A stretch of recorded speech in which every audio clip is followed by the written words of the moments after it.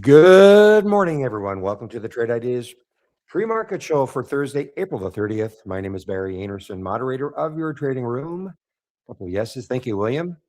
And maybe somebody in YouTube can let me know if you guys can hear me in YouTube. Thank you, Pepe. Much appreciated every morning. All right, guys, we are now, well, both rooms are open. People can see my screen and hear me. So let's take a look at what's happening.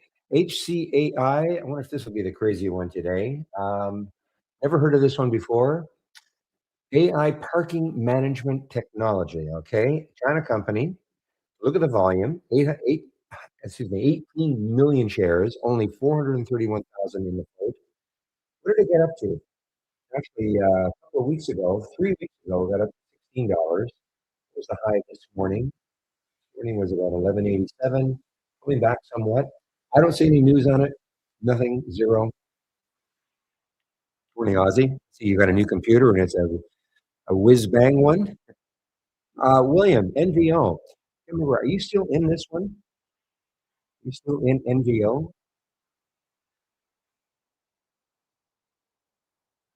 You are, okay, great. I guess great. So there's a little breakout, right? I can't remember. You're down here in the 30s, right? So the high right there is 41.05. So yeah, on a weekly chart anyway, it looks like it's poised to break out a bit. $50 exit target. Okay, I'll cheer you on. Another low float, guys. FATN, 900,000 in the float. FATN. Um, I don't see any. I saw some. They had some news yesterday. Yeah, they had some news yesterday, but anyway, that popped it. That was a little pop, bigger pop this morning. Right now, coming into the 200-day moving average. Okay, so it could be an issue. 377 is the 200-day moving average right above. Xerox. Xerox is an earnings play. XRX is an earnings play. I just I can't believe. I mean, it's top 27% to $2. Xerox. Anyway, it is an earnings play. XRX. Another earnings play is VIAV. VIAV. 28% move. All-time high, guys. So VIAV is an all-time high right now.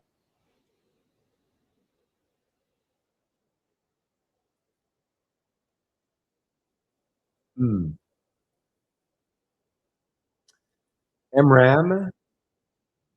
Another earnings play. MRAM. Pretty low float. 21 million in the float. Big move. 35%. So William, they beat on a double rallies on a double beat. Okay, so I don't know how and they must have guided well too. Yeah. Wait a minute. So the double beat must be the guidance because it says earnings were below the estimate. So sounds like a beat miss raise for the for MRAM.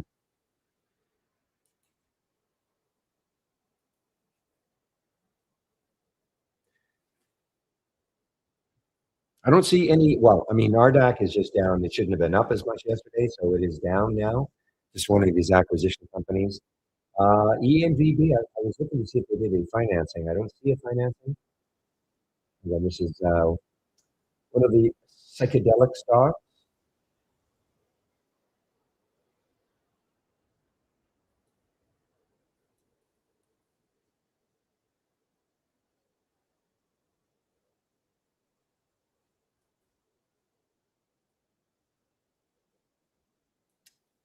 Excuse me. Yeah, I don't see any news on it. I thought maybe they did a financing, but I don't see any news on it. How's PBM doing? That was the other big one, PBM.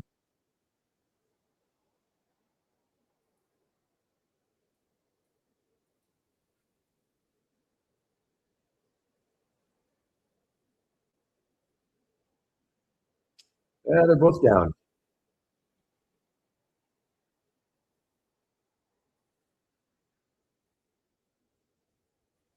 Moment, guys, just have to rearrange on the other monitor.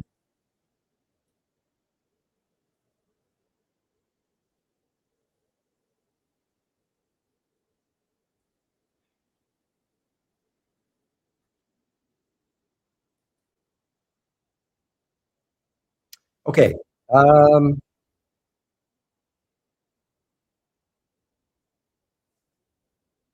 what? Nothing is in here?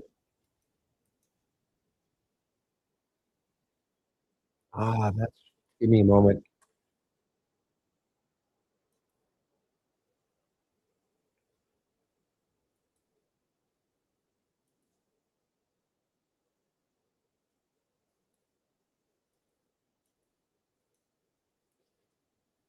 Okay, guys. So how about this one? RZLV is moving higher, 7% higher.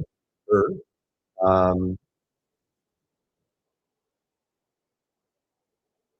unaudited, based on unaudited. So they're saying that revenue for the first quarter reached 60 million based on unaudited management accounts. Okay, so not an earnings play. They had March 30th. They've already had earnings, looks like.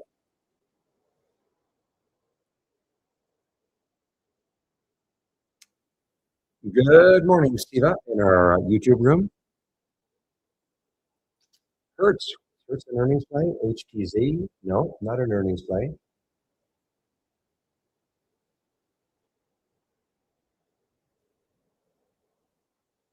This is an earnings play, and it's getting hammered here, guys. Option Healthcare, OPCH, getting hammered down 28%. That's a big float, 150, well, pretty big float, 154 million in the float, down 28% on their, after the company reported mixed Q1 financial results, cut its guidance. That's the big one, cutting its guidance. Hmm.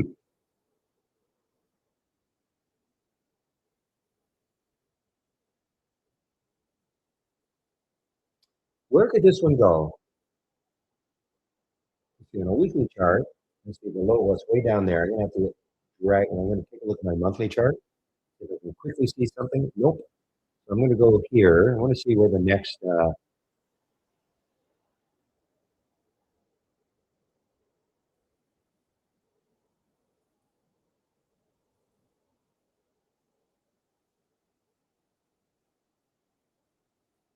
let's scroll back a bit to see where the next lows are. So what are we at now? 1903?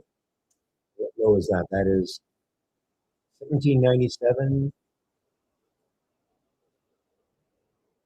So that's back in 2021. Okay. So June. So not quite 5 years ago. 5 years ago, approaching a 5 year ago high or low for OPCH.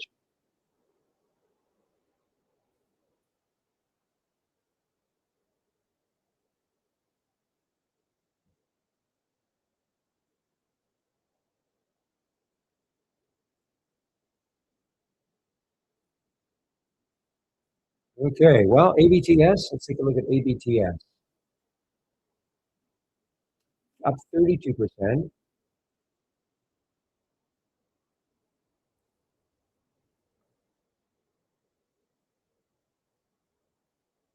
Looks like this was an earnings play yesterday. We don't have it as an earnings play yesterday. Some of these, this is Swiss, not Swiss, it's Hong Kong, sorry, Hong Kong. So it looks like they did release earnings yesterday, but we didn't have that. So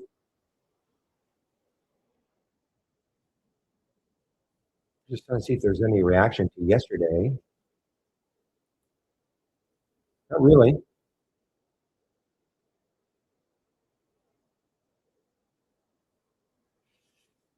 Yeah, it's hit or miss on that. I know. I reading some of the comments. Yeah, sometimes Interactive Brokers does not let you buy some of these crazy ones, trying to protect you.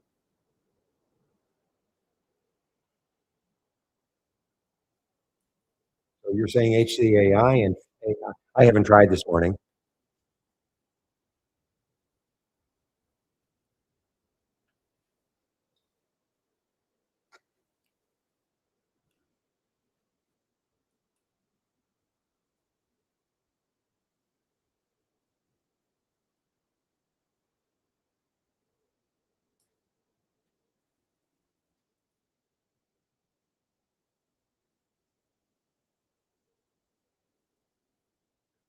Oh, okay, William.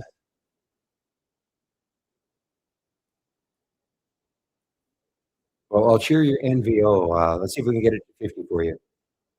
today. Probably would be a stretch.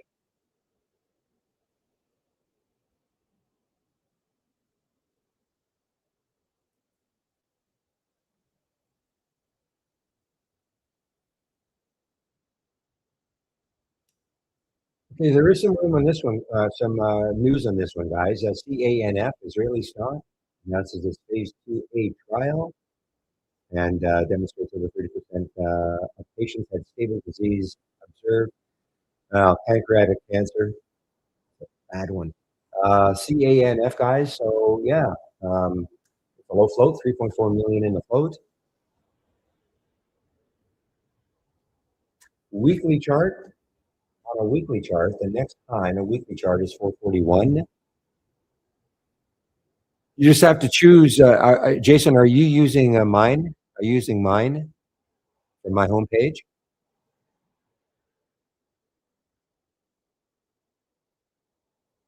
Okay, so you can make an adjustment. Watch what I'll do. Okay, I'm going to duplicate it because I don't want to stop the race.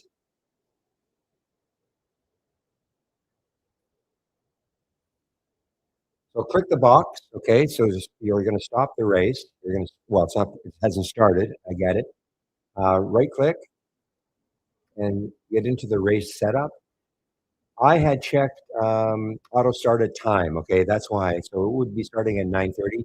That's what I used to do, but now I'm starting on the whenever I load trade ideas. Okay, you see what I'm checking? Auto start on load now. So whenever you load trade ideas, your race will start. Okay, as opposed to auto start at time, and I had 9:30. That makes sense? You know how to get to this screen, this red screen again? I can do it again for you if you missed it.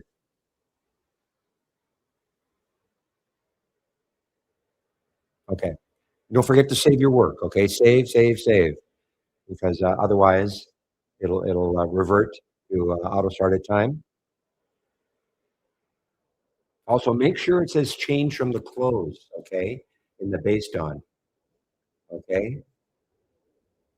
What I do once 9:30 happens, I change that to change from the open. You don't have to do that, but that's what I do. But change from the close because you haven't changed from the open because the market hasn't opened yet. So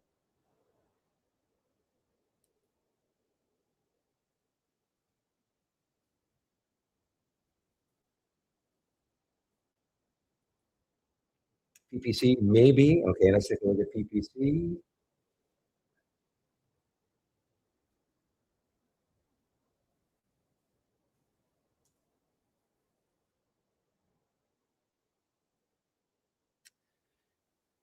Definitely need some volume, of course. So they released earnings after hours yesterday.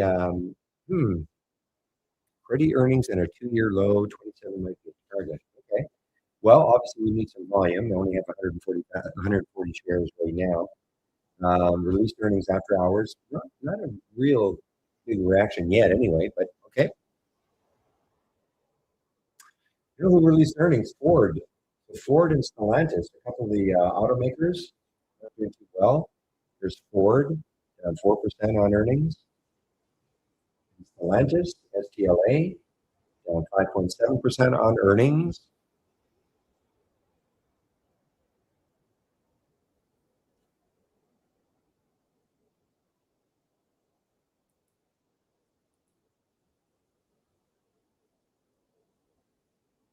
Wonder why there's not more action this morning on that PPC.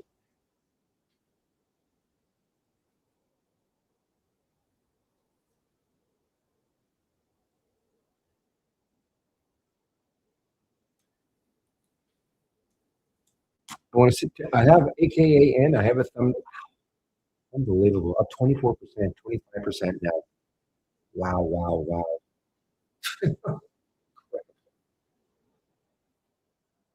And now, I mean, as I said for the last couple of days, this is completely detached now from the reason why it moved up in the first place with all the other cannabis plays. Okay, let's take a look at MSOS, ETF for cannabis for the sector. Yeah, I mean, that had the big pop that day. And look at the drop. Little rally, but doing nothing. AKAN is just absolutely trading on its own. It may as well not be a cannabis play at all. It's just, it's a low float. Traders around the world have hopped aboard this one. Not shortable for me, of course. I shouldn't say of course, but it is not. And if it were, the fee rate of 955%.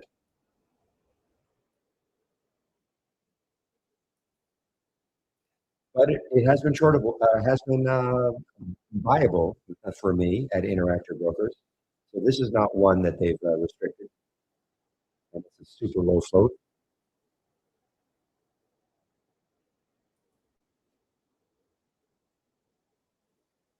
It's irrational, absolutely, Jimmy.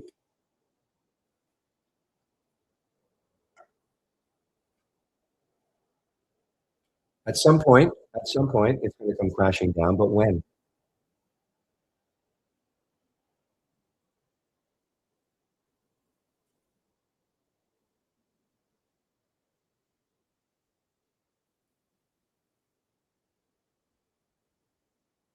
I mean, even yesterday they had this well, not silly news, but I mean they tried to have a meeting, but they couldn't because they didn't have a quorum. So they put this interesting in Toronto. I wonder why. Looks like this is a UK company. Uh yeah, a UK company. I wonder why in Toronto. Monica, why don't you go to the meeting?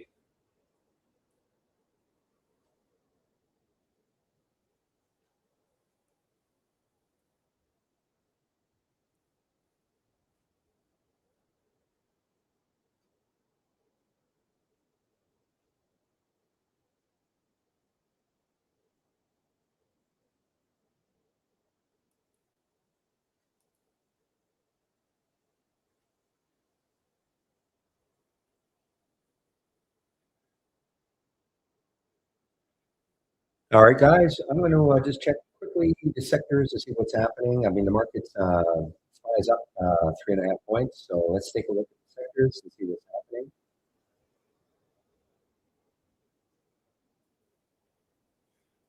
All right, so the top sector right now, as we speak, is silver and gold, even NLRs. But NLR, how much volume? Still nothing. 1,700 shares. What's the worst? My guess, it's going to be energy, XLE. Yes, it is. XLE. The reason I thought that because I saw one of the cruisers moving higher, NCLH. So energy plays right now are the weak sector, and the top sectors are precious metals, gold and silver. Semis are doing okay.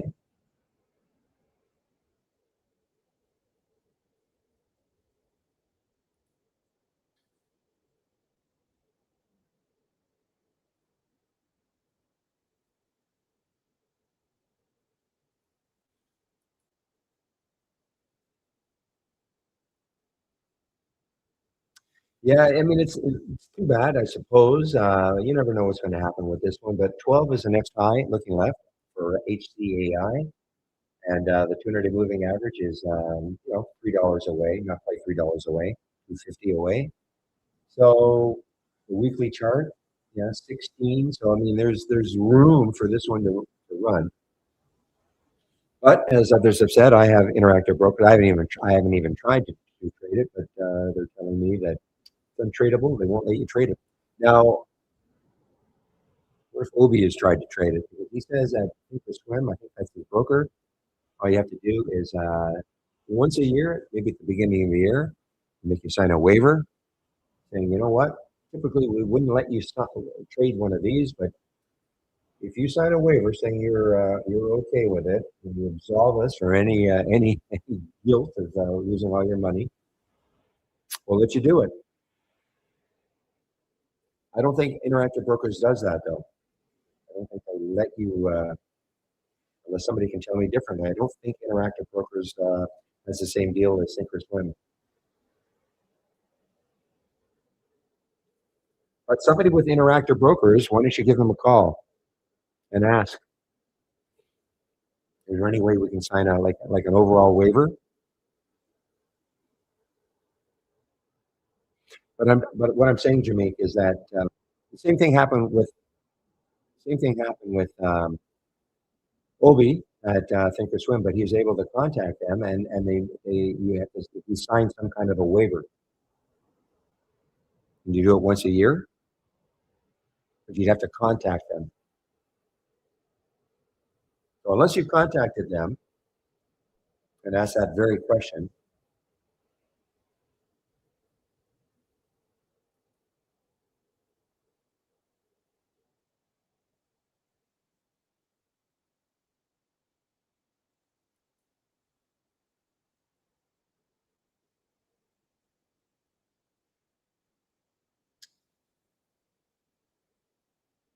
OPCH guys, that is something I'm definitely. I have that one thumbnailed. I'm going to be watching that one. I want to see if there's a break in 19.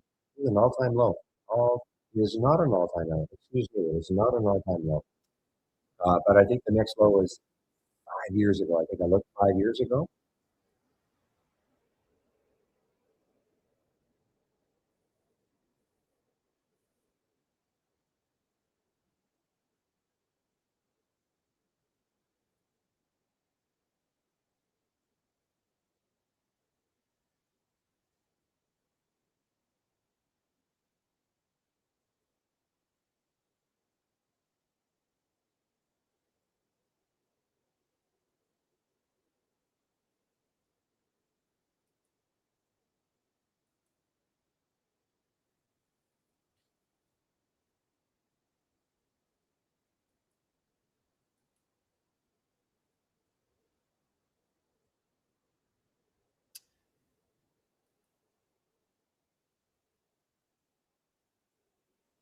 Yeah, both of these, Fat N and HCAI, definitely. And here's the AKAN. I mean, wow.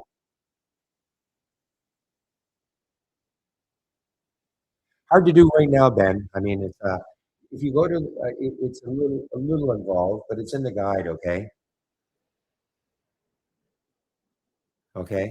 But very quick way. If you click a heart on your chart, that'll go into your my like list, and then you just attach your my like list to your top list window or your alert window, however you want to follow it. But it's in the guide. If you want to do it right now,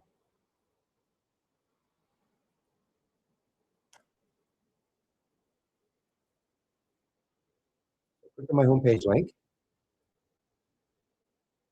and then go down to the education section and Trader Ideas user guide. And there's a section on watch list. Okay. There's a whole section on watch list that's pretty detailed. Okay. It shows you exactly what to do. You don't have to wait for me necessarily. I know people don't want to read. I know that. I'm not picking on you. but, but you're a guy, I guess, with the name Ben. Guys don't like to read. They just want to, they want to read a manual.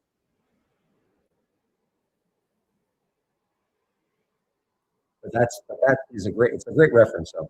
Even if I told you right now, next week you might want to create another watch list, and you might forget. Good morning, FG3K.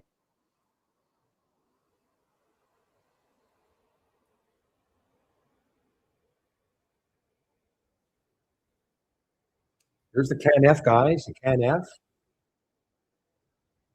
very low float, 3.5 million in the float. Phase 2A trial, pancreatic cancer. Ah, well then I guess I can say buenos dias.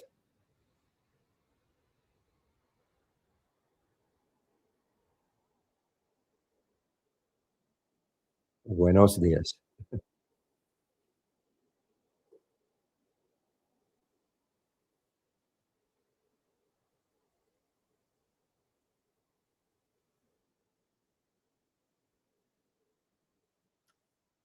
All right, let's take, what's this FVL doing?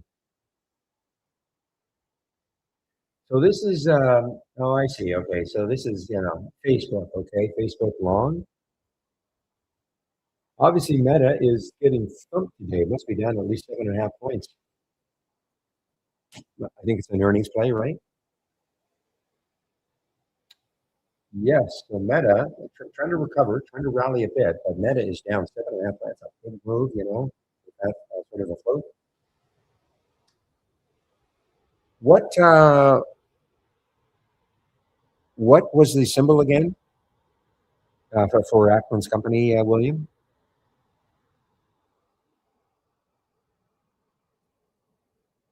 PSUS.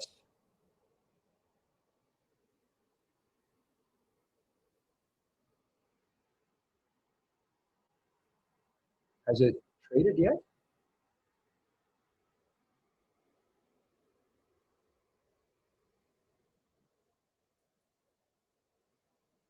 Rises after eight.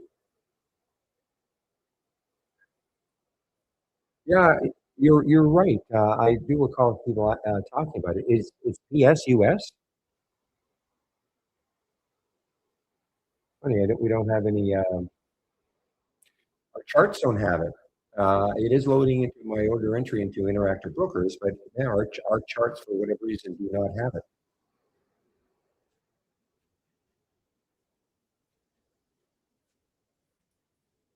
Anybody else?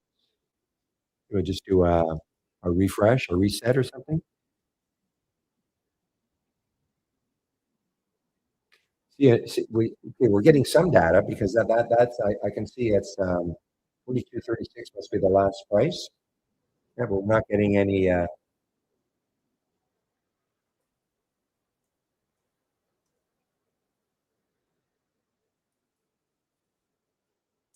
Yeah, for some reason our charts are not loading the PSUS, but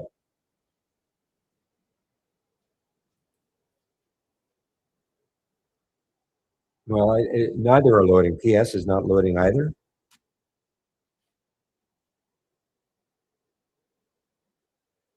Loads into my order entry, in Interactive Brokers. I'm just going to let them know. One more time is it now? 9:27. I got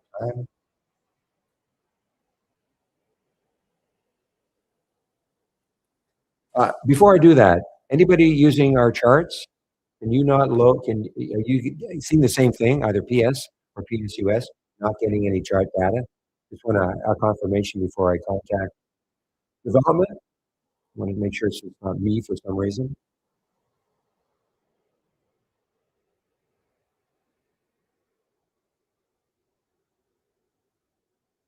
So what does that mean? Yep, PS. You mean you were able to load it, the trade ideas, or okay, you're getting the same thing. Okay, okay, no load. Okay, thank you. Just want to make sure.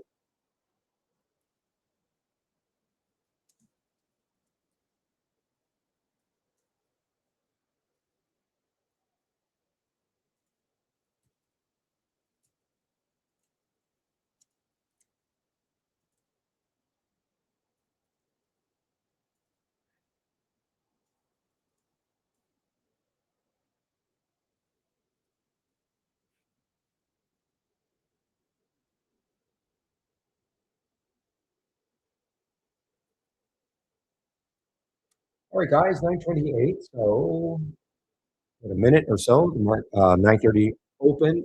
I typically do not trade in the first 15 minutes. I let things settle down a little bit.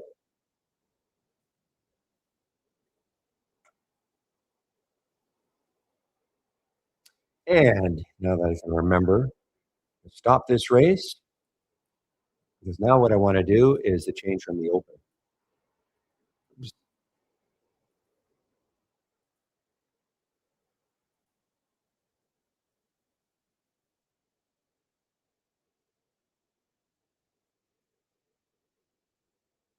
So Mara had Mara, a lot of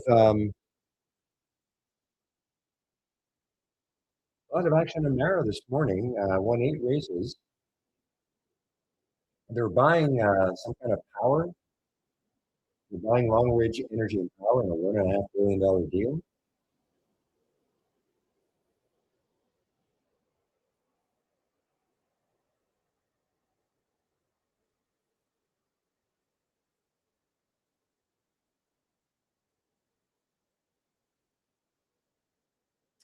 All right, guys, we're now open, so let's have a great trading day, everybody.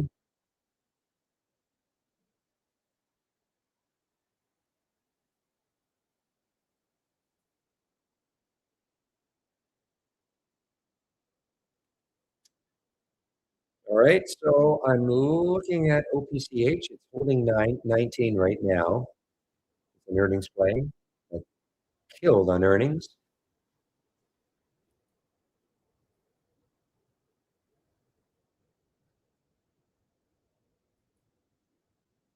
This was an AI alert from yesterday, guys. NTLA, right at the 200-day moving average. Now, will that stop it? 200-day moving average is 1314. That's the number. It's at 1308 right now. So will that stop it? If it doesn't stop it, the next high is up here at 1413, and that's where the NTLA. A lot of volume just came in. SPY first bar is negative and trying to get now through that VWAP.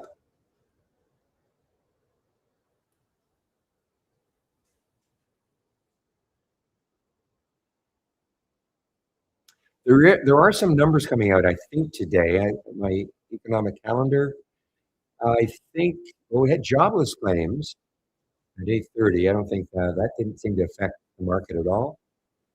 Real consumer spending. So the Chicago PMI at 9:45. Okay, Chicago PMI at 9:45. That might affect the market a little bit. All short term, of course. Well, NTLA blasting through the 200-day moving average right now.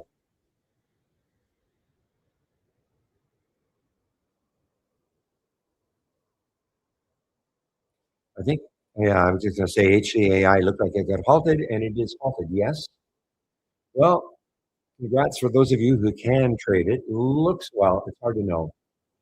Normally, the first halt is okay.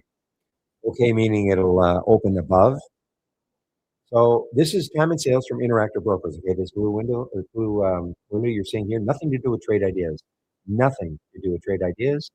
So there's a symbol HCAI. There's the all price at 1222. Potential open. There's no way it's going to open as well. I shouldn't say it's not going to open at 1370, but it's not a. Does this a? Yeah, it's a Nasdaq stock. Anyway, just have to wait to see how it opens. Usually they are 5-minute halts, called volatility halts. CTNT is halted on the way down. Oh, this was the big reverse book from yesterday. Ugly now.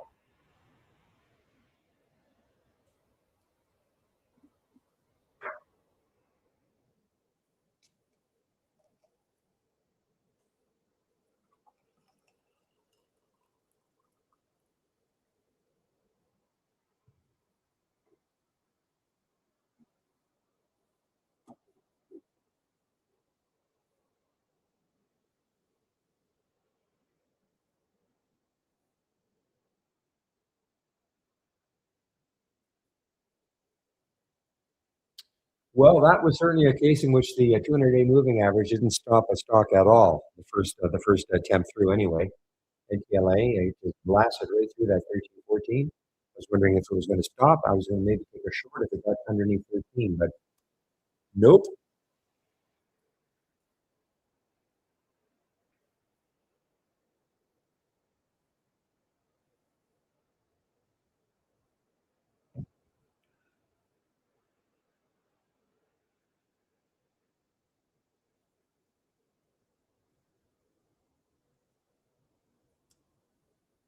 And there's yeah, wow. Look at why.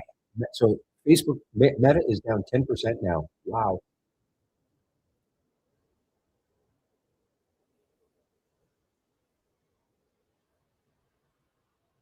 So remember this. What is the short for? You don't see it anywhere. I don't know. Do they have one? In other words, if you thought Meta was going to continue down, you could buy the short ETF.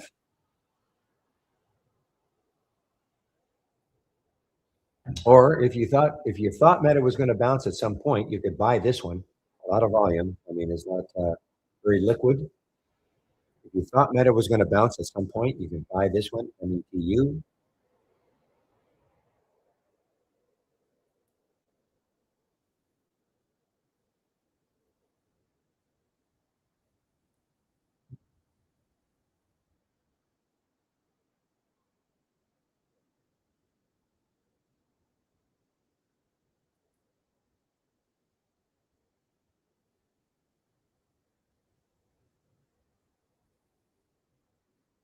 All right, guys, if this is going to be a 5-minute haul for this, some of you who might be in this one, HCAI, this is going to open at 9:36, 37 seconds. So 40 seconds from now.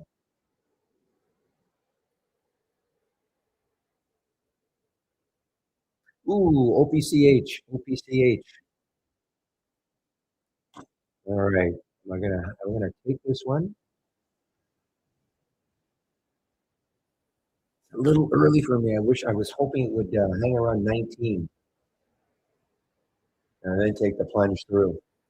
I don't like trading in the first 15.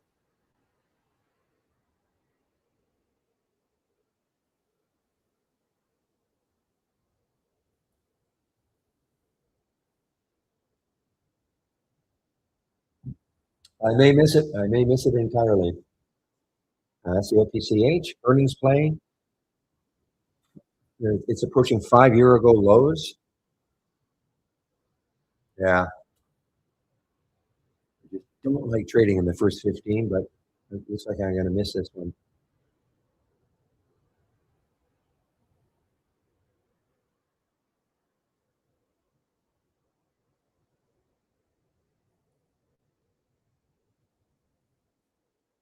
Okay, guys, so this is going to be at least a 10-minute halt now, okay? So the HCAI, it's going to be at least a 10-minute halt. It did not open after 5 minutes, so 9:41 plus 37 seconds.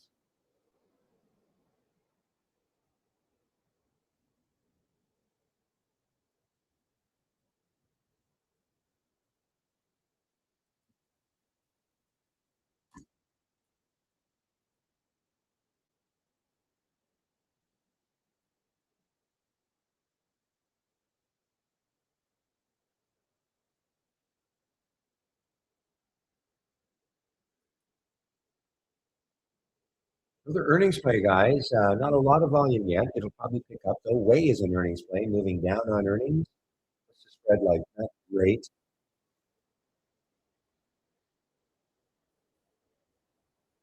I was going to mention this one in the pre-market. This is an earnings play band. And now look at it. It's having a nice pop here. BAND band, having a nice pop on volume. I didn't know this was going to happen, of course, but I saw this was an earnings play. It was up. And it's really up now. What's the float? 28 million. Pretty low float. Shortable for me. It is shortable for me at Interactive Brokers. So if this pop is short-lived,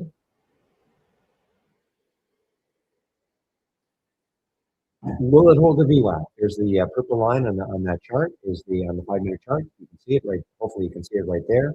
That is the VWAP coming into it. Will the VWAP act as support? What a miss! Oh my goodness, what a miss for me and the OPCH.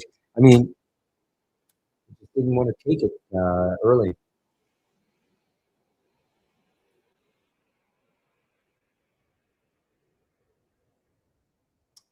Oh well.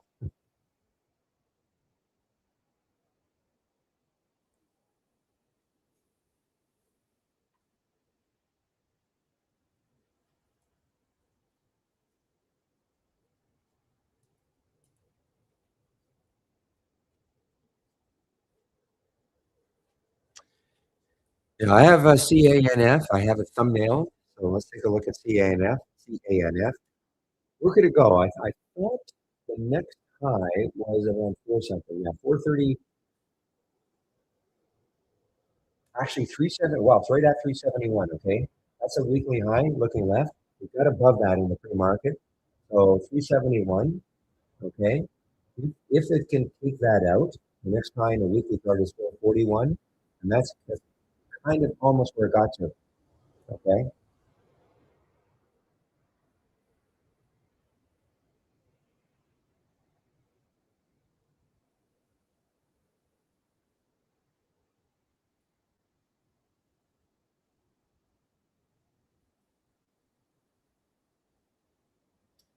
An earnings play, guys. GTX is an earnings play.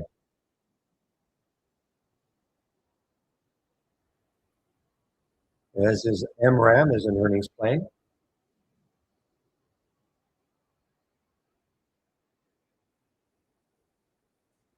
Give me a moment, please.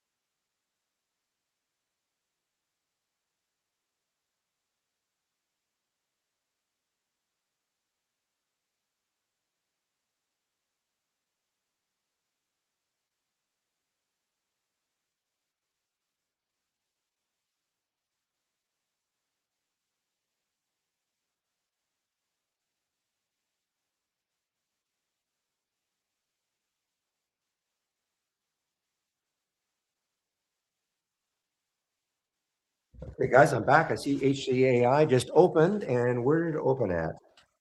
Did it pop up? The answer is yes. So not a huge pop up, but it did pop up.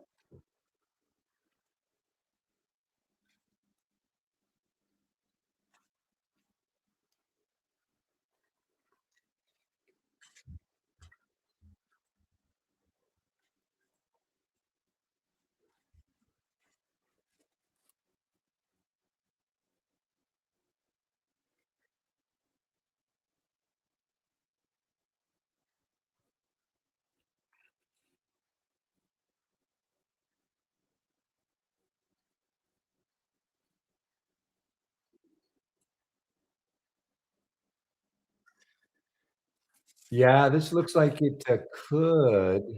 I'm just looking to see if it's going to get halted again. HCAI. Well, congratulations for those of you who are able to trade this one, allowed to trade it. Uh, but it's right at the 200-day moving average, that blue line in my daily chart. That's the 200-day moving average. I know it popped a little bit of, well, popped quite a bit above it, but it's come down now through it again. Oh, just wait a minute. NVO.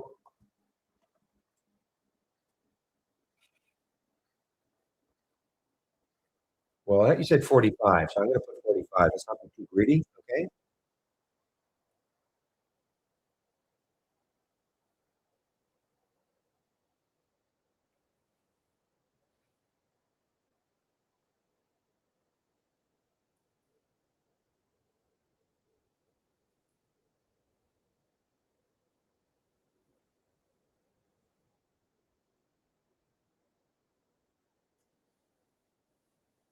Oh man, the band is definitely the only problem. Well, actually, the spread now is not bad. It's only a dime, but before it was about 50 cents. But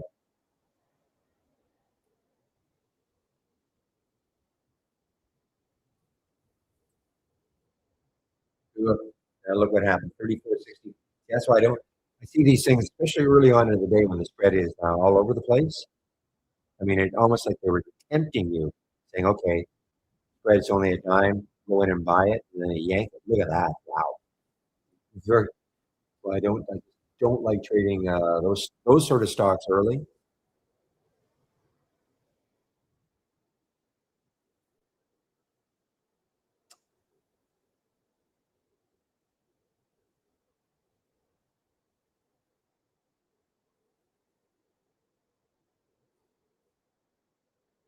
Wow, AKAN guys, another massive move here, 30 to 36, 31 to 38.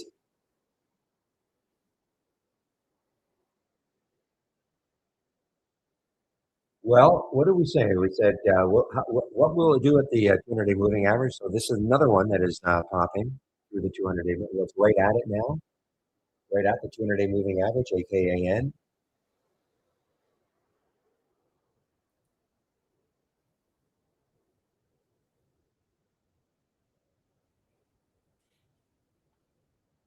And it won the last race.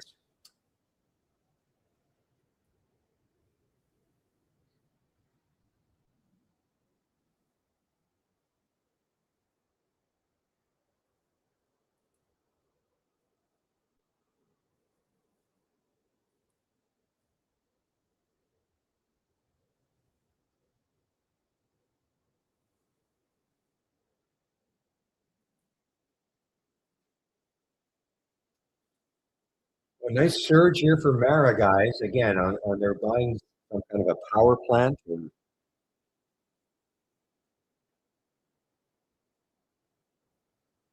But looks to me, if it gets close to 12, that could be it could be an interesting short opportunity maybe for Mara guys because I look at this daily chart, looks like there's action around at 12, a little bit above it. So it could stall. Certainly a lot of shares available, interactive brokers to short for Mara, MARA. Or you can just look at the daily chart. So we could get some stalling. The next high actually is 1210, and there's a 1222, and there's a 1219. So, between here and 1215, call it,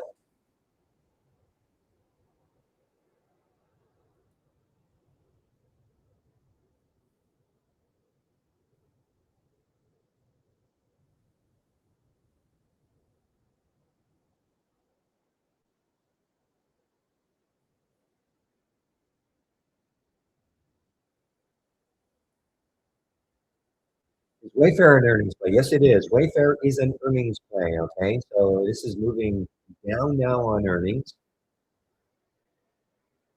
On a weekly chart, next low looking up on a weekly chart is 69.23. So it's very close to that low. If it breaks through that, the next low is 67.09. So there would be some room that it can take out that low right there. It's off the price low, which I think it did briefly this morning.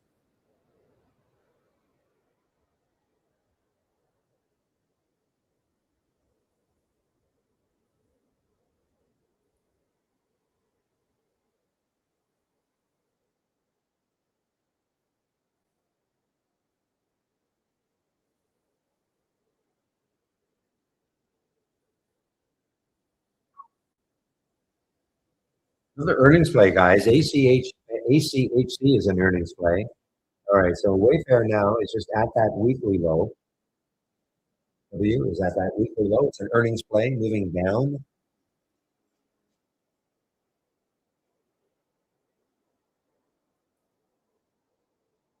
Another earnings play, ACHC is an earnings play moving down. What's the volume? Right, pretty good volume.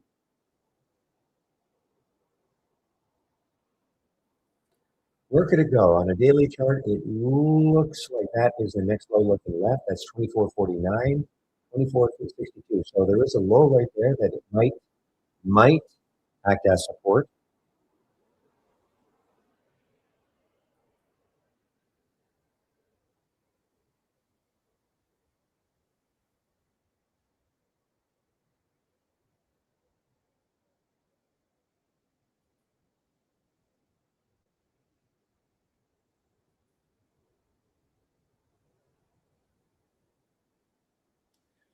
Wow, Open Door is getting kicked here, guys.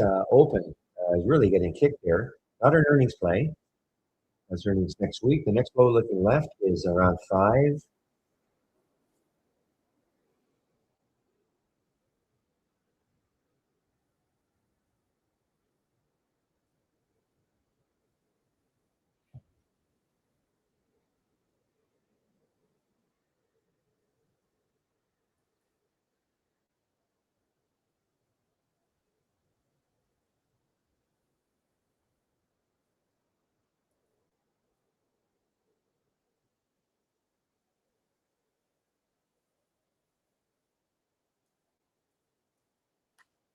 Well, it's not an easy trader, AKN. I mean, it got up to, it's not a 5 minute chart, got up to 38 and then right back and down to 34, just like that.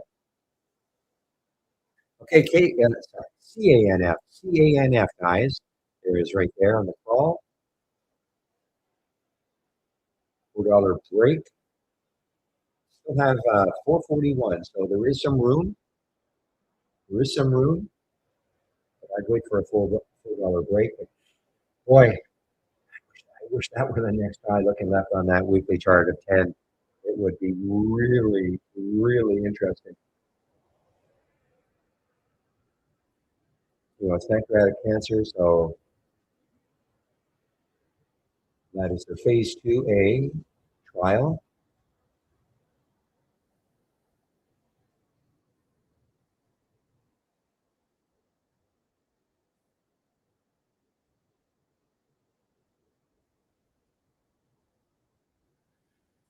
I think HCAI is on the way down now, guys. HCAI on the way down. Halted on the way down.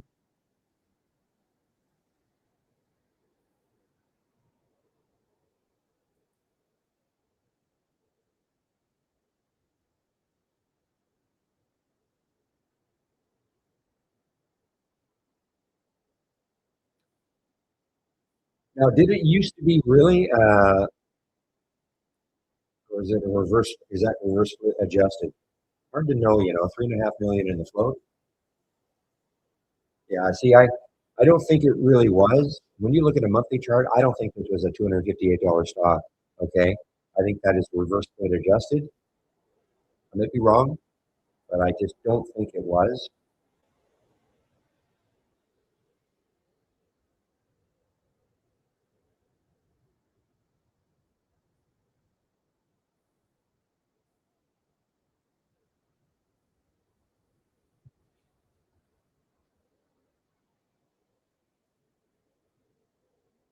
What they do show though is, yeah, they don't show the splits. You're right. They don't indicate a split, but I don't remember this stock being up at $250. So that is reverse split adjusted in my opinion. Let's see. I mean, yeah. I mean, here we got. I'm almost 100% sure. I don't think this was a 618, $518 stock. A 800. No, there's no way. So this is your reverse split adjusted. All these prices up here.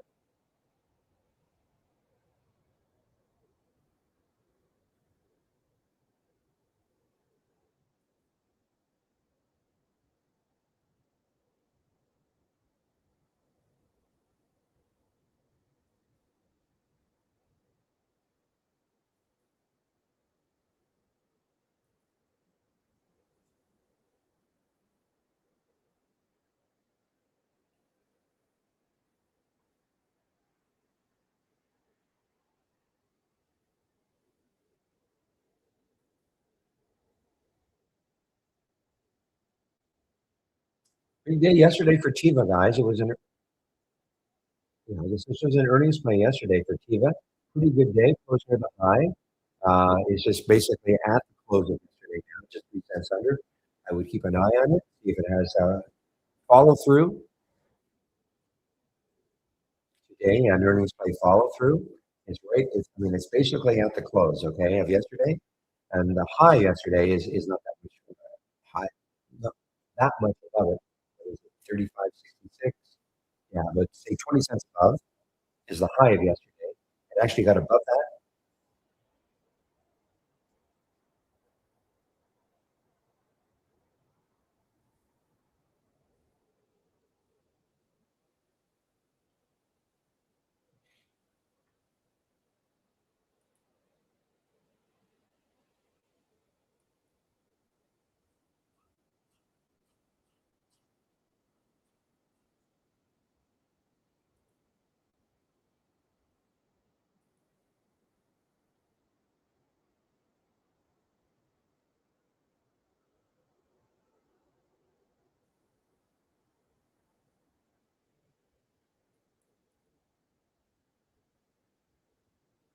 Another earnings play, guys. Ryan, RYIN, another earnings play moving down on earnings. What is this number here? So it's close to those lows. Okay, CANF challenging for now.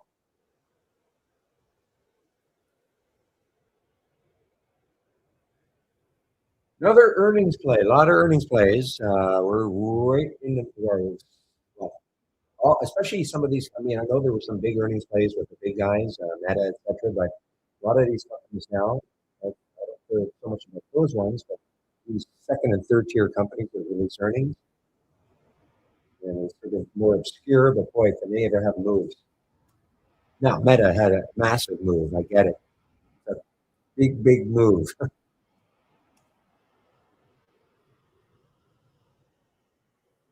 big move for a company that has 2 billion in the float.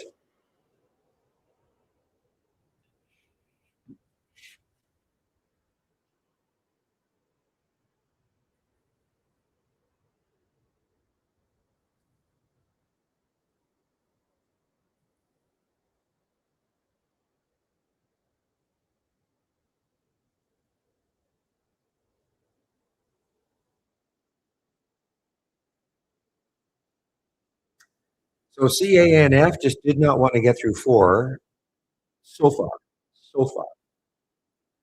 But what you've been talking, Obi, you've been talking about the OSRH is starting to show up here now, over 50 cents.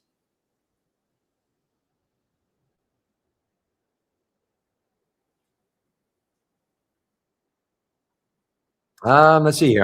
How's my audio, guys? Is it kind of weird today or something? Unusual Tech is saying it sounds digital or something. Is the audio still normal?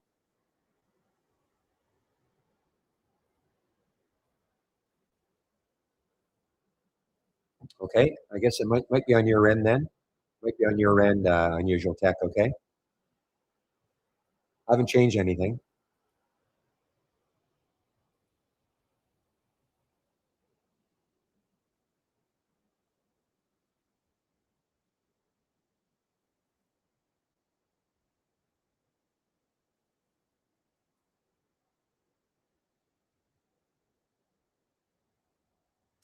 MGM, boy, all these earnings plays. MGM is another earnings play, guys.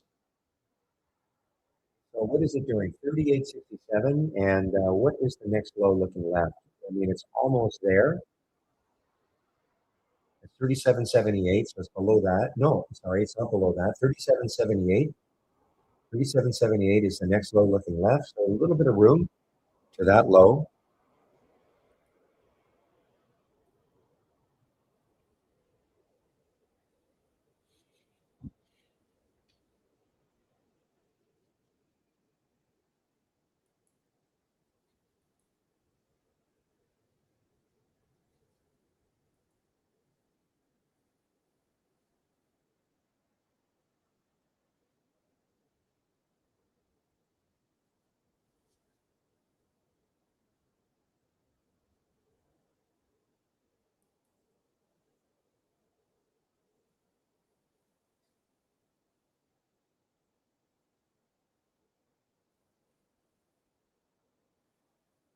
That VIAV do. This is an all-time high when I was looking at it.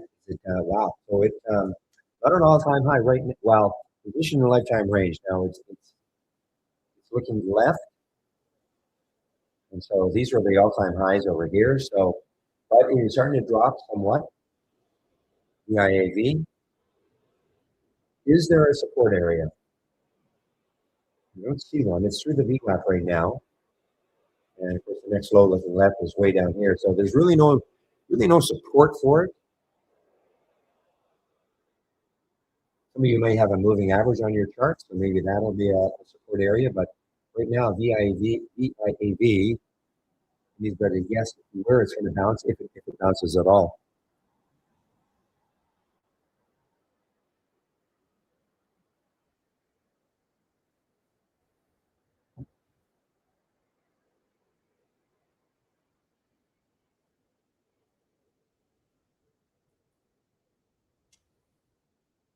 Yeah, TRT. Okay, Trio Tech. Sorry, Trio Tech. So I had a big day. A few, well, I had a couple of big days. You got up to what, 19 or so. So right now it's above yesterday. It had earnings. I guess it had earnings. I don't know what to say about this. It says it has earnings being maintained for that yellow line right there. So maybe they did release yesterday. They also, 28th, they closed a $10 million offering. So yesterday's high was 1292, so we're right there. And then the next high looking left is 1393. So there is some room for this to move.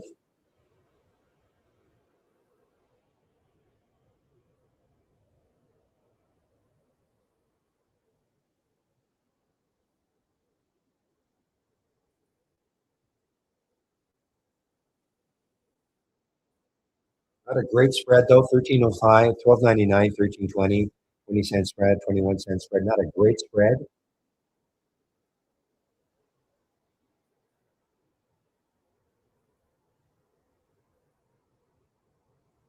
All right, guys, 10 o'clock right now. I'm going to go over my home page. And I just checked this morning, and those promos are still on. So maybe they're just doing it to the end of the month. Today's the 30th, so maybe they're going to have these promos to the end of the month.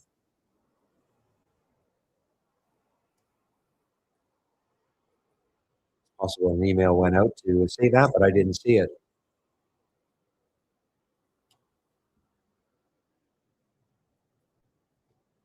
Okay, so clicking on my homepage link at the very top, you're going to see a way in which you can take out a subscription to Trade Idea.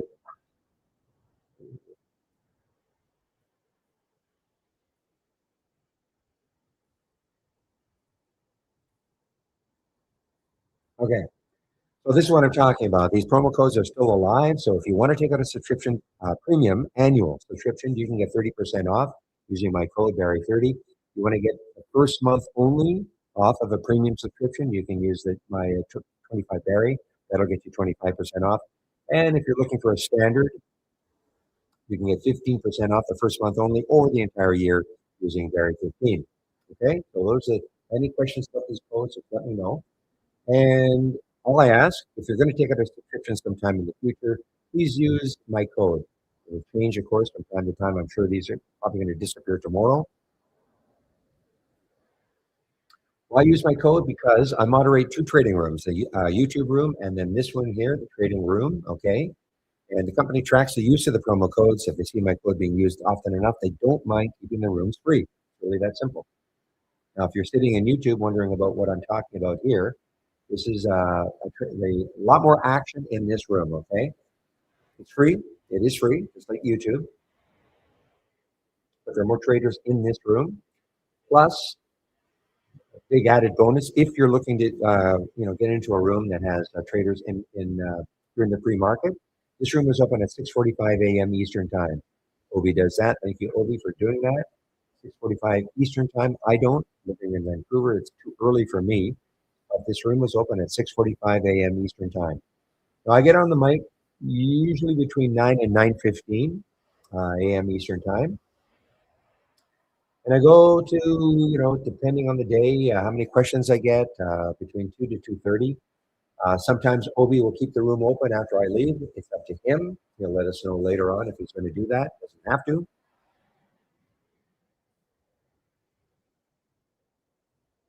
So again, if you're sitting in YouTube wondering about, you can come into this room, okay? Education. Before I do that, just keep scrolling down. Keep it simple. Get the trade of the week. You can sign up for the trade of the week right here. Trade of the week is free. You'll get it before the market opens every Monday morning. You'll get an email outlining the reasoning behind the trade of the week, a suggested entry, a stop, how you trade it, if you trade it, of course, is going to be up to you. Education. So if you're taking out a subscription or you're thinking about it, okay, click on my homepage link, go to the education, click on the more info, and we have 12 short videos. So this is mandatory if you're taking out a subscription to do this. 12 short videos to get you started. But if you don't have trade ideas and you're wondering about the product, I'll start off with that second video. Go to the end. Should give you an idea about whether it's something you might want to try for at least a month. Okay, monthly subscriptions can be you can unsubscribe at any time. So you might want to try this for a month and see if it meets your needs. Okay, back to basics. New to trading, 15 free videos if you're new to trading. Okay.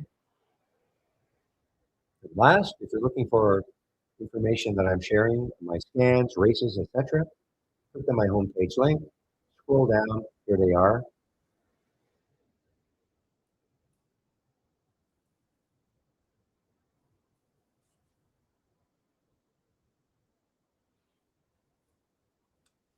I don't know, unusual. You'll have to contact. I can't guarantee. I mean, 2 months is a fair time away. So all I can, maybe they'll extend you today. Okay. Now that's for premium. The 30% is premium, right? But let me, best thing to do is just contact info@trade-ideas.com. Give them your account number, tell them what you want to do, and see if they can help you. Okay. Then they probably should be able to do something. They'll just extend it. That's what I would do anyway. Okay.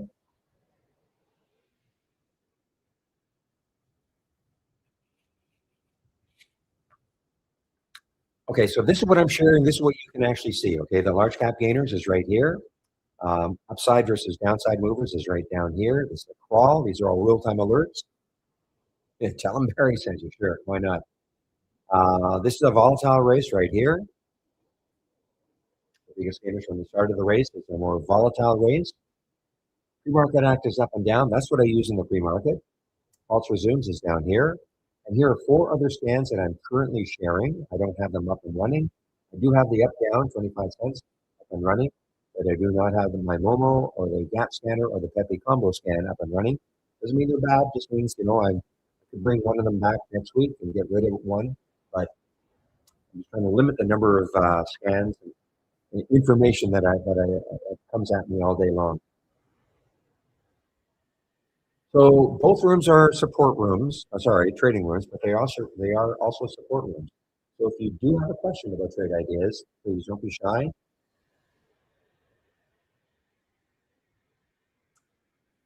And I see your beware.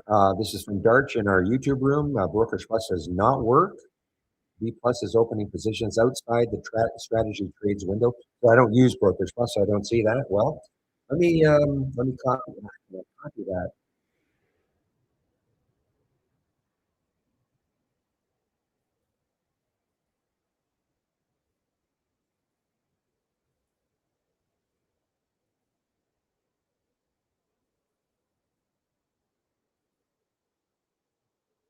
For some reason, I can't seem to copy.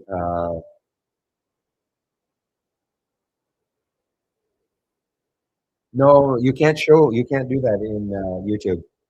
Okay, you cannot. But I can't help you. Okay, what I would do is go to info, okay, at trade-ideas.com, okay, and let them know. I can't help you because I'm not using Workforce Plus, and are you talking about your live account or just are you talking about the simulator?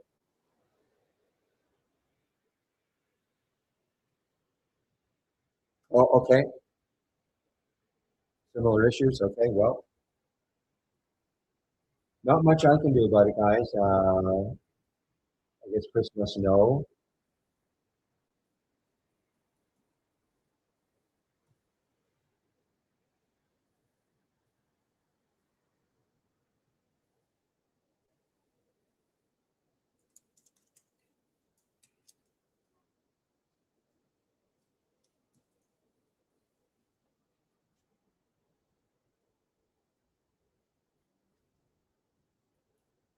I wish I could copy that. I can't seem to.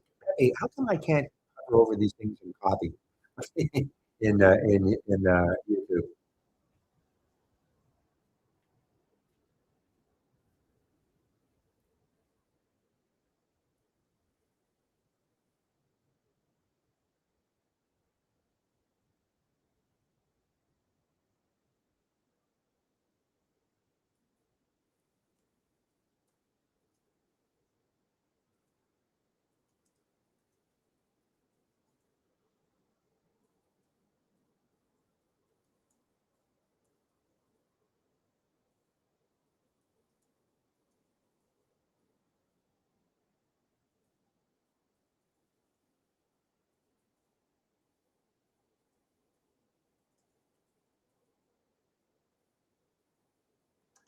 All right. Any reason why you're using Brokerage Plus? I mean, I've never used it. Okay, I'm just wondering because you don't have to use Brokerage Plus to trade, of course.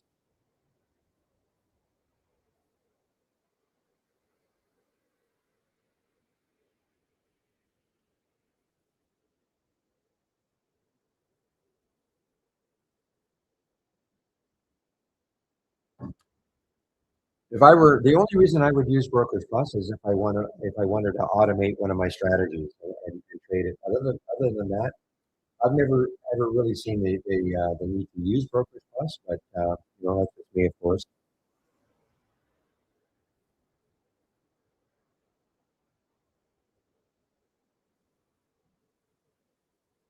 So you were automating a strategy, Darch? That's the reason?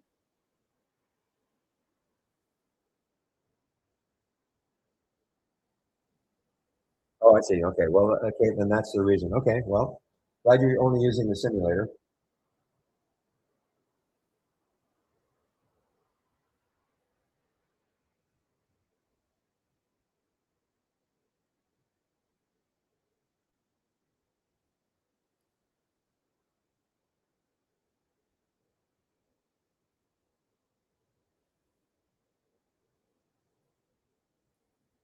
Well, this is what I'm talking about. Okay. See, when I hover over anything, it just disappears. So if I left click early, maybe I don't know.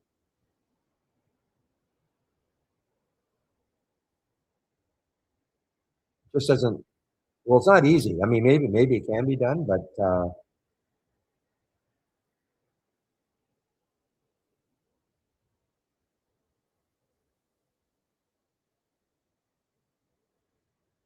actually, you know what I could do? I know what I can do.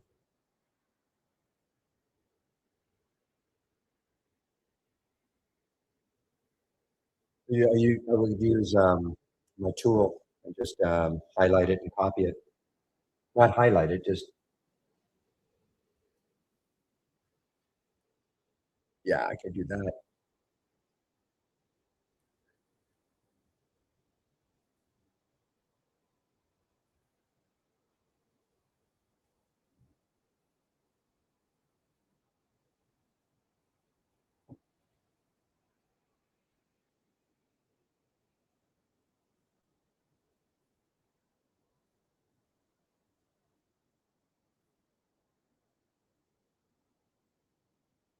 It's funny, Pepe. When I started doing my YouTube stream or the YouTube stream again, I don't know, maybe a year ago, I couldn't figure out.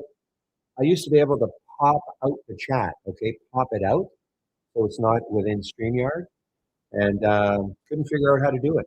I used to do it all the time. So now this is what I do. I just shrink it down.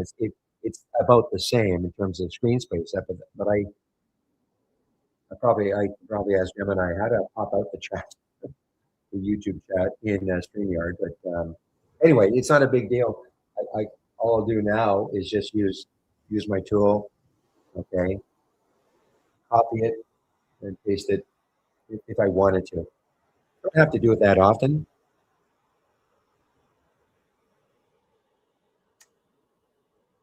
Well, guys, GTX turned out to be a pretty good long from the AI.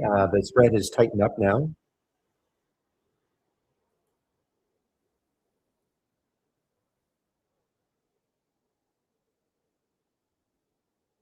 Boy, what is just a roadblock for CANF right at 4. Complete roadblock block.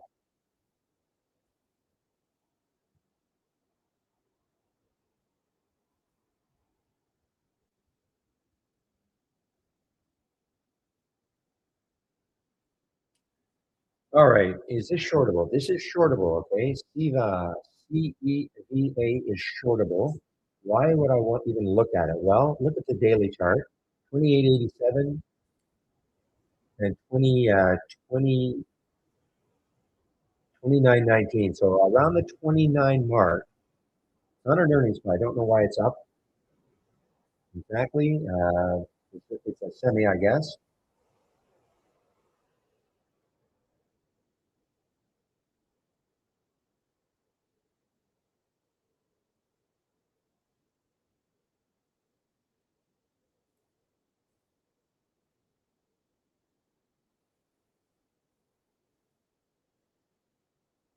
But again, I don't like the spread. 20-cent spread, don't like the spread.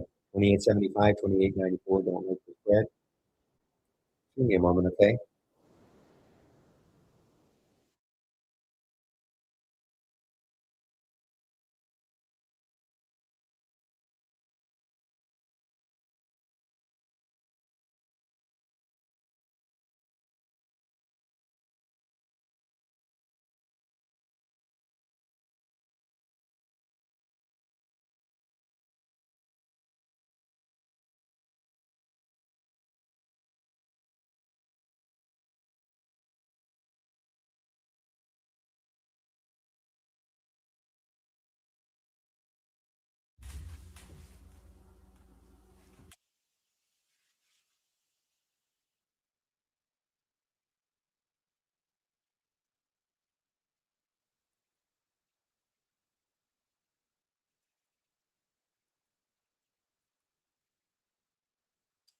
Oh man, I'd love to short this one, but I just don't like the spread. I mean, you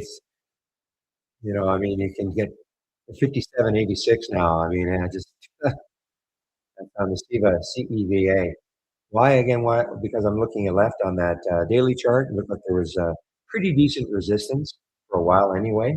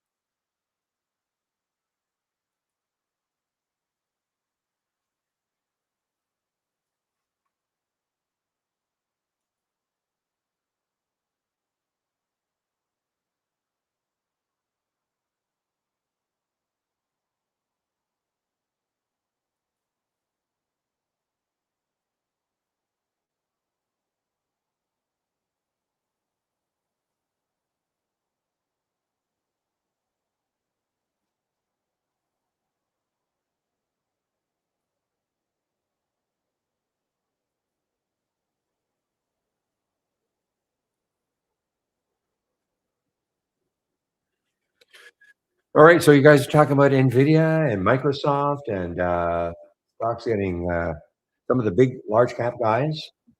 How's Meta doing now? Still down 10%. Another low now for Meta. Again, if you thought Meta was eventually you're going to have a bounce, here's how you can play it. METU. Eventually, if it has a bounce, it's a double. So if Meta moves up 1%, this will move up 2%. But where could it bounce? So next low looking left for this one, METU is at 23.91. 23.91, very close to that low right there. Okay. Hmm.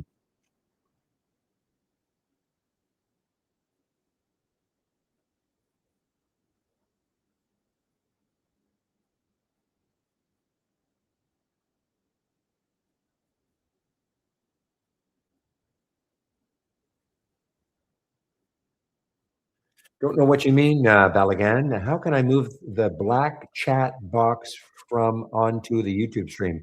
I don't know. I don't know exactly what you're talking about.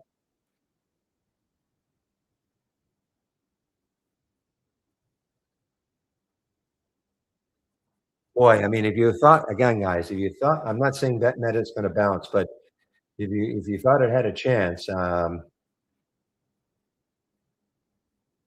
because that low right there should translate to a low on the I'm going to assume anyway.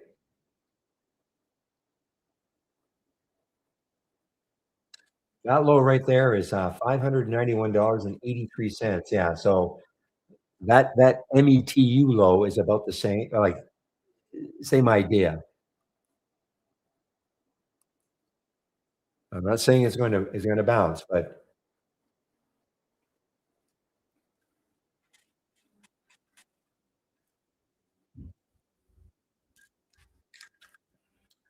morning, Nitkama in our YouTube room.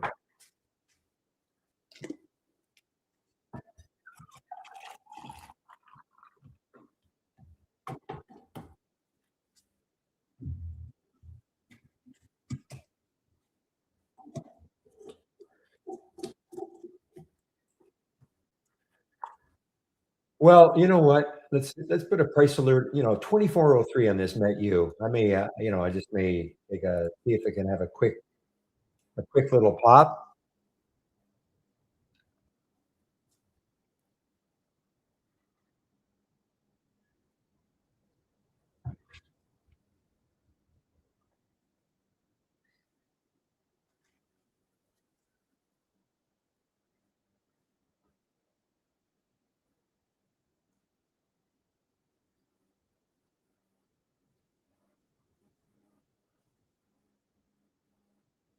True. Okay. How about TROO? Why would I look at this one? Well, it's just over the whole number. Always an interesting thing for me anyway. 442 and the next high looking left. Yeah, I mean, there's some room, 450 or so. Or 445 is the next high looking left on the weekly chart. So there is some room.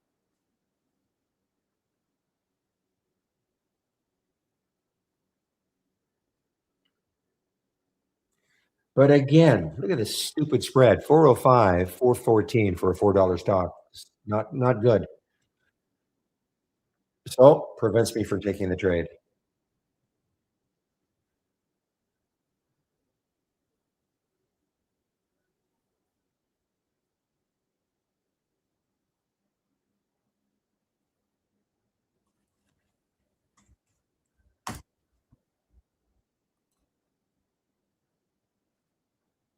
Okay, I put a price alert for the Met U just over 24. I want to see if it gets if Meta finally has maybe found a mini bottom.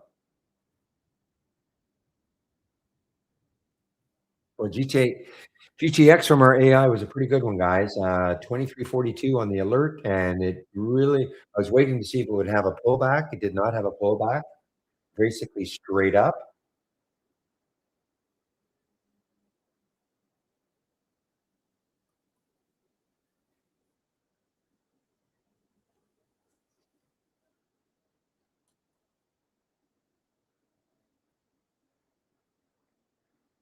Okay, now this one is a re-entry for BHC from our AI, but yeah, I just don't think it has enough room to really want to run. I mean, the next high in the weekly chart is 625. I mean, look, if you took it at 607 and I got to 625, that'd be great. But if the next high had been up here at 7, I'd be all over this one. But I just don't have the confidence. So wow, look at that AKAN now. Yeah.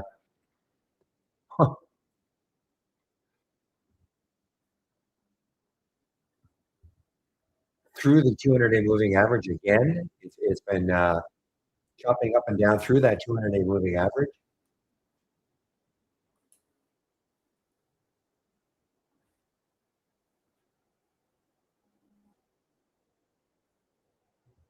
Oh, really? Are you talking about this in a blue screen?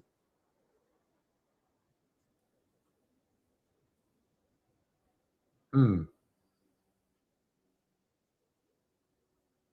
How do we get rid of that? How did that work?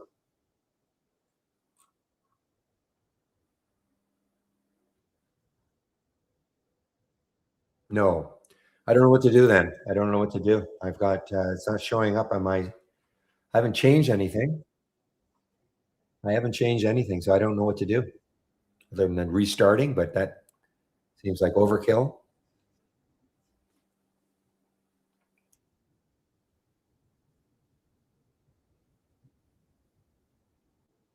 Oh, okay, good. Okay.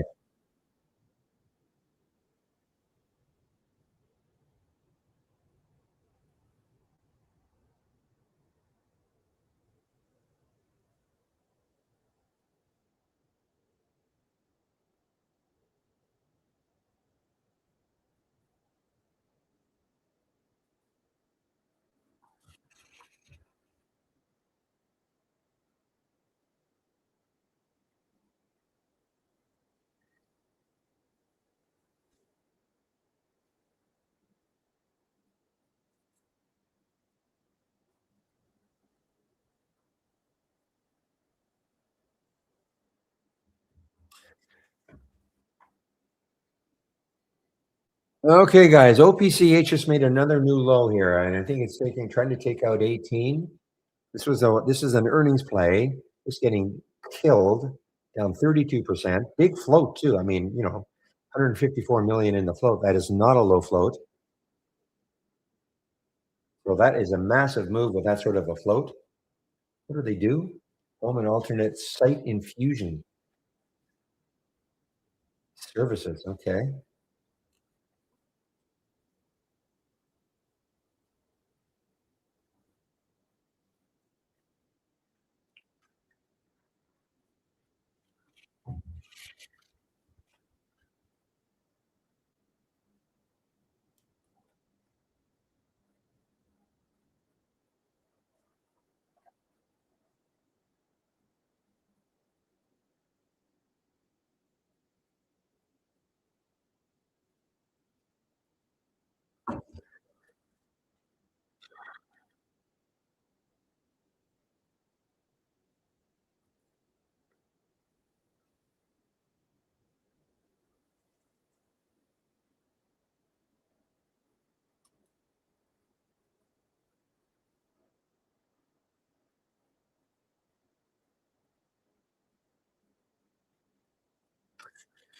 Well, that one would have been a decent short for about 5 minutes, the CEVA, but look at it now. It's just popping through that 29.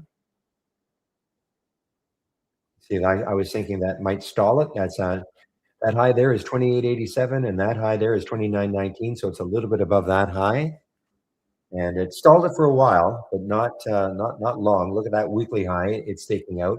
The next high in a weekly chart is 29.20. So a little bit above, and that is the CEVA.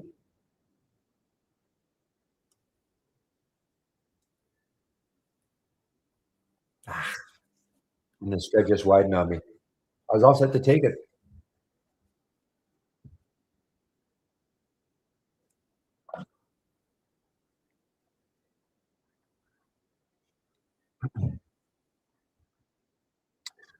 Let's take a look at the sectors, guys. I'm going to go to the. I'm going to click on New from the toolbar and click on Dock Channel Bar, and then I'm going to click on the Show More. These are all theme-based channels. Theme-based channels and sector status. On that sector status, silver was the top sector this morning. Let's see if it still is there. The new. Okay, so what you're seeing here in this top list window, these are some of the sectors that we're following in this top list window. Some of the major sectors, of course. You might not be too familiar with NLR. Still doesn't trade very much, but it's the nuke and uranium ETF. But here's silver, utilities, here's gold. Gold. So most of the sectors, actually, it's interesting. Even though the SPY is only, basically the SPY is flat. Just give me a moment.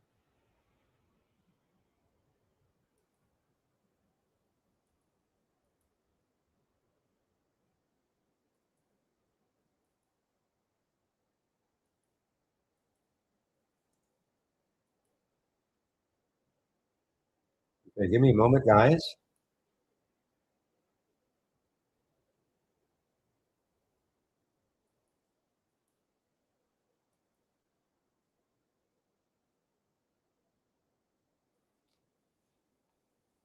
Okay, guys, I'm in scalp mode on this METU. Okay, I put a price alert just over 24.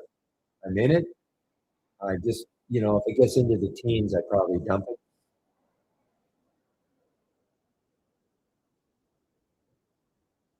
I'm just in scalp mode. Okay, I've not done one of these. Okay, actually, we got out at some at 24.08, and now probably the balance.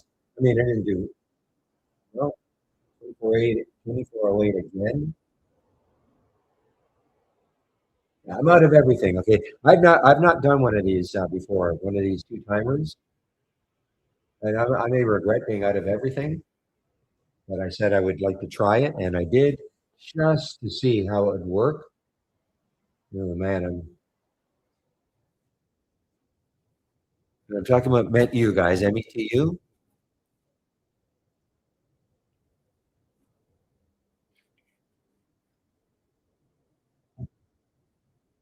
Okay, let me go over these sectors anyway. This is showing you what the top sectors are right now, and if we scroll down, you'll see that XLK actually technology, the worst sector today. Semis, I mean, not getting killed or anything, but that's so at a glance you can tell what the strong sectors are and what the weak sectors are. Now these ones that I'll start with the X. These are some of the major sectors where you can dive in and see what is happening, what is the strongest stock, what is the weakest stock in some of these sectors. So, for instance, industrials, 84% of the stocks that make up XLI are up for the day. That's what that 84% means. So, PWR, it's an expensive stock. It's up 13%. What's the float like? Up 13%. Why? It's an earnings play. Let's see if an earnings play. Okay. What's the worst one? BR is the worst one. It's down 4%. It's an earnings play also. Okay. So you can go through these sectors and you can kind of find out, well, look at consumer staples. The best stock here is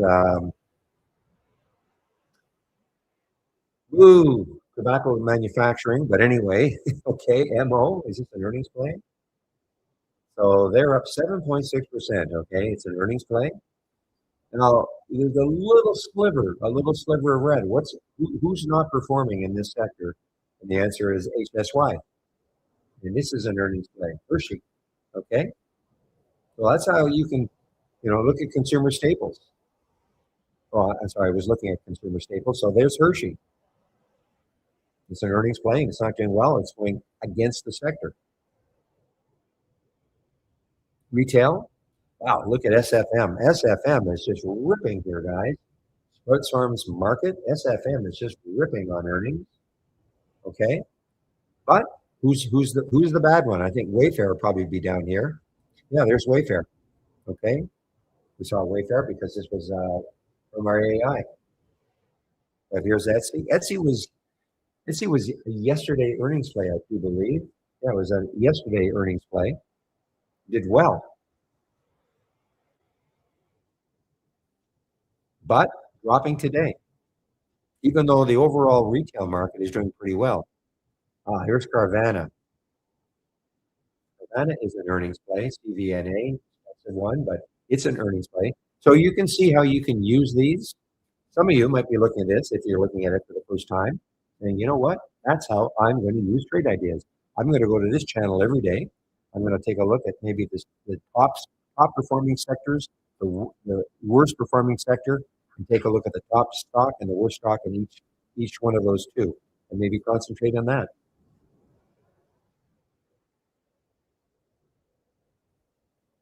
Just an idea. Just an idea. Okay.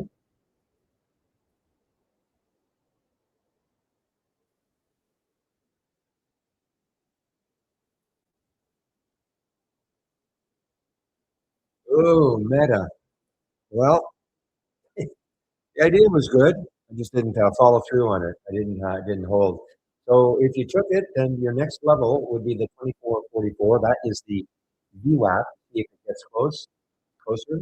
Maybe that's going to act as resistance.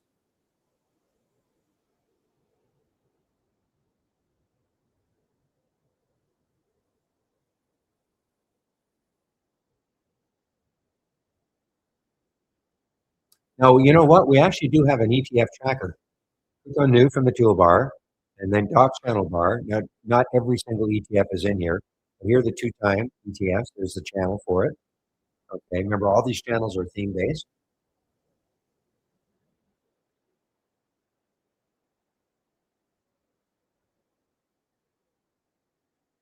So for instance, NVD, which is, this is a short for NVIDIA. So if you thought NVIDIA was going to keep moving down, you could buy this, okay? That's how this works. So it's a two-time short, as an example.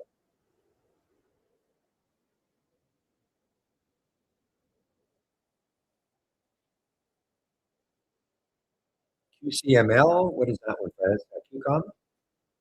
So it's a long, actually, okay? So it's a two-time long. So if you thought QCOM was going to keep moving higher, you can buy this one. This is up 33%. That means that the stock itself is up almost 17%, 16.5%. That's a big move. So for some of you, this might be an interesting channel to look at. And here's a race based on it. This is AMDL. So AMDL, of course, is AMD, long.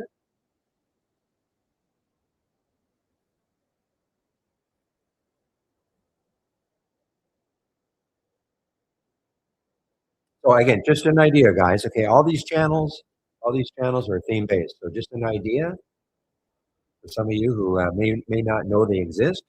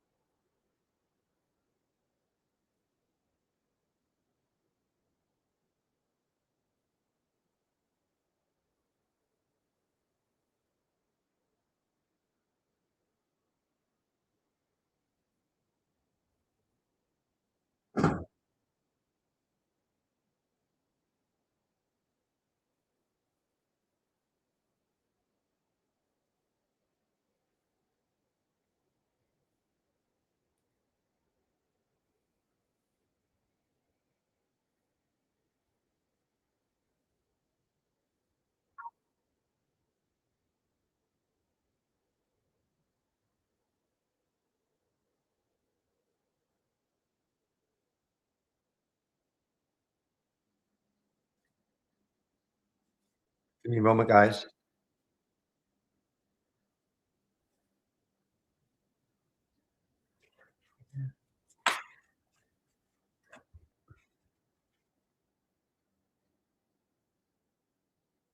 Okay, guys. Now you know what? The OPCH may be in bounce mode. Okay, it might be in bounce mode. It's struggling to get through 18, so maybe this will be a plateau for it, and maybe it'll bounce from here. But there's the VWAP. That's far enough away. 1886.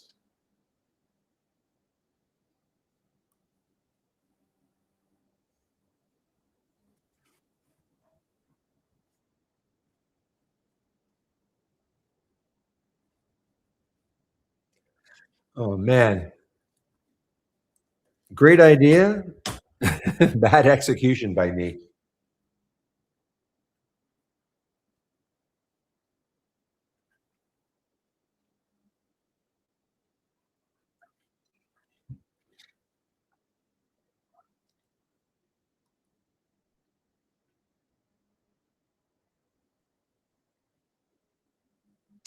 So, and NVIDIA has a lot of ETFs designed for them, I guess.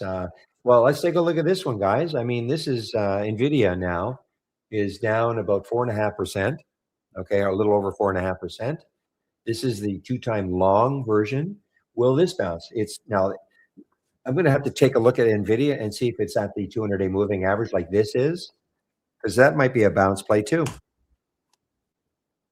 And NVIDIA, yes, not quite. So that 200-day moving average is, yeah, so that does not correspond. And it's possible.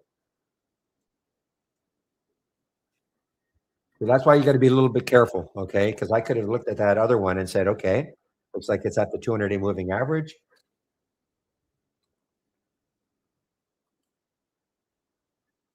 Okay, and maybe that's going to hold it, act as support.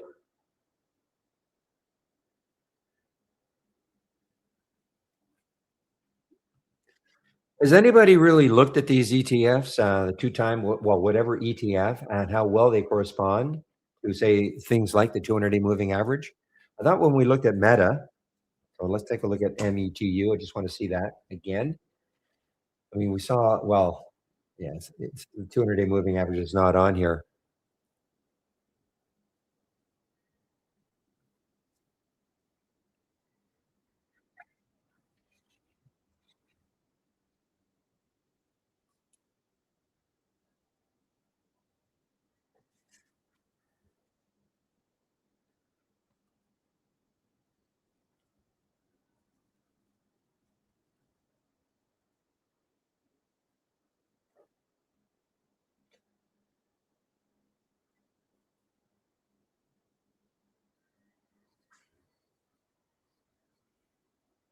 Sophie, guys. Okay, take a look at Sophie. It's probably having some kind of a little bounce today. Had a disaster yesterday in terms of earnings. Not only was it down on earnings, but look where it closed. It closed at the low of the day. Okay, so it was down on earnings, closed at the low of the day.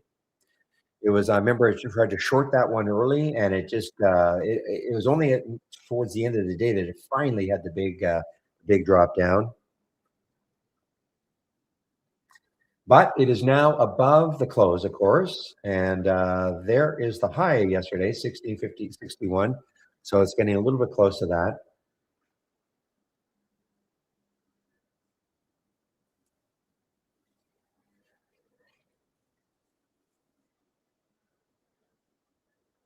No, I see what you're talking about, William. Yeah, so MetU almost got right into the VWAP. The VWAP for MetU was 24.56, and what did it get to? It got up to 24.42ish. So it got close to the VWAP. Okay. Now that's something. Take a look. So I want to see Meta. Did that make sense? Yes. Okay. So at least that VWAP. So the two VWAPs are about the same. Okay. So if you're going to look at one of these two timers and you're using using the VWAP as a gauge, looks like they're about the same. Not the same price, of course, but the same idea on the chart.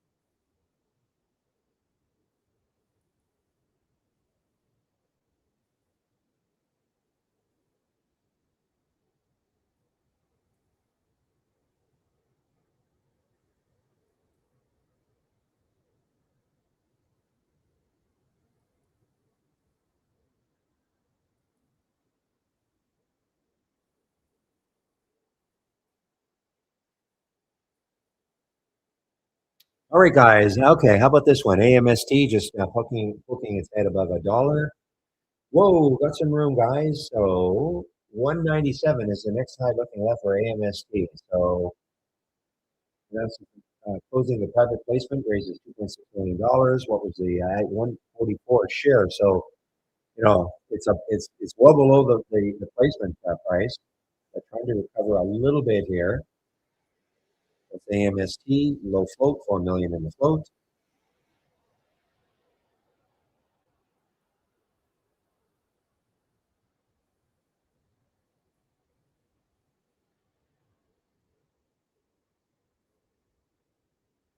Hmm.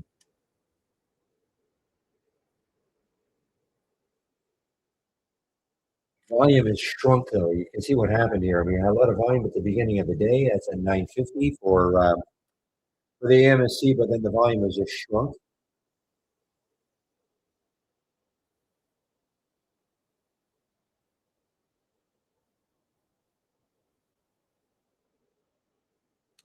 Well, let's go over this race, okay, and the concept of racing. I know I should do this every day.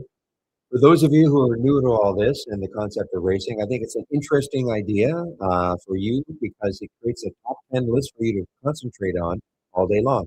I have two races going. They're very different races, okay?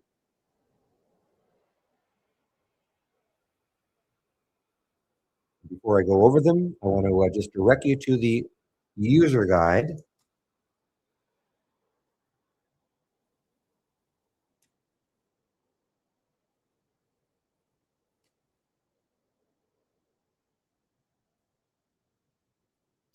So if you click on my homepage link and you scroll down a bit to the education section, click on the more info, and at the top is the user guide. See if I can stretch it long enough out. No. So right here is TI stock racing. Now here's the whole section on stock racing. Okay, so it's a great reference for you because everything I'm going to talk about is in here. I don't expect everybody to remember everything I talk about. So right here, TI stock racing. So the concept of the racing. So look at this, 15.82%. What does that mean? So, and it just won the race. Okay. So what happens is I'm running a 4-minute race. Everything is customizable. Okay. You want to run a 3-minute race, a 5-minute race, a 10-minute race, whatever time frame you want. I'm running a 4-minute race. And why? I chose 4 minutes a long time ago and I stuck with it. So what happens is we're sort of at Le Mans right now. Okay, the race it's a 4-minute race, but everybody's revving up, and then at half a minute in, then the race begins. So everybody's revving up, and then after 30 seconds, the race actually begins. So what does that 1.82% mean right here for true? That means that since the race started, it has moved 1.82%. Okay,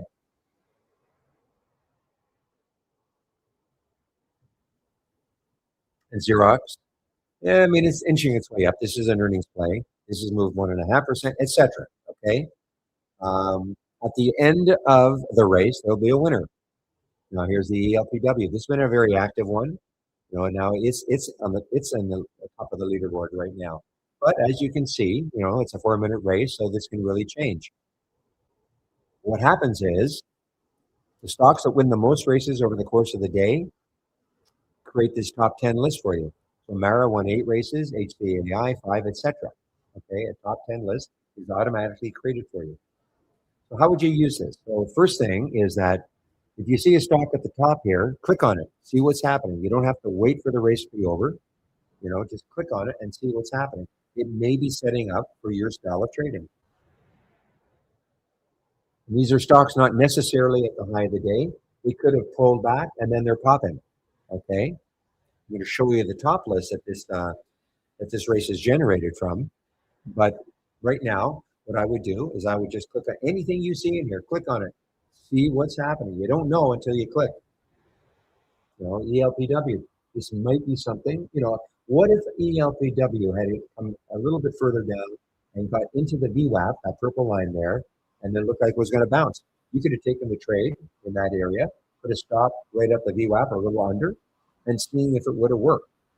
Some of you are VWAP type players. The VWAP acting as support, bouncing off and moving higher. Or maybe you've got a moving average on your chart that you like to use. And the stock is coming into it.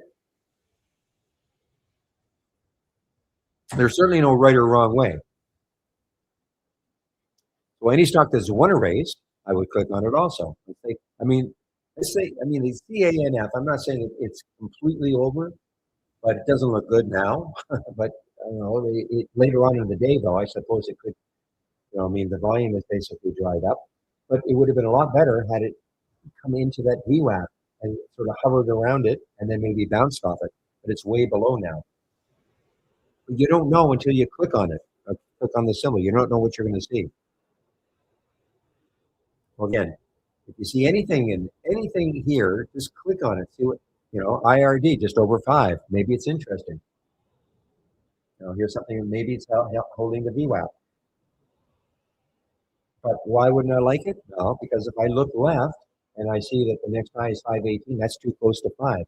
If I had looked left and the next high was way up here at 577, that becomes something I would certainly be interested in.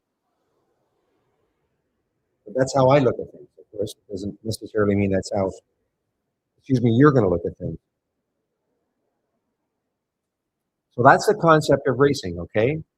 But why are these stocks showing up? Very different from these stocks, very different. So if I right-click in the race, one of the options I have is open top list.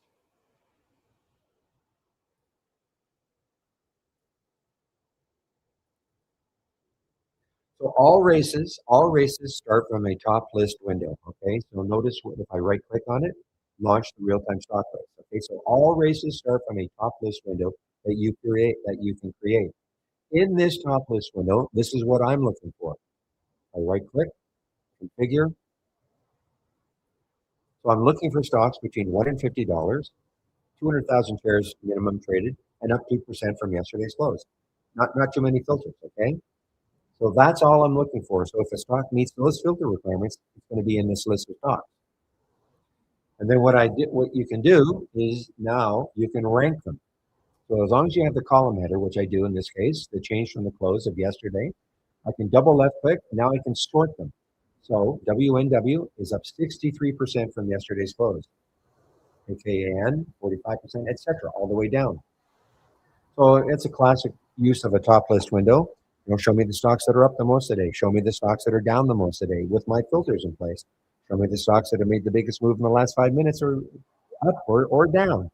Okay, as long as you have the column header, you can sort on it. If I want to find the stocks that have moved the most from the opening trade of the day, I have this. I have the at 0% is the change from the open, or 0% is the change from the open.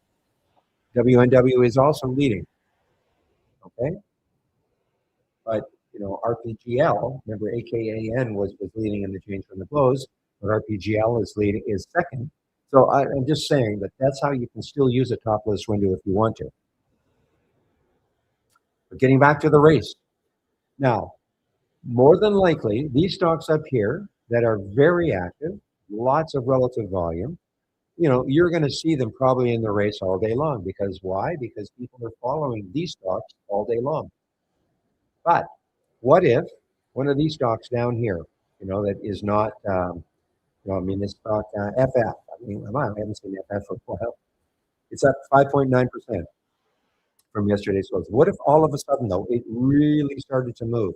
It was up 6%, 8%, 10%, moving up this list of stocks. How would you know that? Well, unless you're staring at a list of stocks, which is crazy, you wouldn't know that. But the race doesn't care. The race is not discriminatory, okay? It doesn't care where it is in this list of stocks. All it cares about is in this list of stocks, what is moving the most since the race started percentage-wise. That's all it cares about.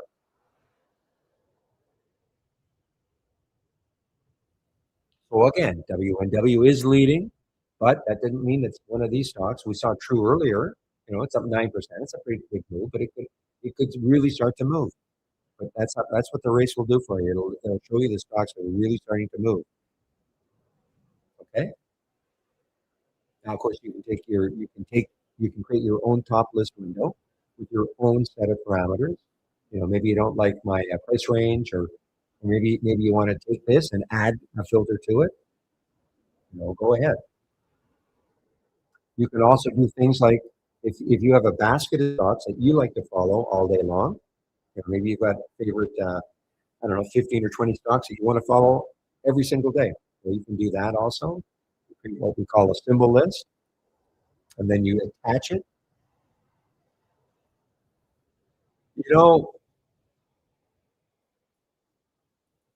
I'm getting tired of this, Pepe. Why, even though I uncheck these all the time and I save my work at the end, it will not. Well, I'm going to do it again, but anyway, what you would do is you would create a symbol list of your stocks that you want to follow, and then you move it over into this column, and then only the following list, and you would check it. Then your race would only be looking at those stocks. Okay. Now it could be a different. Maybe some of you do some evening work once the market's closed, and you do some evening scanning, and you say, you know what, I want to follow these stocks tomorrow. You can create and that could be a different list of stocks every single day. And the same thing, you could just edit the list every day, attach it to your top list window, and then run the race on it.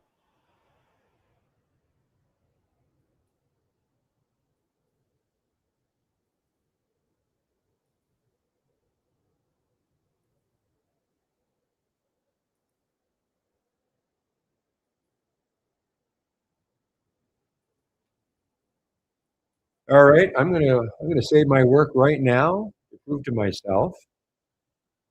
I do it every day.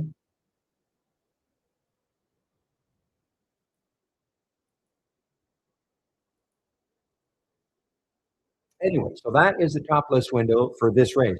Now look at this one. It's going to look very different. I think it's going to look very different. Okay, so today is an anomaly. Okay, today is an anomaly. Normally this list is very small, but it's a pretty big list. Probably a lot of earnings plays in here. Okay, usually this list might only be, I don't know, 5, 10. And notice that it's not a static list. Okay, neither is that a static list. So what do I mean by that? It means that stocks come in and out of this list all day long. Same with here. Some stocks meet the filter requirements, and then they don't, or some stock that didn't now meets the filter requirements. So look at the filter requirements in this one. So the stock has to be between $10 and $70, up 2% from yesterday's close. So that's kind of the same, but this is what usually prevents stocks from showing up, a lot of stocks from showing up. So with the position in the day's range, I have 95. Position in the day's range means if you have a daily candle, 100 would mean it's right at the very high of the day. So 95 would be very close. Let's see if I can find a daily candle. I'm covering one up. Let me start again. Move this over here. Okay, so if you look at ST, you can see it's right at the high of the day. Okay, there's the daily candle, and you can see a little sideways jut right there, and that's right at the high of the day. So at 95 TAC, right at the high of the day.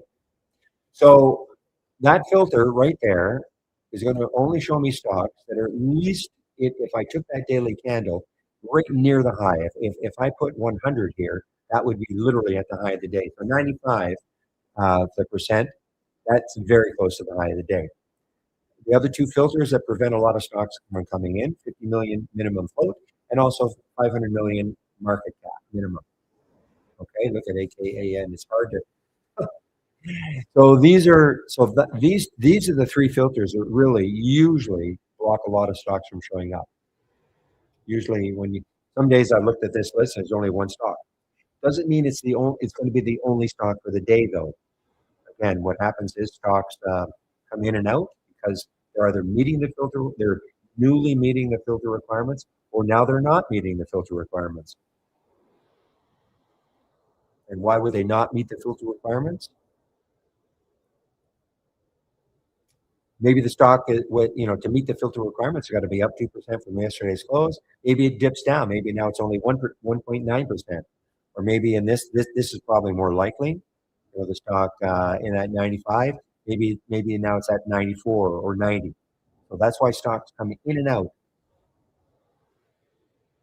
Okay, so again, all races start from the top of this window, right click, launch the real-time stock race. So these are the two races that I'm sharing. If I were starting out trading, I would probably concentrate on this type of a race. The reason being is that this race, while it's wildly exciting when it's working for you, it's very volatile. This is not as volatile. I don't mean this is, so in that respect, it might be in quote unquote easier to trade. Nothing is easy, but it's not as volatile. You're not usually getting stocks whipping up and down, up and down. Oh my gosh. Yeah, this is definitely the FOMO at work here, guys. Look at AKAN now.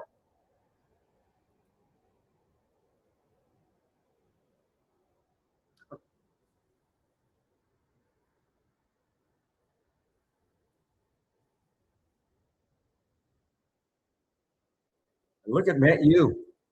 Could have just rode that all day, maybe. So look at that. I mean, it got through the VWAP even. Like no problem.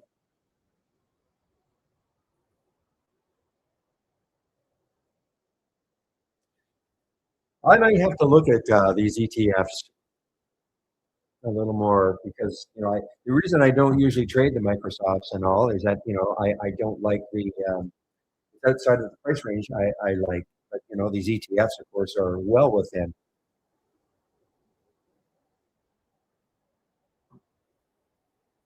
So with a market bounce like this, you would expect maybe some of these larger cap stocks that have been beaten up to bounce with the market.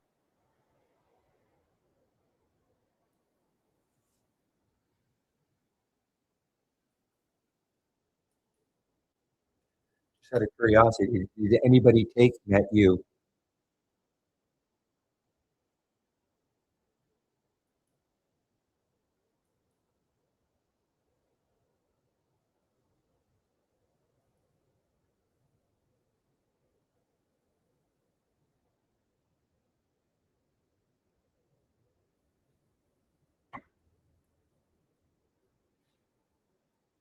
I mean, some of these are great. I mean, look, the volumes are great. Now these are not to be held overnight or anything like that, in my opinion. Because they are ETFs and they can a little bit crazy. So I would not be holding these overnight, but certainly as an intraday trade, plenty of volume.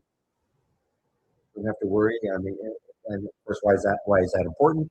And you have the liquidity, you can get in and out usually with no problem whatsoever.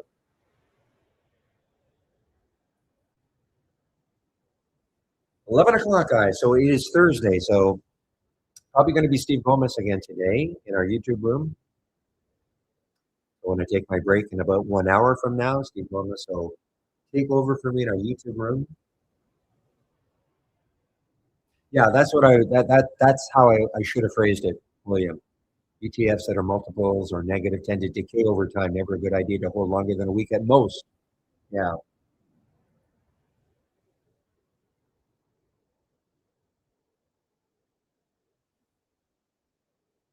Ah, yes, Pepe. That's right. I am.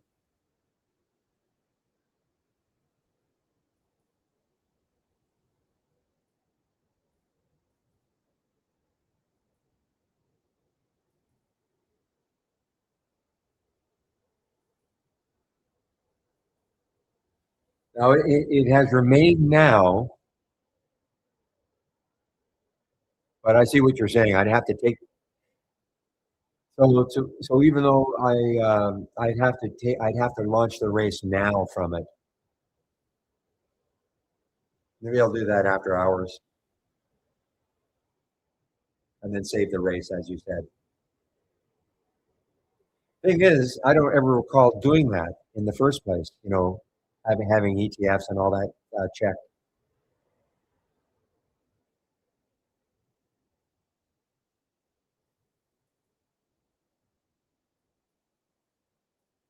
It was usual, but why? Why would they say that as default? Because it also, guys, you see how this list is shrunk now, okay? It was a lot bigger. It is now shrunk a bit.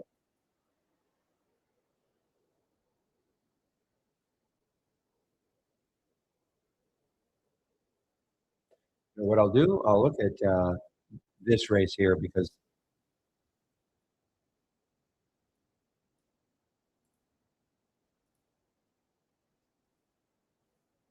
you see, exclude the following list. Okay, okay. Warrants, ETFs, okay. I guess maybe that was but that's the problem. Only the following lists. Only the following list. ETFs, warrants, ETFs. That doesn't make sense.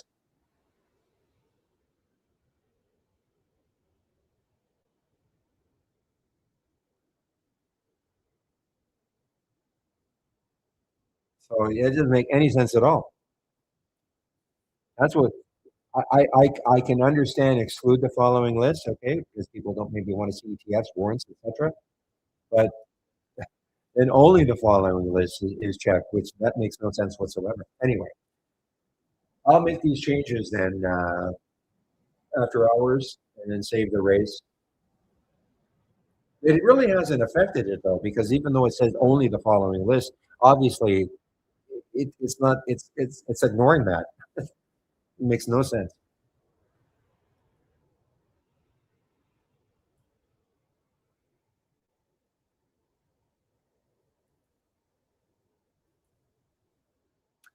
So that's another job for you tonight, okay, Pepe? Figure out how could that possibly be when it says only the following list, and yet it's giving us everything that in that top list window.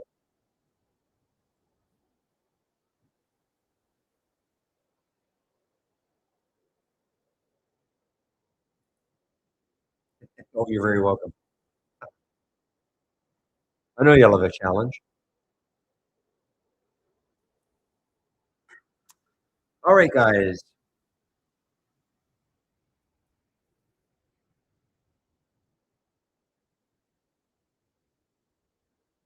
Boy, this one I saw this one yesterday. I mean, it's a sort of a sleepy one. I don't even see the float in it. OXLC. just sort of a gentle meandering stock moving up. Finally, the meta. Boy, what a! I mean, I got up to 24 from that 24 break though. A meta, METU from the 24 break got all the way up to 24.77. Now it's had a 20-cent drop.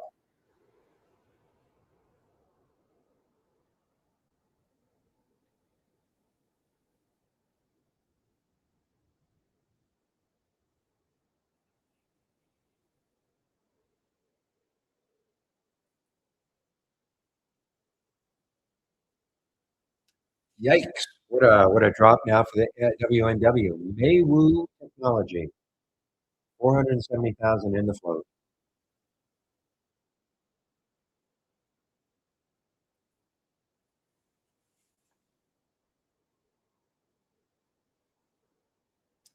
Okay, VLN just got halted. I saw it was at the top here. Wow, VLN. I'm sorry, just resumed.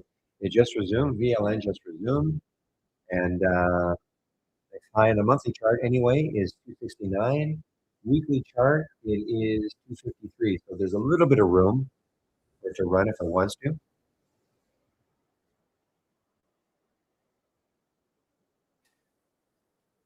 That's a big, pretty big move down from METU. Now, will the VWAP hold it?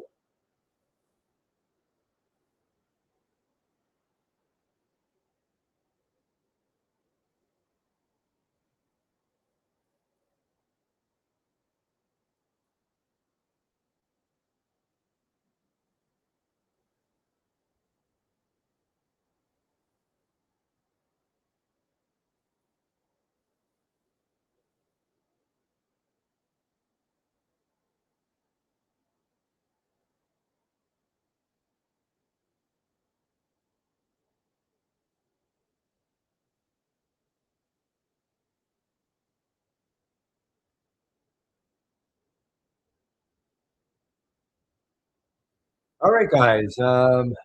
Look at Summit. Summit is well, it's disappeared. Eras now. Eras was a great one on the short 2 days ago, even yesterday. So Eras right now is, and you can see the sell flag. That sell flag means that it was an AI alert from our AI. Oh, AKA, I got this. See, I got this thing. I got a thumbnail, and so it is torturing me. I know somebody's going to say, "Don't look at it." It's hard not to. Anyway, Eras is the high 1060. So if it can take that out, if it can get above, I'm going to put a price alert around 1066 for Eras, ERAS, and see whether or not it can take that out, because obviously it's got a ton of room. I can't remember what happened exactly, but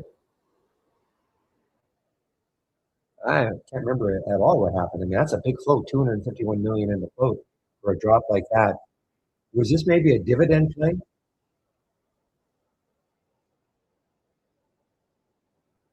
Oh, wait a minute. It's 48% in race for pancreatic miracle cancer miracle drug. Okay. Okay. So this, no, it wasn't a dividend play or something like that. Okay.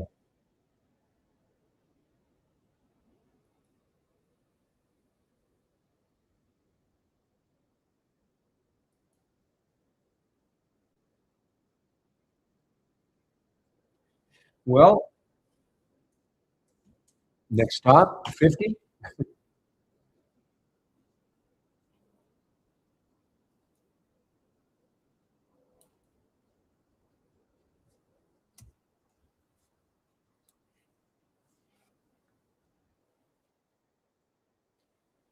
This is going to be some awesome short.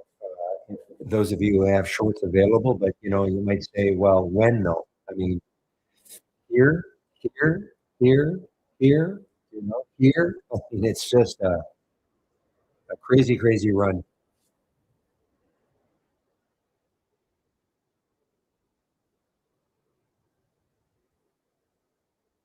I wouldn't think you would short VLN anyway, William, just because it's so cheap. But maybe I'm wrong.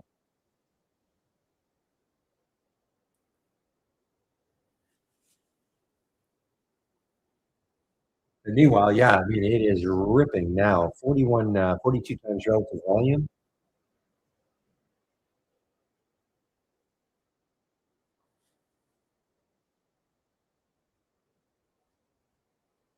I don't see any news on it. It's not a low float, 43 million, not high, but it's not low.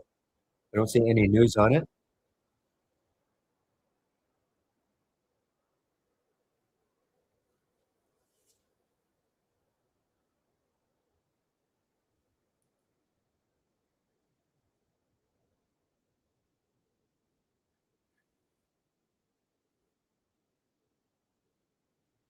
Well, there's that next high on the weekly chart, guys. So it's getting closer, 253, so about 20 cents away.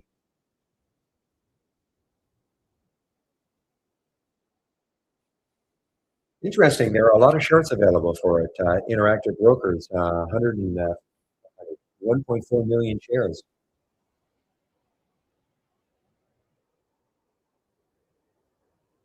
See if they're being snapped up at all.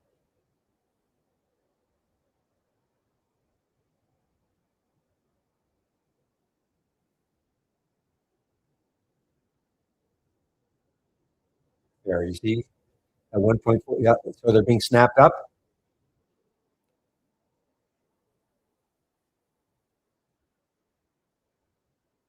Wow, look at AKAN. It's going to hit 50. No, I shouldn't say that. I should not say that. I'm sorry. Disregard what I just said. Okay.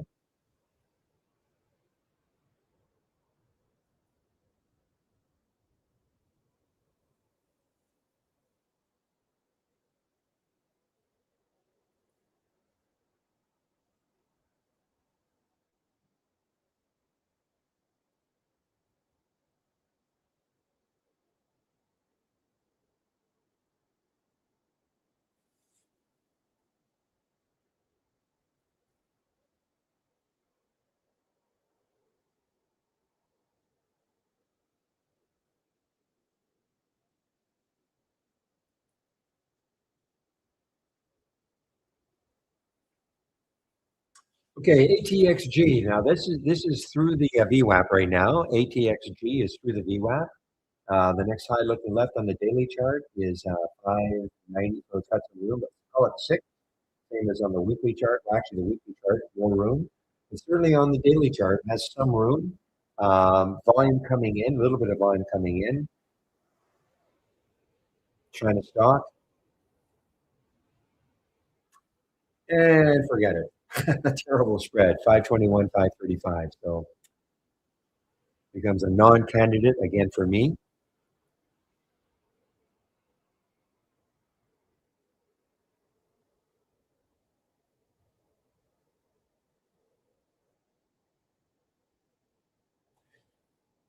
It's hard to do any technical analysis on AKN, AKA, AKA. I'll get it right. AKAN also. I mean, it's way above the VWAP, so you can't expect it. Maybe there's some moving average, that might. I know Steve Lund said that blue line right there. This is the 10 SMA and the 15-minute chart, but that's way below also.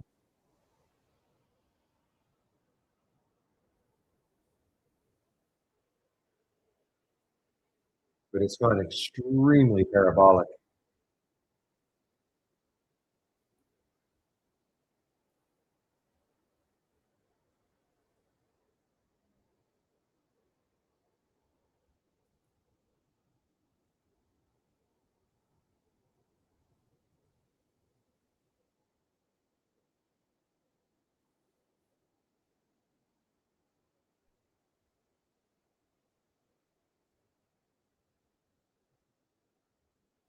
All right, Pepe. Okay, I guess that makes sense. Sort of, maybe.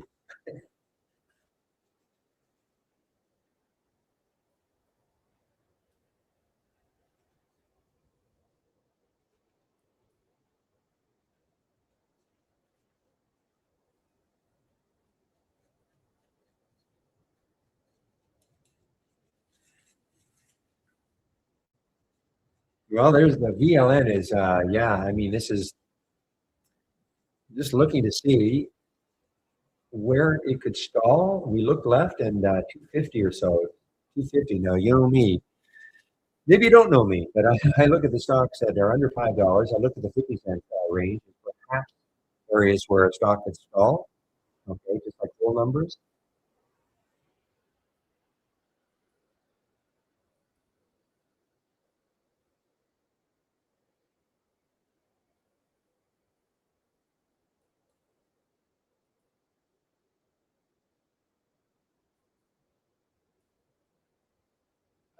Well, I might have missed it.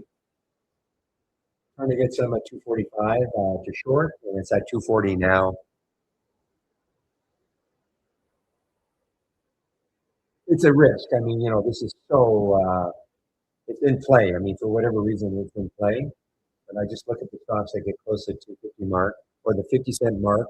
Stocks under $5 tend to get stalled around the 50-cent mark for a while anyway. And look at that. So maybe I'm glad.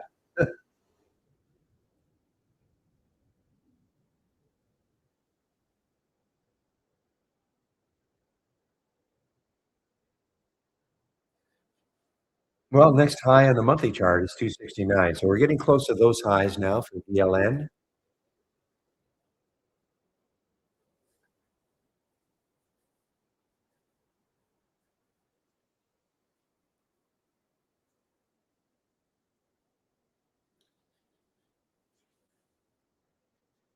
So WNW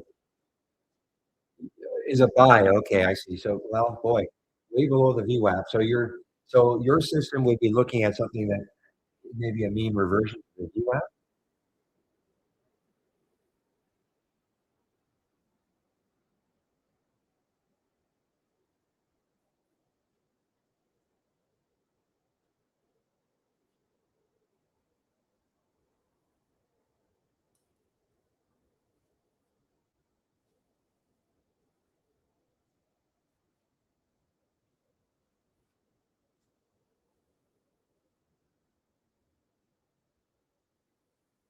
Boy, well, if I were going to take this one, I would wait. No, I don't know if I can buy it. If you can buy it at E-Trade or Fidelity, it's possible I will not be able to buy it at Interactive Brokers, but I'll put a price order on the 4 level just to see if it gets there.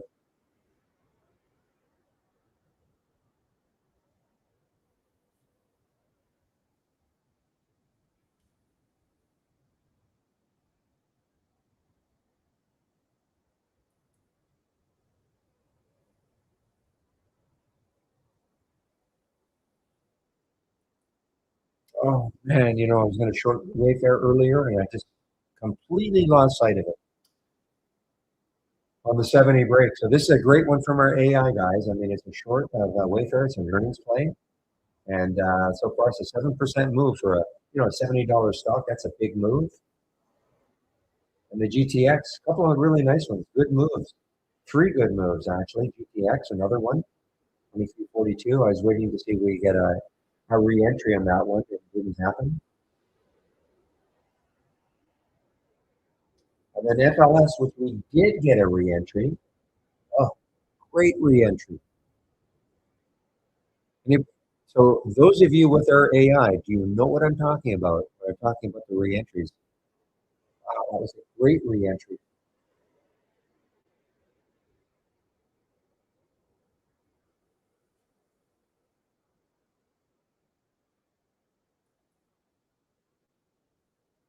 I got another really good re-entry, the BHC.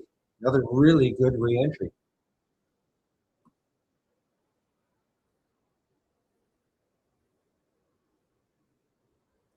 Actually, there are 4 re-entries.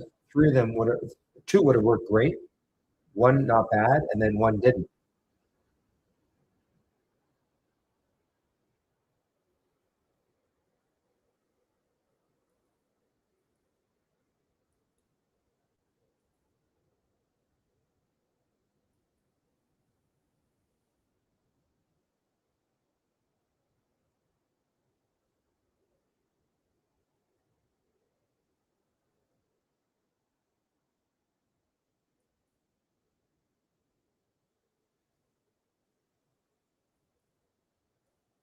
Okay, guys, I'm wondering what this MRAM. This is just underneath the VWAP now.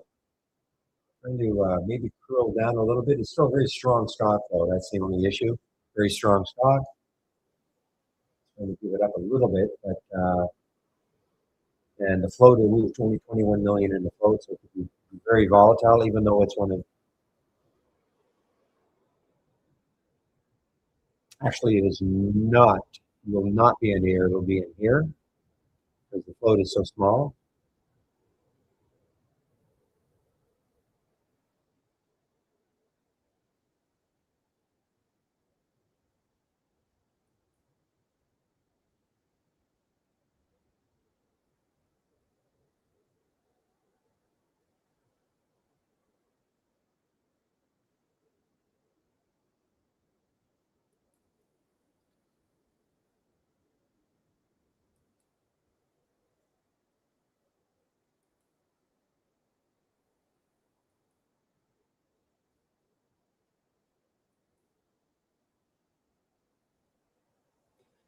I'm going to watch it though. I'm going to watch this MRAM to see if this blocks it. That's the VWAP. It's trying to it's through the VWAP a little bit. 18 or so is the VWAP. 1798, 18, and let's see if that still blocks it.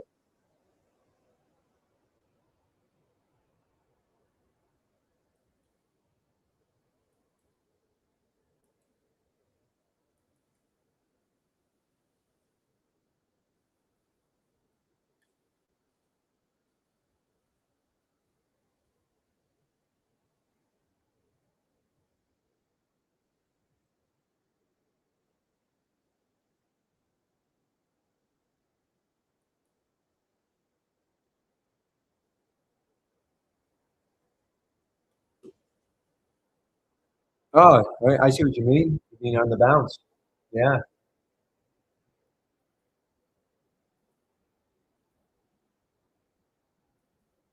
Okay, you're right. I just tried to buy it just out of curiosity. Can't do it in Interactive Brokers. Yeah, can't do it.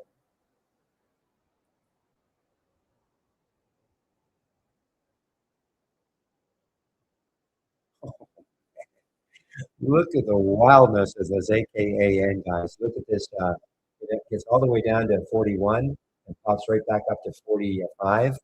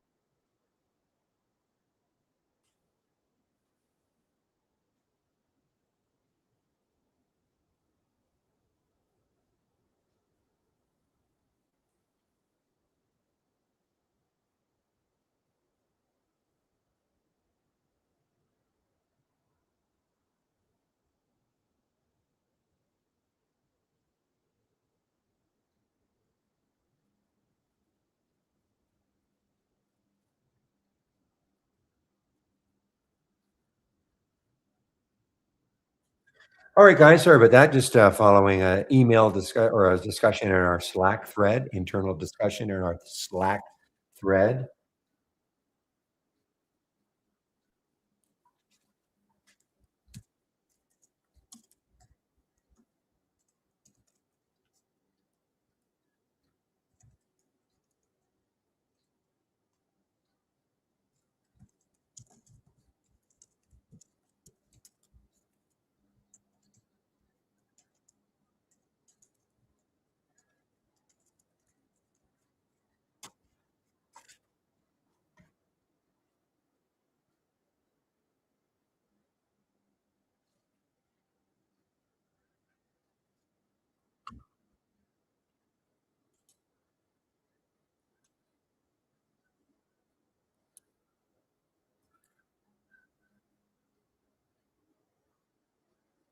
Okay, MRAM. I'm just looking at MRAM again. I know it popped. I think it popped over. UBXG. Well, okay, why don't we look at the, oh, this is under a dollar. This is, ooh. Last time I saw this, yeah, it was a dollar 40 or whatever. And now look at it. Another one of these China stocks, they're probably going to nothing. Right, William?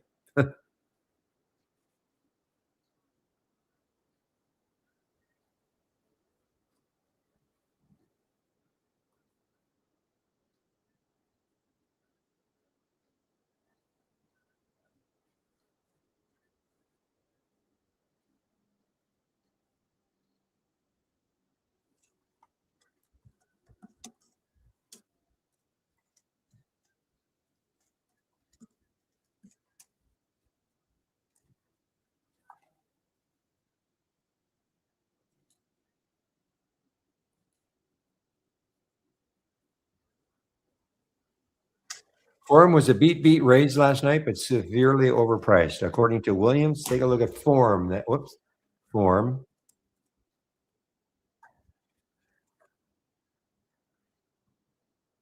Wow, that was a big. Okay, now eras, guys. So this now is at the high of 2 days ago, I believe. That's why I put a price alert there. Yeah, 1060. So it is trying now. Now again, it had bad news.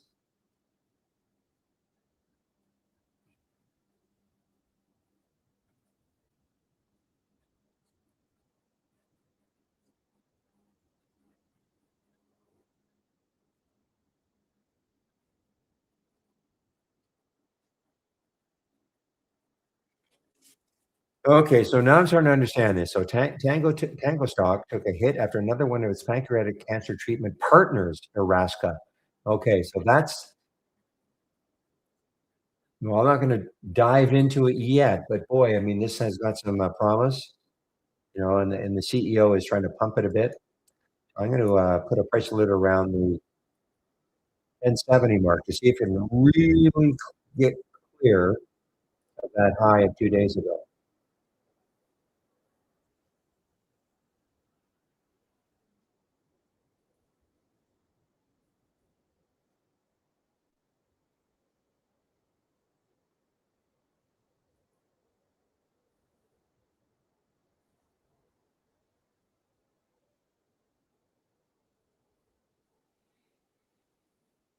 The issues with these, though, of course, is that for all the reasons they went down, and they're still there. It's not like they've disappeared, even though the CEO is trying to, you know, paint a rosy picture right now. But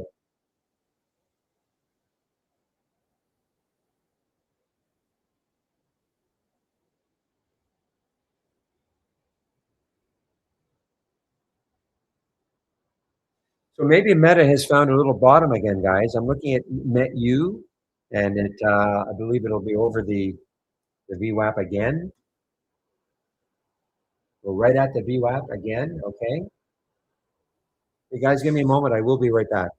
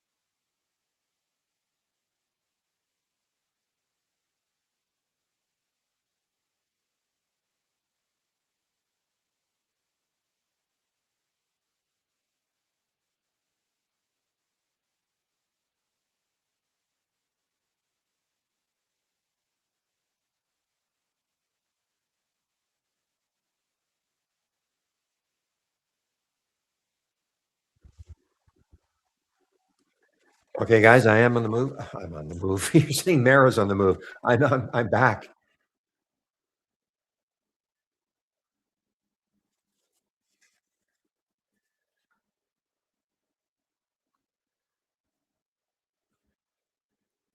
Yeah, Mara's leading this race right up here, and it is well, it's funny, well, funny, but it was in this race also, which is unusual because it's a large cap stock. Every now and then you will see this similar stocks, not often though. I mean, Bitcoin's up what 980, right? 980. So is that 67, 76,000? I mean, their big news is that they're bought this. These companies are starved for power, so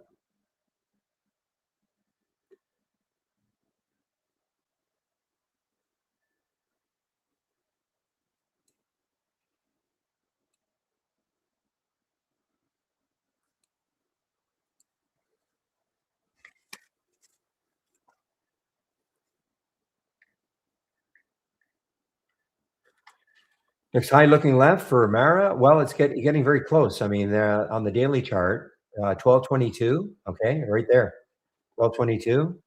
That's not that few days ago. So that is, and if you look at the weekly chart, you can see last week and the week before.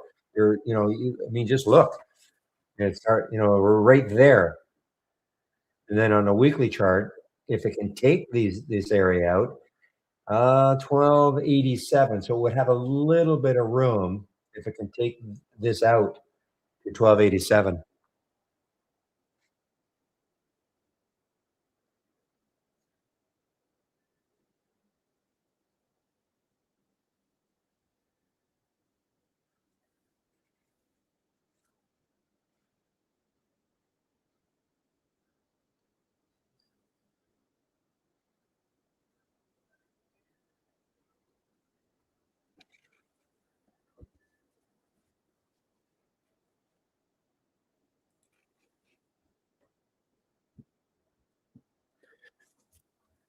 Well, if you were swing trading this, I mean, I know I wouldn't be because where are you going to put your stop? Okay. This, out of curiosity, if you took this right now, where would be your stop?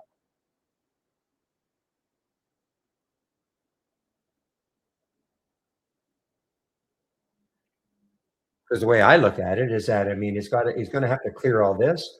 And then your next high on the weekly chart is not that far away. So, but where would your stop be if you were going to swing trade it?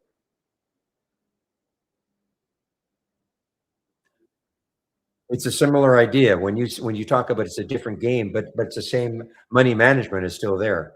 So where and I'm not trying to pin you down or anything like that. I'm just curious if you were going to take this right now, where would you put your stop for Mara?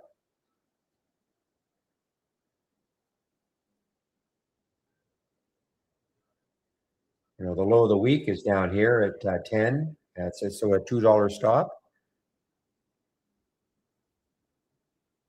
So that's pretty tight for a for a swing trade though, in my opinion. You're only talking 33 cents.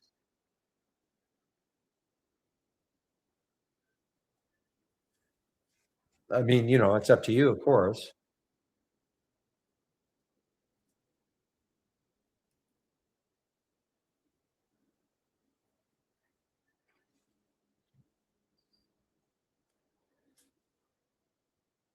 Yeah. Well, it's yeah, it has earnings coming up. Yeah, next on the 7th. So be aware of that. Be aware of that also. I mean, listen, it's up to you. You want to put the stop there, but I mean, typically, maybe I'm wrong, but I think typically when you're swing trading, your stops are going to be a lot wider than that's almost like a day trading stop, in my opinion. But that's just my opinion.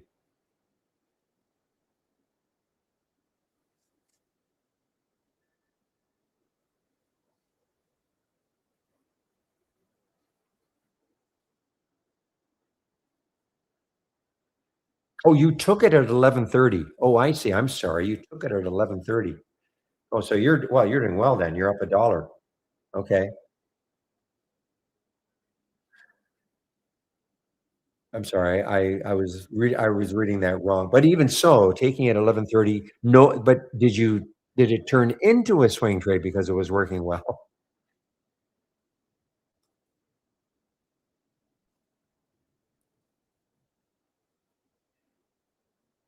I would not hold it through earnings though. Okay. Just that's the only thing. I would not hold it through earnings.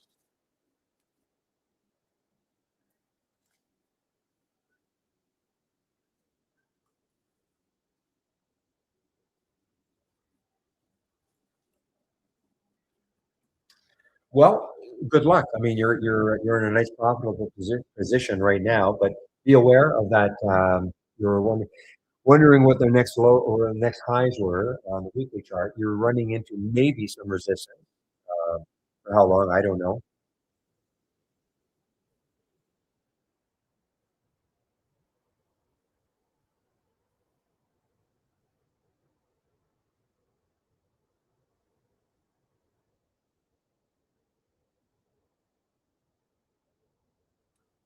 Jesus Emmanuel. Okay, 1%. I don't know what that means in our YouTube room. I don't know what that means, but good morning or afternoon or wherever you are.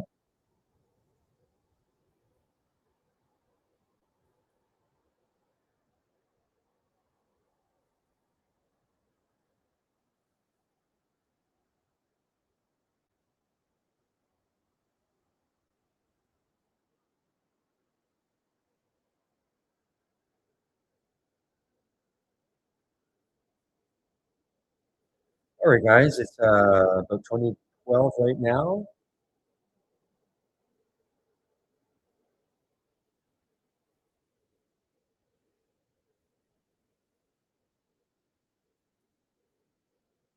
Okay, that's from one of Andy's swing trades. Okay.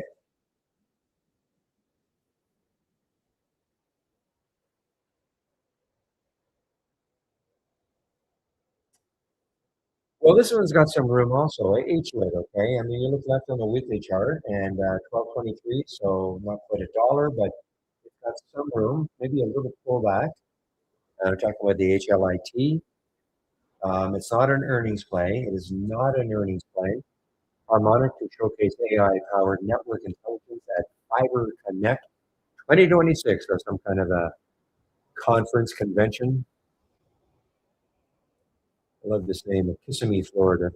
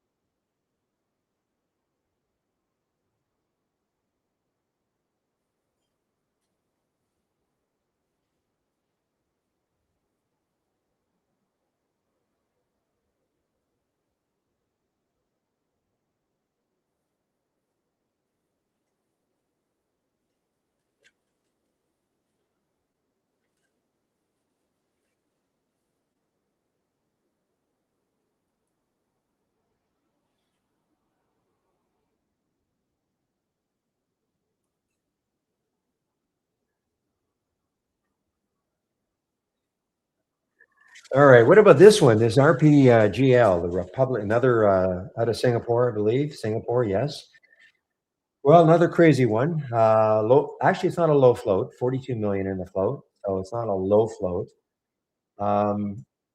205. Where is the next high? 256 on the weekly chart. Anyway, is the next high on the weekly chart? If there's any news on it, files a Form 3 for Director Lo Su Wan.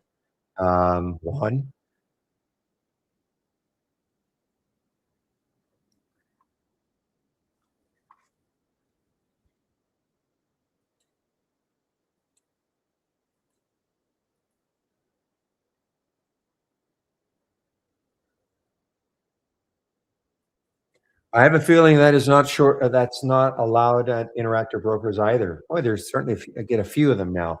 RPGL.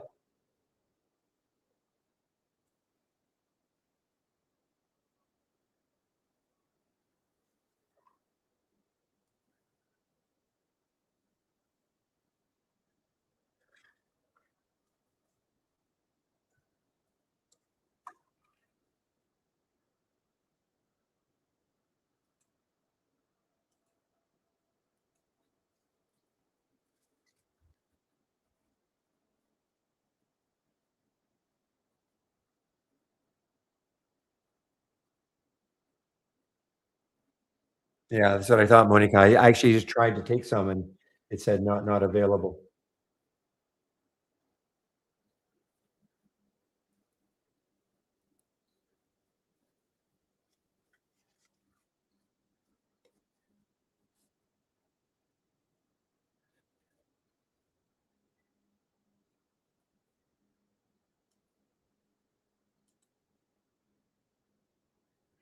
Well, guys, 46 on the AKAN.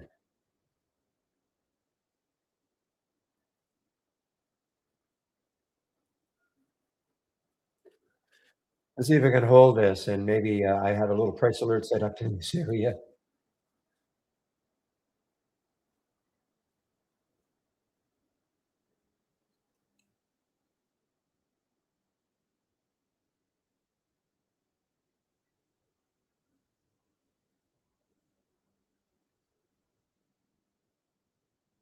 Look at Meta now, guys. METU. I was wondering about that holding over the VWAP, and it certainly did.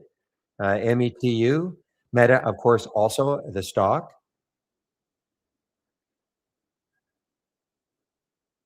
Custom me. Okay, that's not as much fun.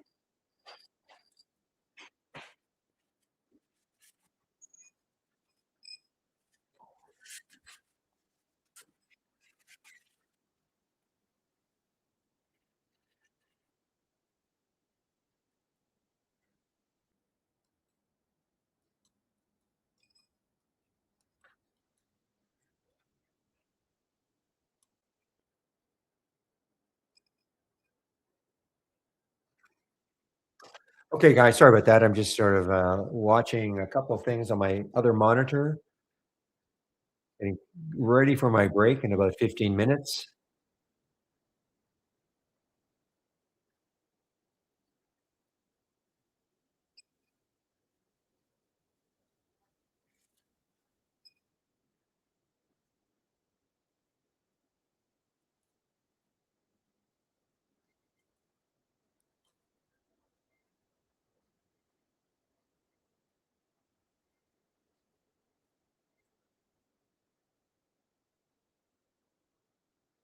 Well, I mentioned the H lid around here, I believe, and it's moved about 20 cents. It had some room. There's the next high looking left to 12, little over $12.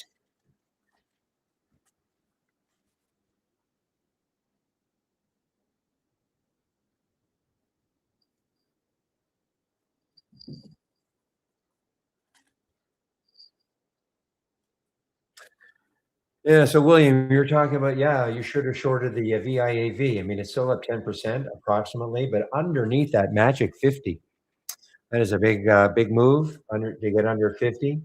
It's been in a steady decline all day. And look at the 5-minute chart. It's been basically straight down.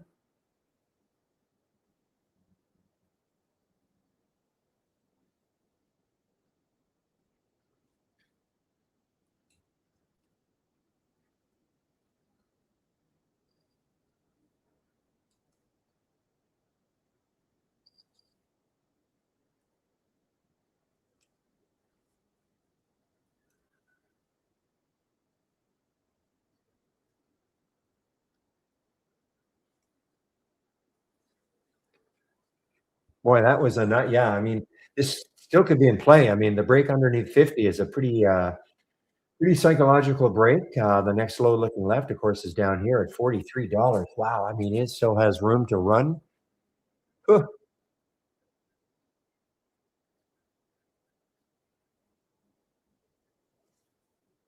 Well, it's more thoughts on Meta, right? Not so much on Met you. I mean, Meta is holding over the VWAP. That's about the best we can say about it right now. So it looks, I mean, as long as it holds over the VWAP, it looks like it wants to try to, maintain a bit of a bounce anyway.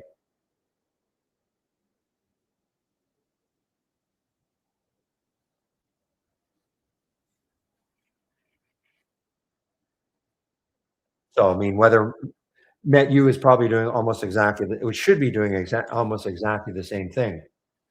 Yeah, you can see they're both at the VWAP. So,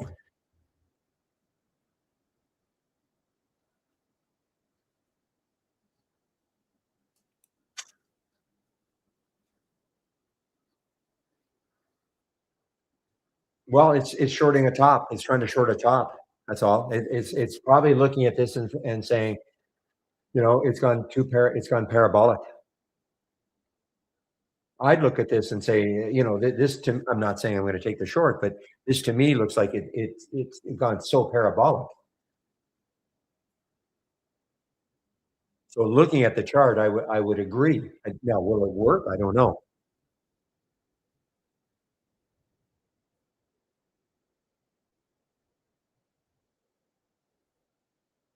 Not an earnings play.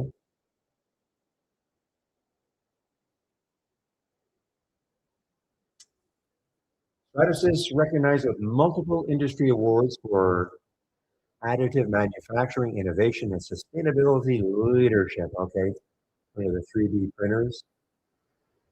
But I mean, never mind the AI. I mean, that's gone super parabolic.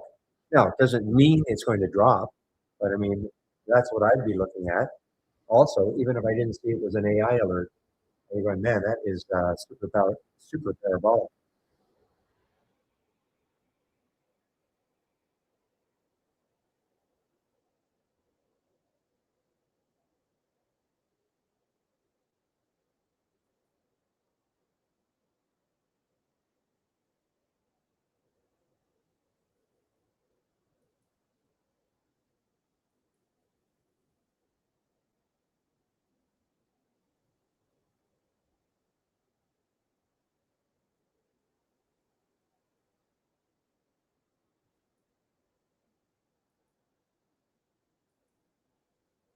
Or this AKAN guys, I think if it gets back to 46, I may take a smidge.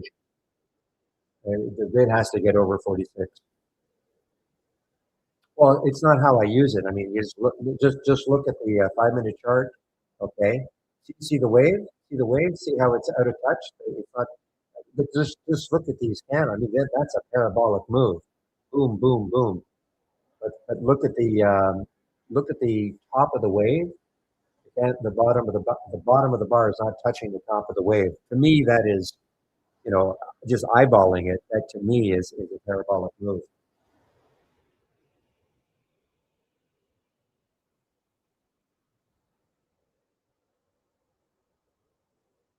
Well, it means that it's probably, I mean, in theory, overbought. So maybe due for a pullback.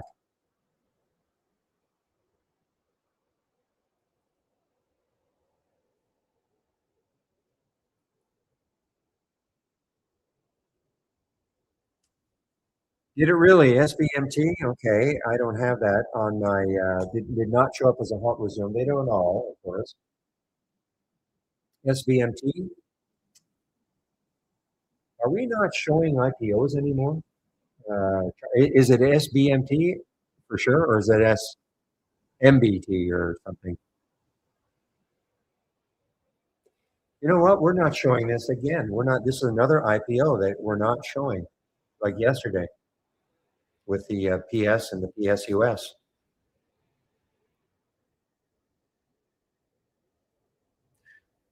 Guys, can somebody help me on this one too? I just want to make sure because I have to alert our developers or something because this is is anybody getting SBMT on our trade ideas charts? Is that or is this what you're getting also?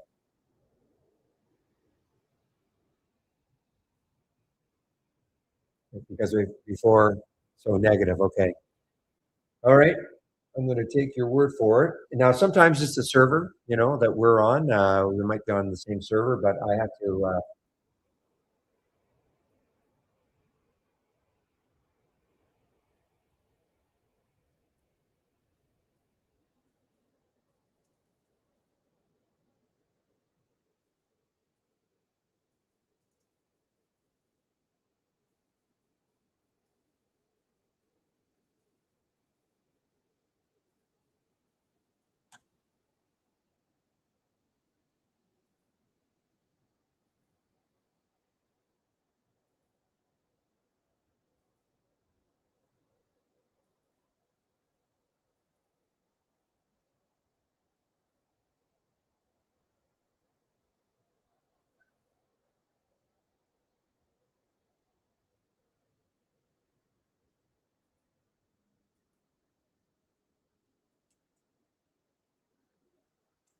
Okay, guys. Yeah, so I've just alerted them. So that's another IPO. Yesterday was PSUS, and today it's this one. It's not normal. Oh, I've got it on Interactive Brokers too. I mean, it's yes.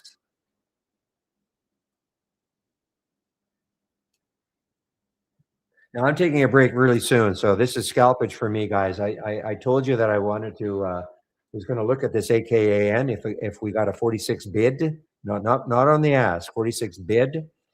So this is again, I call this is not trading 101. Okay. Now a couple of things I have to do. I have to get my announcement up.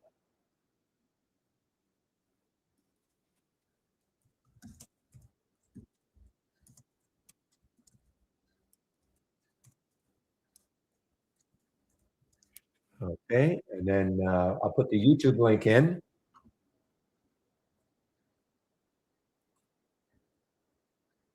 You can head over. Steve is not there yet. He'll be there in about 5 minutes, I guess, into our YouTube room.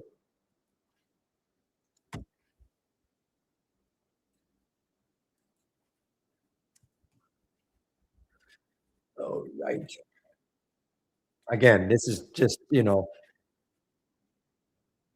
I talk about AKN, I mean, there's no technical reason, but I just said if we get a 46 bid, I'm going to take this trade, and man,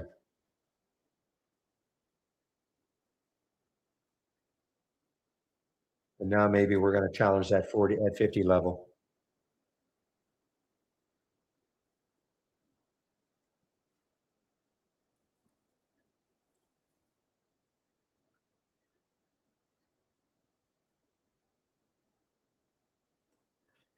But I'm not hanging on through my break, that's for sure. So I got to peel some off.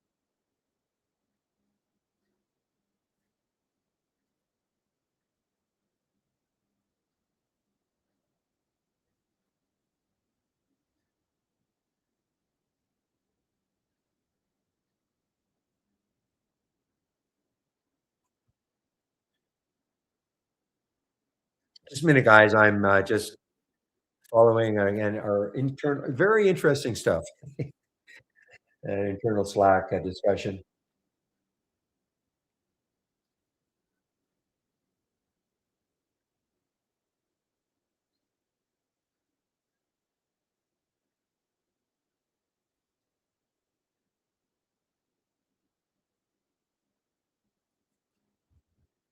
You are? Okay, let's take a look at AUR. Is that a gorgeous wave or not? It is a gorgeous wave. That is a poster child for a great wave, guys. This is what we're talking about. I mean, that is unbelievable. It's really good. Is this and it's a cheap, wow, 1.2 billion in the float for a $5 stock. So what we're talking about, you see how the wave, it's relatively narrow. It's pretty narrow. But look how the bottom are sort of in touching the top of the wave all the way through. A couple of them are penetrated, but nothing penetrated to the bottom, like through the bottom of the wave. That makes it so much easier to hold on if you happen to be in a trade, in my opinion.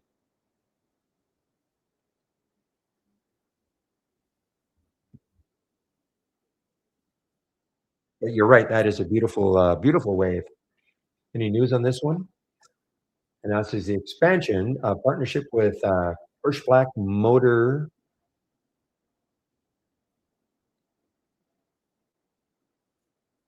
Okay.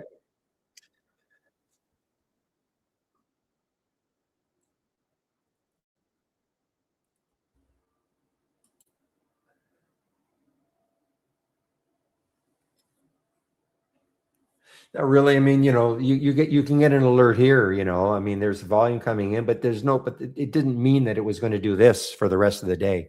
Okay. I mean, that's the problem. I mean, nice little pop right there on some volume, right on the open, but it doesn't mean that this is going to happen for the rest of the day.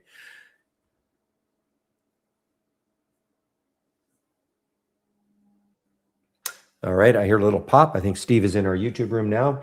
Okay, guys, I'm going to take a break right now. We'll see you in about 1 hour in the main room. And now I know that you were all over AKAN, right, Steve? You got about 1,000 shares of that. Let me see. No, but I do have a shit ton of Xerox XRX. Oh, no. Do you really? Yeah, I talked about it on Tuesday. Totally time-stamped it. Okay. Yeah. But you didn't hold it through earnings, did you? Of course I did. I held it on through earnings for a reason. Look how beat up it was. Oh, I know. Yeah. Yeah, it's the only time that I will turn into earnings when something's priced in. So I got lucky.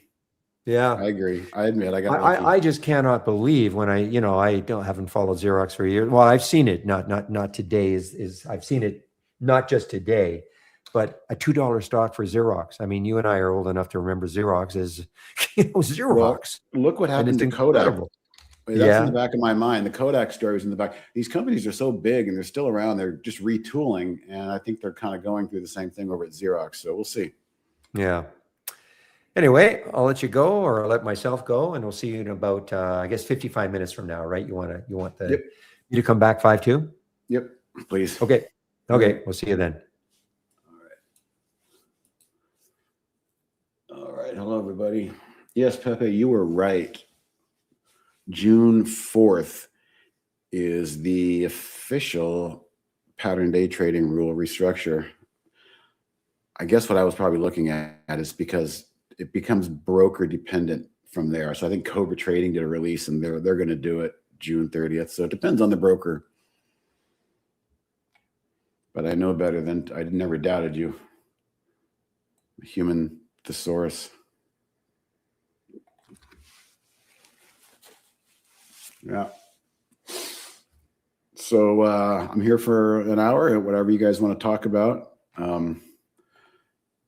If you were here on Tuesday with me, I did mention that I was going to take Xerox, and it was one of my core holdings. Matter of fact, I'm just like so proud of myself the way I traded. I can't always say that, but to reiterate what I was talking about on Tuesday is, Dan kind of turned me on to it. I was watching it, and I got a great price down here near the lows, and then I moved the blue line up to adjust my new entry because what I did, and this is the part I love, was I sold half up around here, and then I knew it was going to pull back. I just knew, but I wanted to be in this, and I knew earnings were coming up too. So I thought if this thing pulls back 4 or 5 days, I'm going to jump back in. So I did. I bought those half shares back to a full load. And as I was telling to Barry, normally I don't like to take stocks into earnings, especially stocks that are uptrending. But when you look at this thing, it's just been kind of decimated. And in the back of my mind, had that Kodak chart, and I just figured like they might say something unique or special. And to top it off, you got 26% short the float. So it's a wonderful recipe of a short squeeze, I think, kind of a pro gap as well. Look at that volume bar. We're only halfway through the day, and it's absolutely dwarfing all the other volume days. So I'm pleased to own this thing, and proud the way I traded it. I'm going to let it go. I'll probably look for the 200-day moving average, which is coming into play up here. I would be a fool to not sell some into that. So that's kind of the early plan for that one.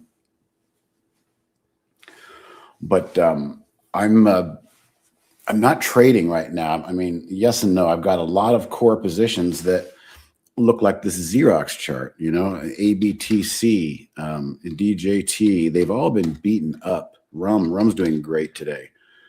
So the stocks that I'm accumulating and I'm not trading, I'm putting them in my back pocket. I'm kind of slowly shifting to a hedge fund mode because it feels like that's the moment to do it. Now, we didn't have a market panic. We had a small market panic a month ago. But this doesn't reflect the names that I'm sticking in my back pocket. They're all extremely oversold. Most of them are at 52-week lows, if that. And so I'm kind of switching between trading and hedge funds. So I came in today with like maybe 25% cash. And then I like having fresh cash because I can find new ideas. And if something's not working, I'll day trade it and get out. But every now and then I might find something, and I'm going to say this about SYM might have been a great catch today. I feel like had a kind of a double tweezers spike down here. And this is a great robot. This is probably the one of the better robotics names. They're actually making money. They're out there. It's not a small cap. So I'm thinking I might hook into this one and not trade it. Not trade out of it is the word I'm trying to look for. I already bought and sold Riot. I scalped in and out of that. I'm still in Hive. This is another Bitcoin miner. I'm going to try and let this one work, but neither one of those I didn't really feel like holding. Lunar I picked up this morning. I looked at this. Well, first off, I saw a lot of the Rocket Lab and RSTS coming through my scanners. RSTS. So you start to see, hey, they're after the ASTS. They're after the space stocks today. More so for Rocket Lab. That's a good looking chart. Nice bottoming wick. So I pulled up Lunar, and it hadn't really moved. And I said, yeah, I'm gonna take a chance on Lunar. It was right here at the 5-day. I don't think this would be a core holding. Maybe it will. Maybe I'll thin out of it a little bit, but that's a pretty cool entry when you've got all that sell-off with a wonderful reversal wick yesterday. I'll lean on these things all day long. Sure. Hello, Amber. So Xerox is kind of tricky. I was watching it, and I believed it was 122, 123 right down here. And I went full load. And the minute it started to break out, I think I went full load. So it's probably around 128, 128, something like that. And what was my perfect? My trigger to buy Xerox again was Dan gave me the idea because Dan was correct on Kodak. And he kind of put the bug in my ear that Xerox is another company that's been around forever. They're not going to go away, but they're just trying to reinvent themselves in this new paradigm. And the fact that it has been downtrodden since, $8, $10, I was not scared to take it into earnings. So as things started to bottom out and I was buying Tesla and buying some others, I was looking for 52-week low stocks, and Xerox was on my mind. So I bought some. And then, as I was just saying, when I read your question, added to it on that breakout right there. So, that right there, that pink line was probably my original basis. Now, 1, 2, 3, 4, 5. After 6 days of green candles, I said, come on, Steve, you got a nice full load. This is a beautiful trade here. You got to take some off. So I took off half. And then I said, I'll buy the other half back after 4 or 5 days if it settles back into these moving averages. And when you know it did it. So on that green market day, 2 days ago, I bought those half shares back. So I'm back in a full load. And I said, I've already got a profit in this thing. It's down big. The risk is not being in for earnings. If they're bad earnings, they're called being priced in. So it's kind of a perfect scenario for me, the way the market was shaping up and the way I was looking for new ideas. the way Kodak had already kind of shown that an old company can retool and maybe figure out a new business model.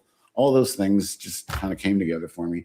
But the key was I didn't sell it, right? The old Steve would have went, oh, sweet looking trade. Let's sell it here at the 50-day moving average and call it a good trade and book it. I had kind of committed myself back here that I want to try and catch some 52-week low. I want to do some Warren Buffett trading. And again, it sounds funny because I was laughing to myself. Warren Buffett is not buying when the S&P looks like this or the NASDAQ looks like this. But I'm finding these names that I love that are at 52-week lows. Again, ABTC, I think, was overdone. Matter of fact, it's a good-looking trade right now, I think. We had a way overbought spike here last 2 weeks ago, and then we had to settle back in. It's kind of like that Xerox trade, quite honestly. And now ABTC is settling nicely right on the rising 20 SMA. It looks like it will hold. The 50-day moving average is actually starting to turn up. This is a new paradigm for ABTC, and this is a Bitcoin miner. I saw fundamentally that they're able to mine Bitcoin at the lowest expense rate versus any of the other Bitcoin miners like Riot, Mara, Hut, Cypher. So I'm still just kind of going through some of my portfolio here. I bought, I got out of ONDS. I didn't like what it was doing and bought it back on the open. Why did I buy it back on the open? Because it didn't bounce yesterday with everything else, which was curious. But the minute I saw this little tail right there on the open, that is the running of the stops. That was everybody saying, I can't take any more in this ONDS. Why didn't it bounce? I'm going to put my good till canceled market order.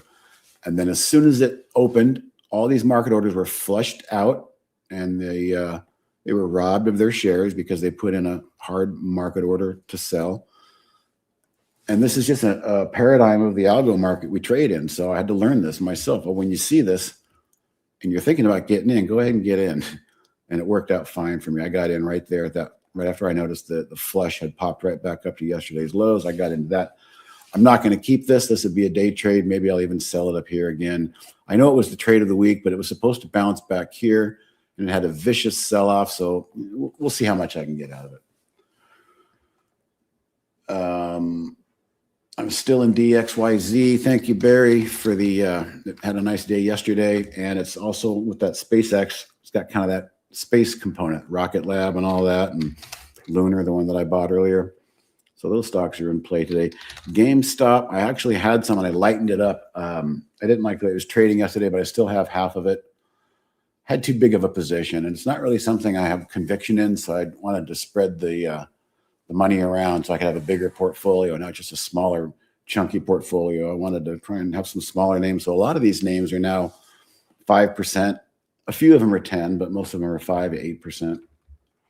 Hello, Justin. Great trading style. I am between swing trades and day trade. That's what I'm doing.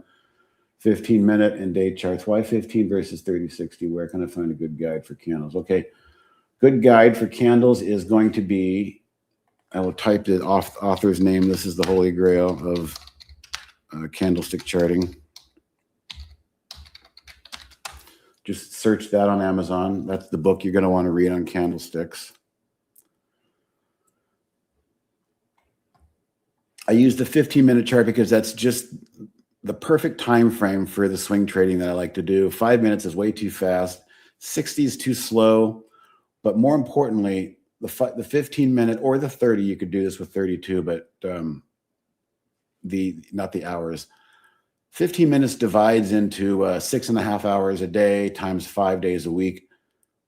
So 5 days, if you break that down into 15-minute averages, I'm using what's called a 130 SMA. That's this blue line right here. So all I use on my 15-minute chart is this, which is a general area of interest. And notice how yesterday it acted appropriately when GameStop broke through it. It tried to get back through, rejected, and then fail. Well, it's coming back to try again. So I fully expect another fight here at this level. That's how I use that. The 10 SMA is the only other index I use, indicator. And once things start moving and getting green candles on a 15, it should ride that as a momentum line. So I call that the momentum line. And this is just an area of interest on my 15-minute chart. Like I said, 5 is too fast and 30 and 60 is too slow.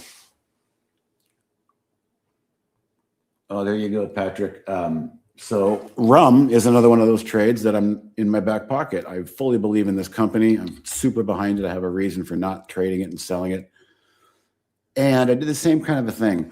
I was in down here, like Xerox. I was in down at 5. And then I sold a little bit up here, just like got to the 200. I said, oh man, I can't take anymore. I sold some. And then when it pulled back, I think I bought those shares kind of close to where I sold them back. I felt bad about that because I want to be invested in this one. I have faith in this one. Just like I have faith in Tesla, I want to be invested in this one. These are not trades. What happened with Tesla is it got ahead of itself. Amber knows this. And then Elon said, well, you know, what we're going to do is we're going to take a lot more money in CapEx and spend it on AI and batteries and building out more infrastructure. And the short-term minded people hated that. But you have to remember what people suffered through with Amazon.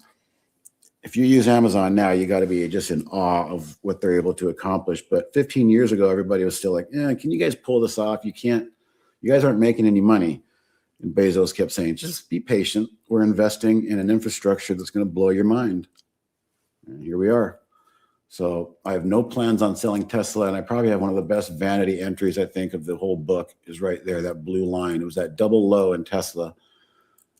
Again, I was itching to buy stuff down here. So I was kind of watching. And then once Tesla started working for me, I started to get confidence, start adding to other things. And I told myself, do not sell these. You will regret selling these entries because, you know, the way some of these stocks have been trading, these could be some good lows. It's hard to pick the perfect low. And if you can pull it off, then you can ride the trend. And I need to watch this video that Brian sent me. Maybe I'll do it on my walk later today. Legendary trader Paul Tudor Jones. He's literally just said, the way you're going to make your money is by riding trends. So I'm kind of getting in this, mentality right now, but I still go home with, 15, 20% cash if I can right now until it's, SMR. That's another one I'm going to put in my back pocket. I picked this one up yesterday. I liked the way it was bouncing off its 20-day with that little wick. And I wanted some exposure to these nano nukes once again. I mean, this thing was once $50. Now it's trading at whatever. So I added to it on the open. I've got a size position that I'm not going to trade out of. And if you'll notice, I won the battle of the 5-day moving average. The area of interest held up, and then the buyers pushed it right through. And this is just a beautiful sight. When I get the 15-minute 10 SMA to rise and pop through that 5-day moving average, it's a complete change of tone.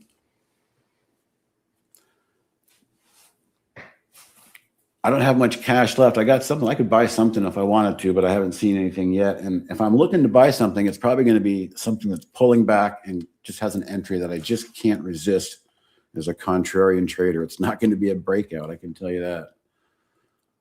Kind of like this entry in SMR yesterday, just gapped up, spiked down, just grinded people's faces for an hour. And then it popped up, and then I took a chance. Added to Tesla today. Yeah, I'm not going to add to that one. I've got a nice round number I like, and I like round numbers, and just going to let that one work. And so what I was going to get at is after the Amazon detour, Tesla's doing the same thing. They're basically saying, hey, look, just be patient, hang out with us. We got AI, we've got Optimus Robot, we've got Cybercabs, we've got Macro Hard, which is an incredible AI. We got a lot of things coming. So just, they might even merge with SpaceX. Who knows what they're going to do, but I think that was a gift at 339. That should be 339. There it is. Even better. I think I've gone through all my trades pretty much. So the trades I'm looking to probably trade out of is going to be Hive, which is a Bitcoin miner. Lunar, I'll probably trade out of that one. I just like the bottoming tail it put in. I don't know much about that company. But the things I want to keep are the companies I know about. If for GameStop, I'm holding out for just to hear what they're going to do with all their $9 billion in cash. And you can't really fault that chart. I mean, it's kind of double cup and handle there. How am I feeling about the market? Jay, I'm feeling strong about the market, same as I did. I've been saying this for a week now. We got way ahead of ourselves, right, in the SPYs. And I said, best case scenario is we go sideways. And we got my best case scenario, which means I'm super bullish.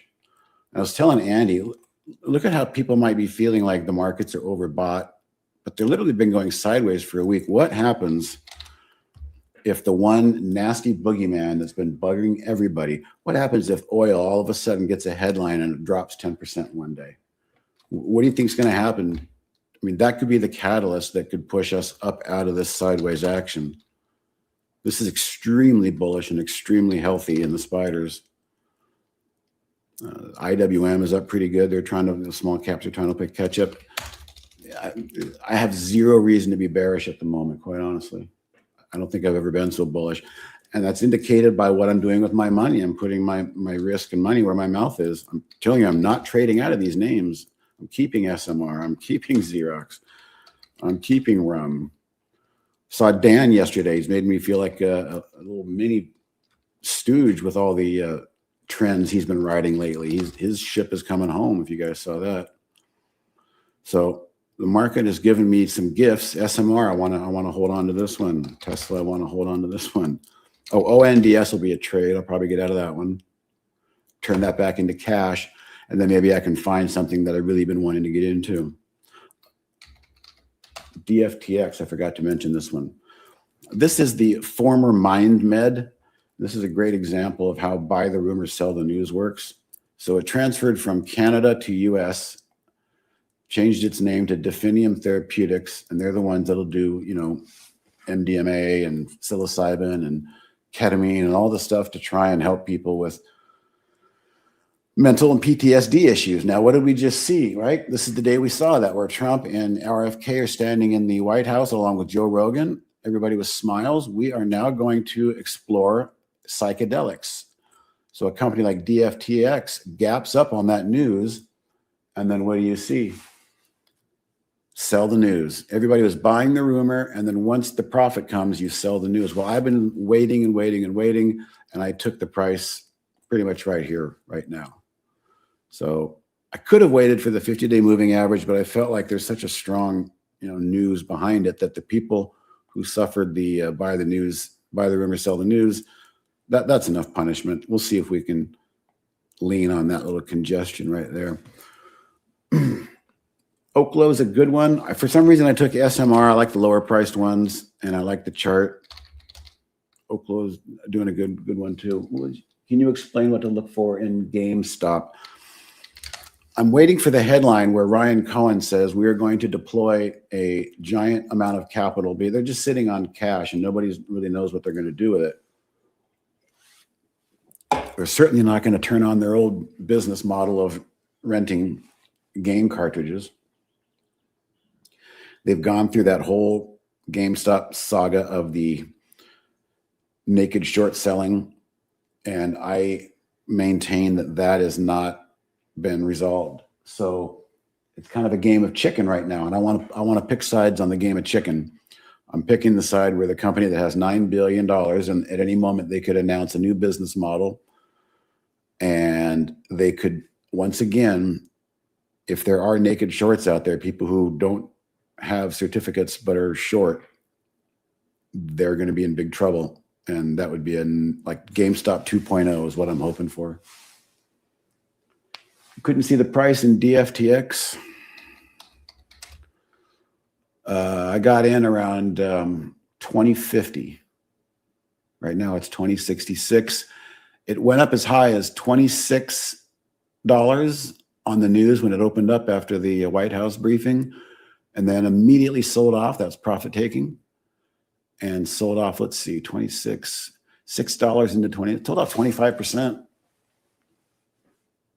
I think 20%.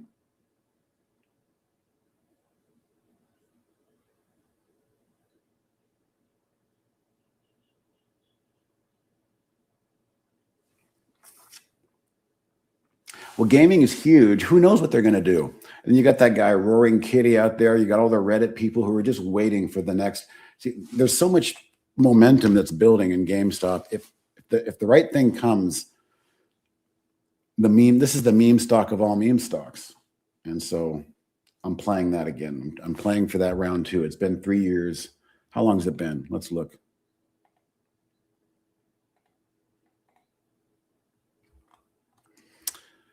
Uh, 21. It's been 5 years.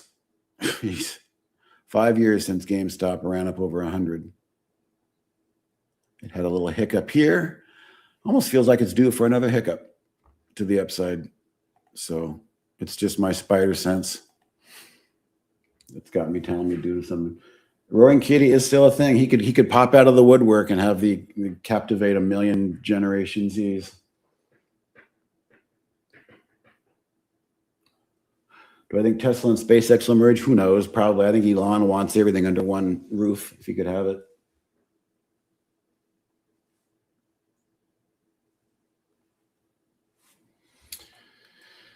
Oh, let's see. I think I didn't miss anything. That's my it's my new portfolio that I don't want to trade out of.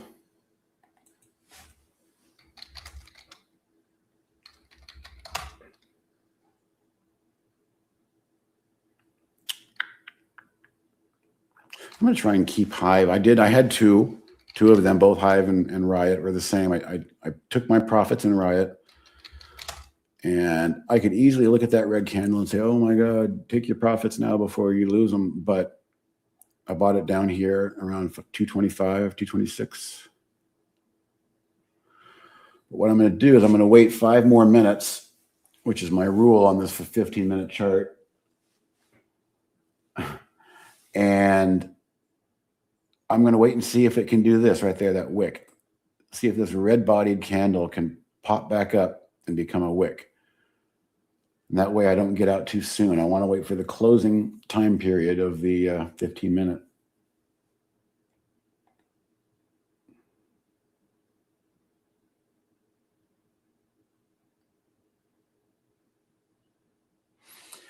You know, if some news were to come out on short selling, like I was just talking about naked shorts, I think there's a lot of stocks that may have been under the thumb of improper shorting. And those names could be DJT, ABTC, RUM. Those are 3 names I'm in. GameStop, I'm in that. Xerox, I'm in that. Tesla. So in the back of my mind, there's always a possibility. And I think that's what's happening to DJT too. It's just been, it's almost like there's a force that just doesn't want to let it be the stock that it is, which has a giant component of nuclear energy and social media and whatnot. But the name alone, I think, attracts a lot of attention. And so if there was some sort of a ruling that came out against short selling, the irony of being able to just rid yourself from your own parasites, short sellers in your own stock with one stroke of the pen is kind of an interesting concept. Gaming will be bigger when AI takes over. We're all going to be sitting around doing nothing but letting AI agents run our life for us while we try to shoot more people or take a faster lap, whatever you're into on games. I'd probably go to a flight simulator or a drive simulator.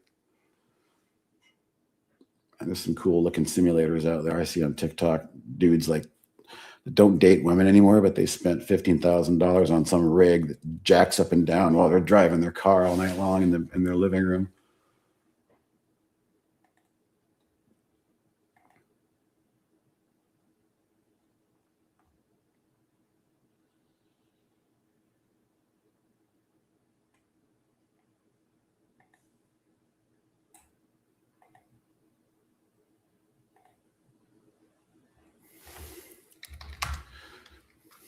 No, let me go back to that. Look at how the rejection in the DJT came right at the area of the indicator I use. Rejected there and rejected there. It's having a tough time there. So it's under pressure.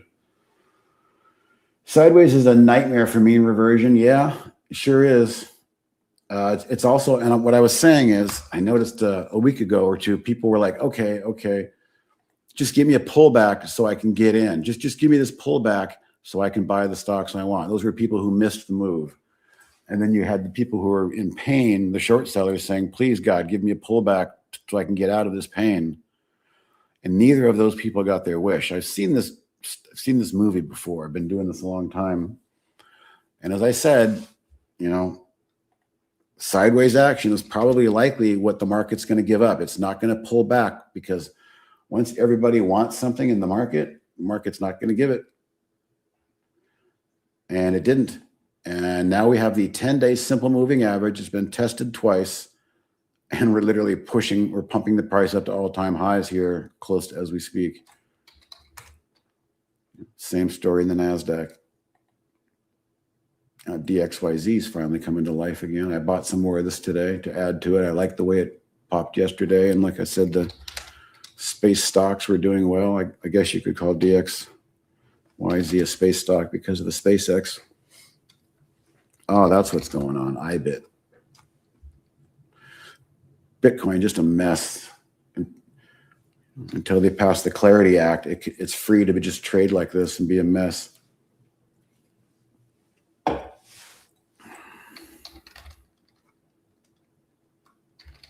What's Xerox doing?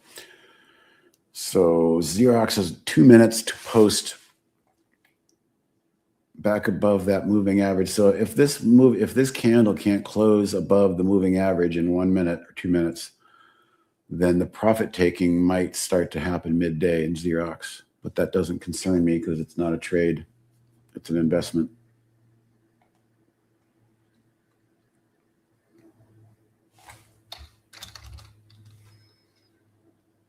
I like the way that sim is holding up as well.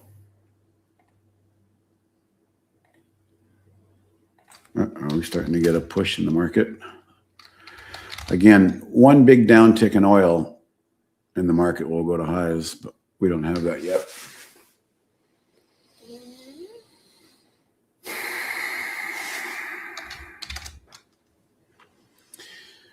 So, back to Tesla, all the people that are disappointed that wanted a big pop, they're not going to get it. So it's just been going sideways, but that tells me that this level right here is probably fair value for what Elon said.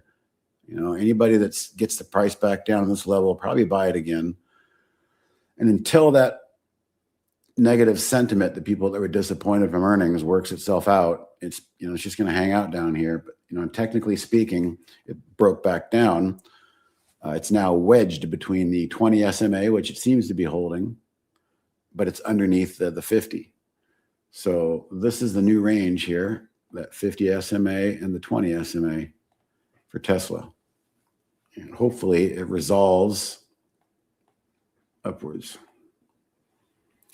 But the fact that it's not participating with the market, it's just that's the work of the disappointed people getting out.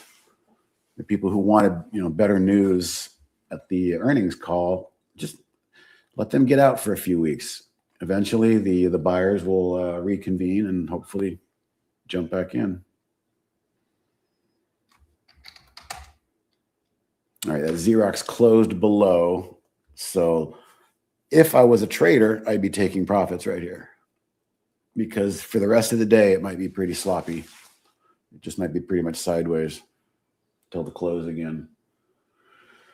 That's correct. I only use those two moving averages because that's all I really feel like I need. It tells me all the story. So, here was DJT riding the 10 SMA up to challenge again. So I knew there was going to be a challenge here, and I lost. The buyers lost for the moment, and then they lost the momentum again here on this one. So these are just the only two guardrails that I kind of use intraday. One of the reasons I sold Riot when I could was I looked over to the left and I saw that it was pushing way through this red 20 SMA. And usually they don't just push through daily simple moving averages. They put up a fight. So I figured I'd take it before any sellers came in. So that was a trade I took off. But Hive, on the other hand, it's doing the same thing, but it's being supported here intraday. So I'm getting like a pinch play here in Hive. It held right there, my 10 SMA. And it's trying to hold right here. And if it can put up a fight, there will be a big fight there at 240. And I'd probably just sell right there since it might be a trade anyway.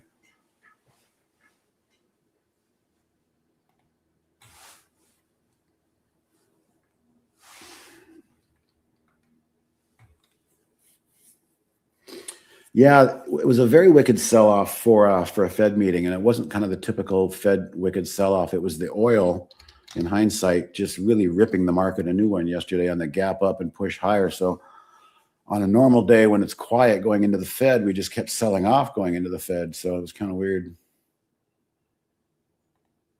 Now Xerox is making some 30-minute lows. People are starting to panic and get out for the people who don't have much profit left over, the day traders. All right, in TI, do you have a scan that looks for stocks that poke through the 10 SMA and have a push up above the 10? Yeah, on the daily chart or the intraday. I think I have both.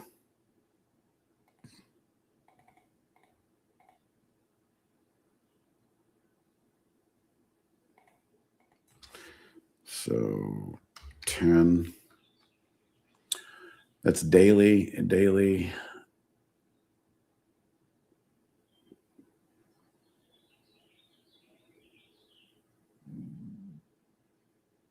Wait, what if I do 10 and 15?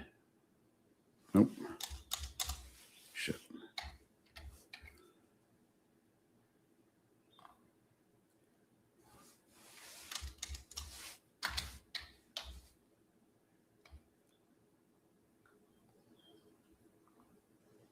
There it is. Pull back to the 10 SMA 15. We can load that.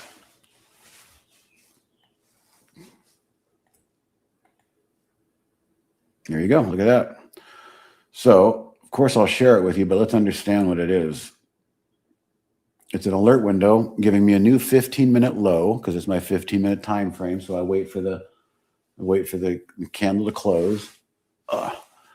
And the magic sauce is when you're using SMAs or even VWAPs or whatever, is to put an envelope around it. So I've got a negative 0.25% and a positive 0.25% straddling that line. You can tighten that up. It doesn't really mean much, but it'll trigger if there's a new 15-minute low. Now change from the close. This is my bullish one. It has to be up. Has to be good relative volume. You could tweak this if you want. Maybe change it to a little bit lower relative volume. And change in 5 days, 2% minimum. So these are stocks that are at least up. You could even add more ideas like, position in 30-day range or change in 20 days, things like that. But when we go back, I'll show you something. When we go back and just look at them, these are things that are up and have pulled back, and the blue arrow is giving us a lot of different symbols today. So if I'm gonna go to history, probably gonna be a lot of names in here.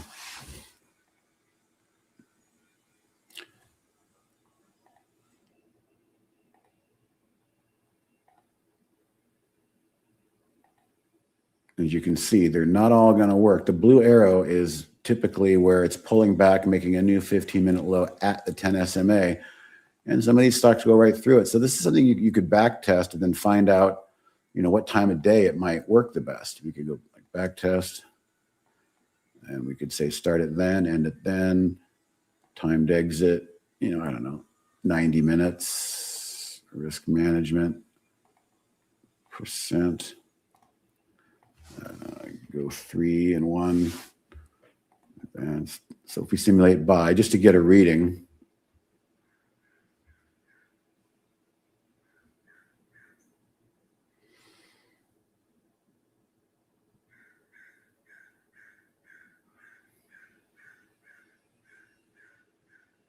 the last percent is always the tough part.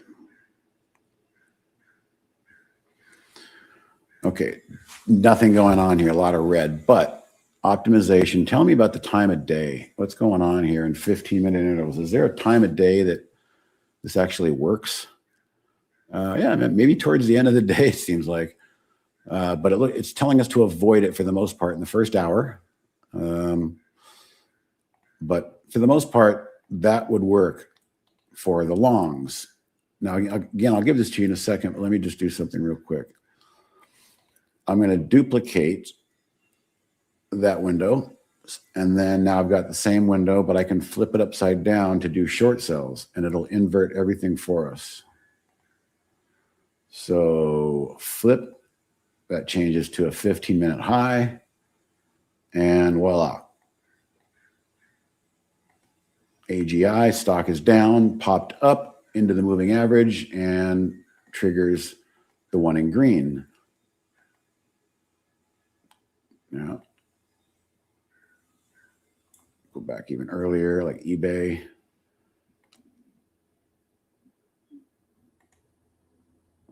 You can see it's not perfect, but they can spin through and give you ideas in real time. And there's probably things you could do to try and make this better. But I can give you these, and then you can kind of augment them the way you want. Sell in May and go away. I don't know if that's going to be the case this year. Normally it is. We're coming up on May tomorrow, and the market looks like it wants to break out. Here's the reverse one. Again, there's probably a lot of work you can do on those, and you can play with the back tester if you need to. But I don't scan for that, but I basically, and I try to use it like I was here in Xerox. There's, again, once again, if I had used that candle to get out at the close, already I'm kind of happy that I did that. Now, it might settle in, and I'm not worried about that. But for short-term traders, or if you're a momentum trader, that's where the momentum dies. And that's why I call this 10 SMA the momentum line. It's got to close below, though, so you get a 15-minute reading every 15 minutes, because it can trade below, then pop right back up, and that's super strong. And then you kick yourself for selling it. So my rule is if I'm thinking about taking profits, I wait for the closing candle.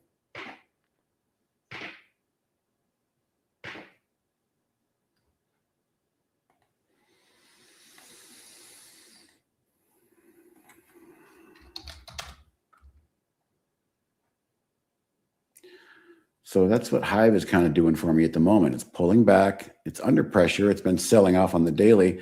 I just want one more push up into this blue line, and I'll sell it and call it a day trade.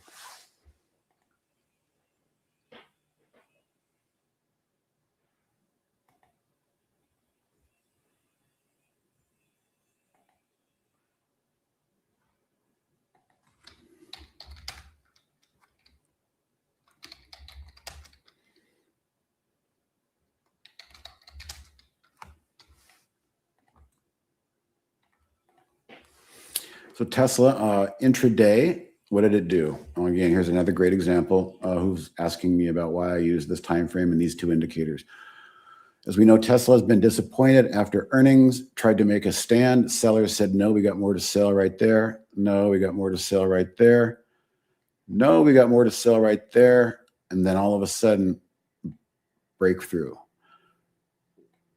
Then the 10 SMA, the momentum line comes up. So what I'm fully hoping can happen here is that Tesla can find some footing here on the 15-minute and then come over to the daily, and we start to make some challenges on the first order of business there, the 50-day moving average. And if we can get through the 50, then maybe the worst of it's over for Tesla.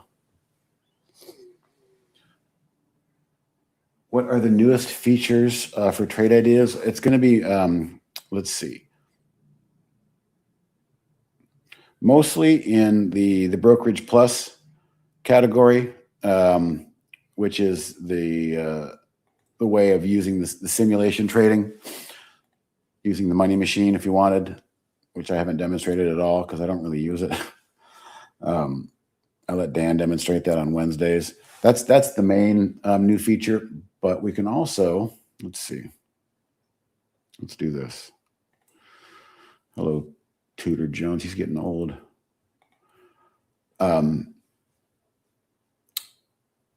On the download, release notes.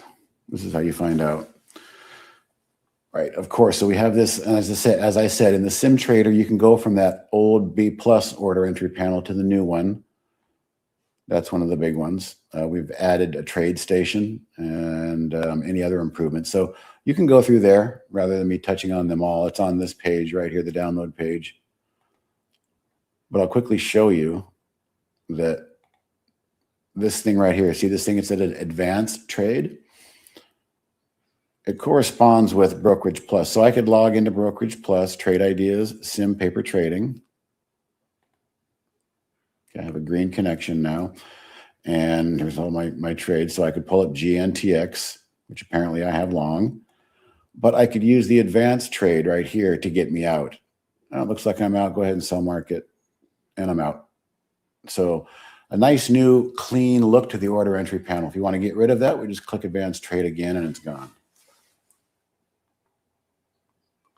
Anything else in the works? Well, yeah, I can share that what you see right here is the 2003 version of Trade Ideas in C++ Windows archaic mode. Obviously, we've never made an attempt to build in Mac. That doubles the development and support requirements. And the Mac solution has always been to have the user select a virtual desktop to run it. Many of our users do that. But that's not the best solution. The best solution is to say, how could we run Trade Ideas, more like this, where we have multiple tabs going? And, this is just a concept for our free version right now. I get people familiar with the type of data that we can pull in, and it's delayed data, of course. But we're building what we call a new tech stack, and it's probably still a year away. But you're going to be able to have, something like this that is going to be paneled. You can have numerous tabs open. That is coming. That's going to be a big, giant change. And I'll just add one more thing. Because of that new technology stack, it'll be written in a code that you can actually enjoy on the phone. You'll be able to use Trade Ideas on the phone, on the fly, on an iPad, and pretty much any device you want.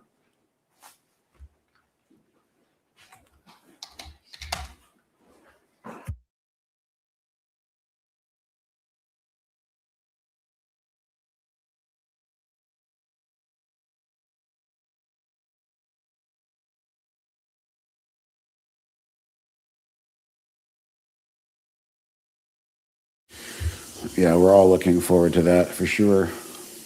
It's been a long time coming. So because of that, I will say there's no new features that's being designed for Trade Ideas, Windows Pro. All of the new feature energy is being put into what we call the new tech stack, a whole new way of tying everything together. It's the same data coming in, but we're presenting it to you in a much more current fashion than this archaic fashion.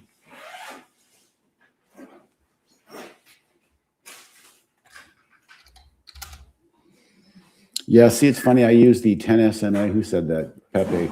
Sometimes it's just so close. It's even hard to tell the difference. There's my 10 SMA. It's probably pretty close to the 8 EMA.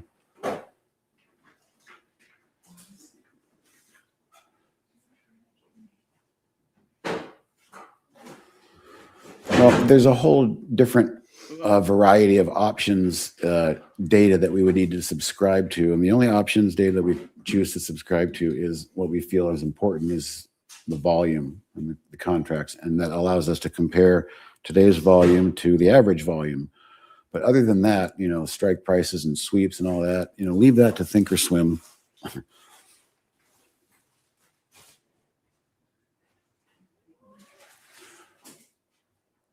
ONDS, yeah, I'm not sure what I'm going to do with this one yet. We'll see how it trades. I'll evaluate this one at the close. DFTX coming through. That's that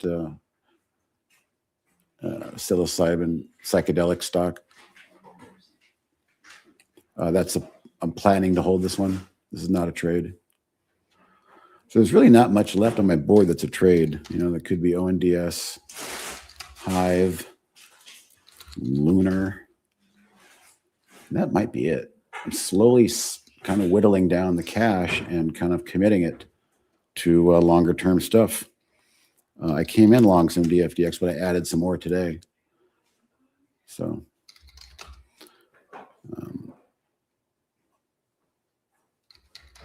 tried to play UEC earlier. That one just has, look at this chart. This is why this gets the best of me.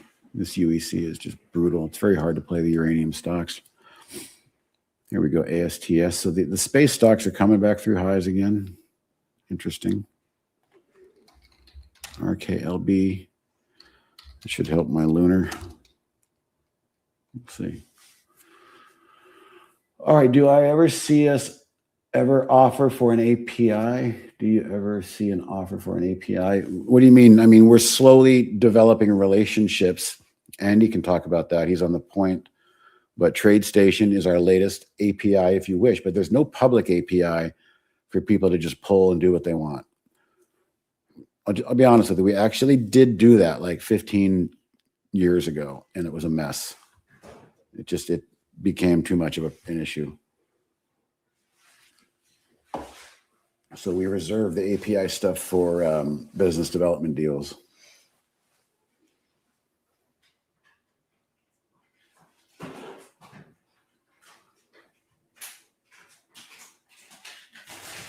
Hang on, Finkhausen. I'm gonna show you these first.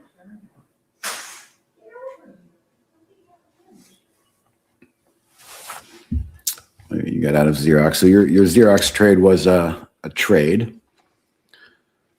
And I'm just trying to see, like, you know, what it could do from here. I don't know. It's kind of midday, no man's land here. Wonder what the VWAP is. So you broke the VWAP too.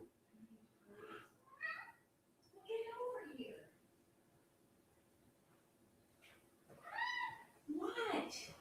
You want something to eat? Interesting. Well, get over here. Go push your cat down.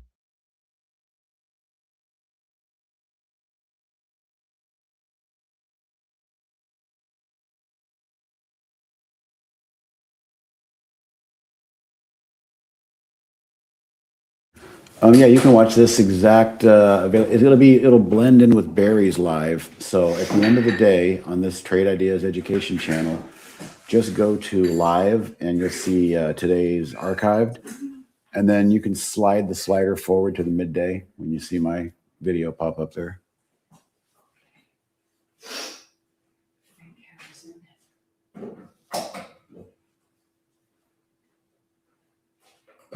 Okay, good. I'm glad that makes sense, Stellar. What I want to see is just, I want to see oil fall out of bed. And let's talk about technically here for a second. Look at how strong oil was yesterday. Overnight, you get the overnight risk. It's hard to manage. But intraday here, look at what keeps rejecting. The 10 SMA keeps rejecting the oil ETF. I want to see more of that.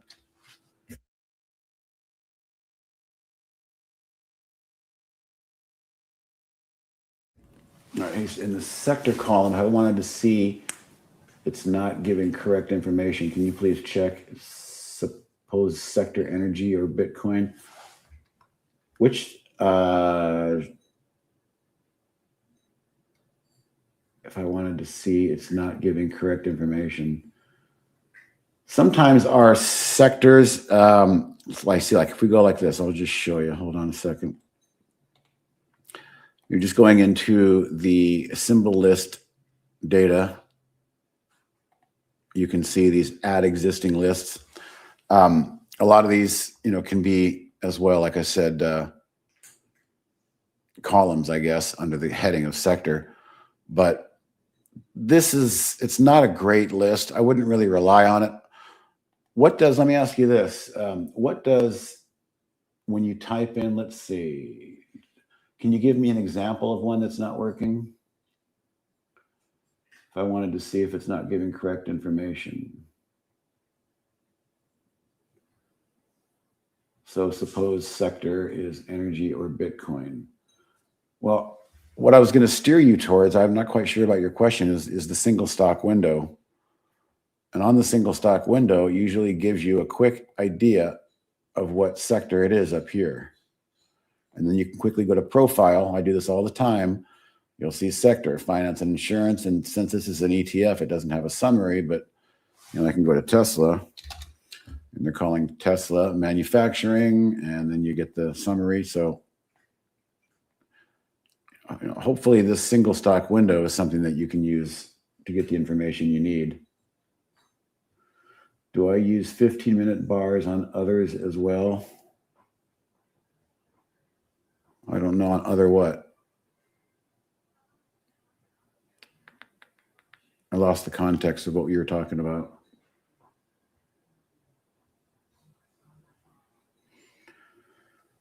Do you use 15-minute bars or others? Oh, or others, not on. No, I just use the 15. I don't really like, occasionally I might pull and look back and just go, what does the 60-minute look like? Just to get a feel. That line means nothing now, really, at the 60-minute mark. It's kind of messed up, but the 30-minute, that line is valid on 30-minute. Actually, no, it's not. It's still configured for 130. Like if I wanted to do like a simple, like let's say, if I wanted to go from here and say, well, what is the anchor from this rejection point right there? Anchored VWAP. I would see, okay, well, then I've got, a little bit of head work to do, but I rarely really dive that deep. I just try to keep it simple, because for me, the more time frames you start looking at, the more information you're getting, the more likely you are to talk yourself out of a good trade.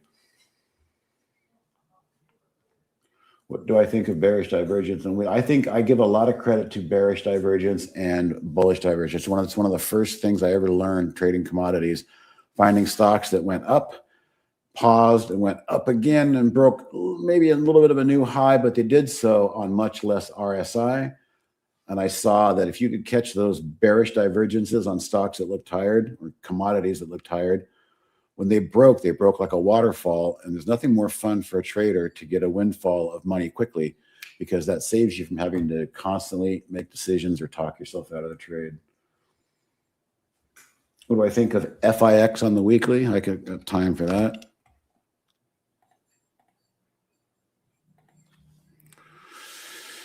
Comfort systems, plumbing, heating, air conditioning. Boy, it's a bit overbought, isn't it? It looks like it's extremely parabolic. I'd be nervous. Parabolics have like 3 stages. 1, 2, 3. I'd be extremely nervous. I'd basically watch intraday, maybe this 15-minute chart. The minute it breaks down through the 5-day moving average, that's your earliest moving average that I would not want to be long and break. Here's Barry's chair. Yep. Barry's chair. Barry's chair does a lot of good trades. Right. Yeah. What was I going to say? I thought I had something very profound to say, but now I can't remember. So it'll have to wait till next Thursday, Steve. All right. That'll work. Okay. Write it down. I will. When you think of it, it'll come to you. I know. Probably 2 a.m. That's the problem. Bolt straight up. Should have said that to Steve.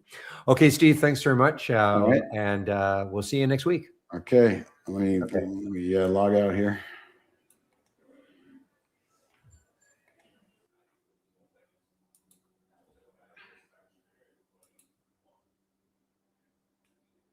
Okay, I'm back in both rooms, guys. Back in both rooms. Just give me a moment as I resurrect my music.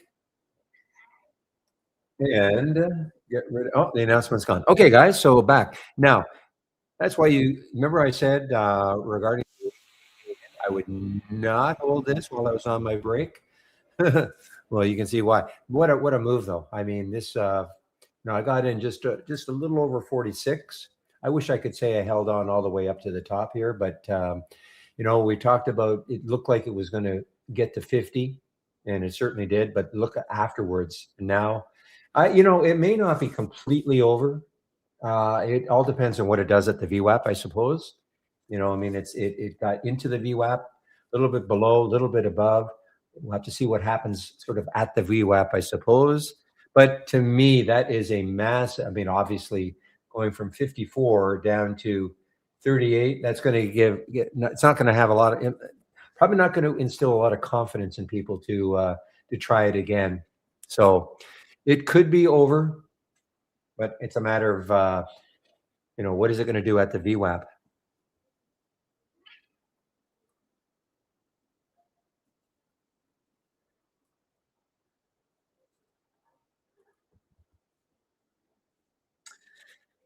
Now, you know what's really basing here, as I've got this one thumbnailed, OPCH. OPCH. This was a earnings play. So got hammered down, still down 30%. But look what it's doing. It's one of those ones I don't think it's going to stay here for the rest of the day. It's going to probably, now, if I were a betting man, probably taking this out on the downside. But, I'm just going to, what I'm going to do is I'm going to put a price alert right around the 19 level. Excuse me, and put a price alert underneath around the 1870 level and see which way it breaks.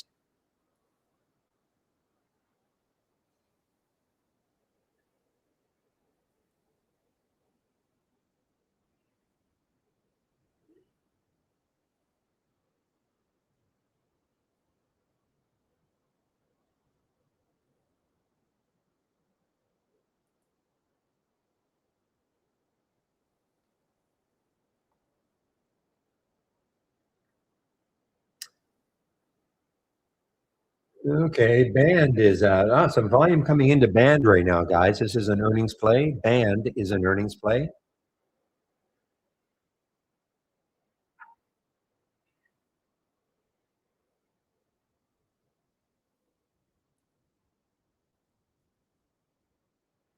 So let's take a look at our AI today, okay? So obviously it's been an extremely good day, starting off with the Wayfair and the GTX, both tied right now, 7.2% moves, the FLS, the band. But what I really want to do is I want to take a look at the reentries and see what happened on those reentries today.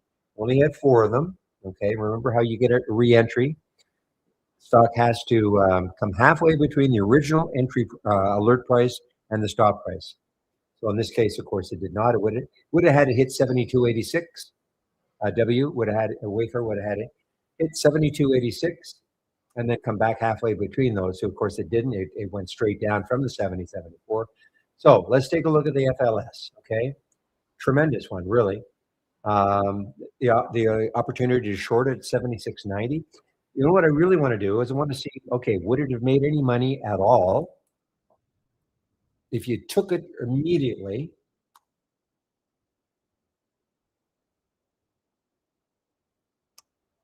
Hard, yeah, it's hard for me to know. I'd have to know if this popped up. Hard to know, but you wouldn't have made a lot of money. You would not have made a lot of money. See that down arrow right there? That's the candle in which the alert happened. Okay, there was the price at 76.80, and then right after that, though, it hit the stop.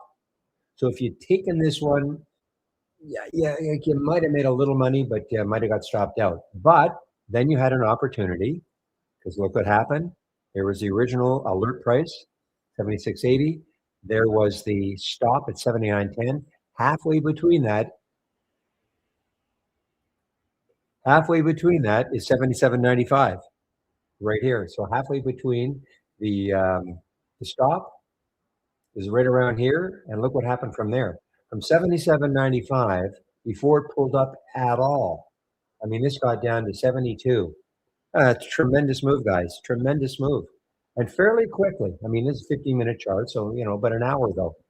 I mean, a great moves from 77.95 all the way down to 72 before it pulled up a bit. So there you go. That's one. Number 2, band. Same thing. Went long, 34.54, 34.54. There's the alert. There's the bar, or there's the upward bar or pointer. And maybe you would have made a little bit. Yeah, probably would have made some. In fact, 34.54. It's just that I can't tell if it got it on the way down. Okay, but even if it did, it hit the stop, and then about halfway between the stop, 33.50, and the original alert price of 34.54, which is 34.02. So not bad. We're at 35 now, and this one. Modest, VHC, the same sort of thing, went long, 611, got stopped out at 592. And then when I say get stopped out, it may have popped from 611 and then eventually it hit 592. Okay, and then it got halfway between the two of them, which is 601. So not bad. This is the only one that didn't work. 1890. Okay, on the MRAM, original entry was 1919. Hit the stop at 1861. It did at one point get halfway between those two, but it is still underneath. So they're not all going to work, of course, but three of them, two of them, awesome. This one, modestly good, and this one didn't work. So just waiting for re-entries. Now, these two you didn't have. I tend to try to wait for the re-entries. I'm going to miss out. I mean, these two are wow. I mean, this big moves right from the beginning. GTX and a W. So that's part of our premium service, guys. And all you do is just wait for the alerts to happen. There's nothing for you to do. The earliest alert would be at 9:40. You can see there's one at 9:40, 9:41, 9:40. That's the earliest alert you'll get. Nothing happens in the pre-market. So if you have a premium service, this is how I would watch our AI. Make sure in the filter section, it is profitable trades is unchecked. Okay, make sure it's unchecked. The reason being is that if it's not checked, you won't see the re-entries, because re-entries are always underneath it's looking at the re-entries, and the re-entry price would not be profitable from the original alert price, if that makes sense. So in other words, if the alert is at 611 for BHC and the re-entry is at 601, it's still looking at that as being an unprofitable trade. So if you've got profitable check, you won't see this. That's all I'm trying to say. You won't see the re-entry prices. So have that unchecked. Okay?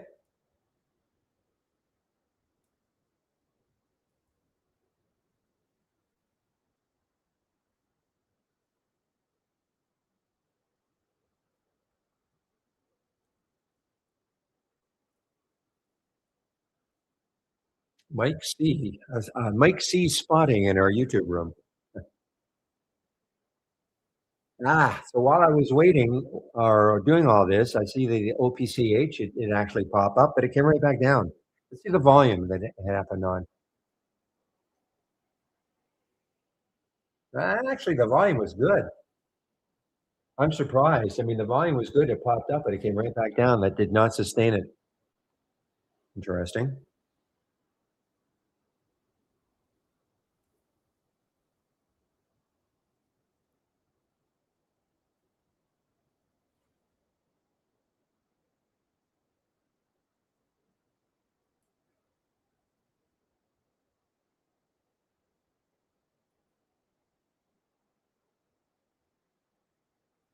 Now, we don't often get late AI alerts. Usually by about 11:30, it's usually about done. It's not designed that way that it's done. But let's take a look at AMCX.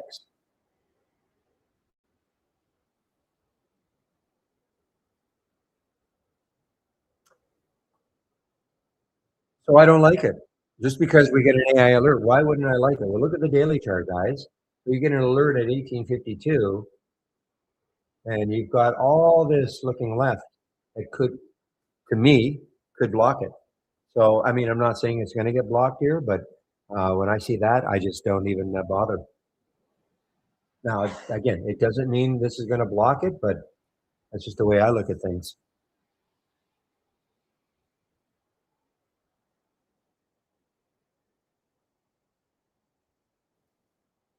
I think the volume that came in right here.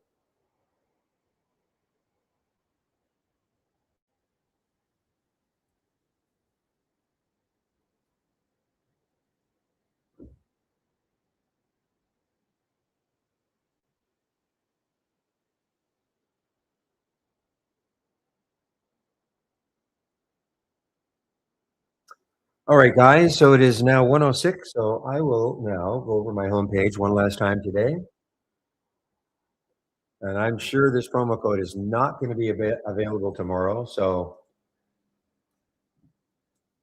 only if you're looking at taking out a premium subscription. Okay, but let me get my link in here, and then I can display what it looks like.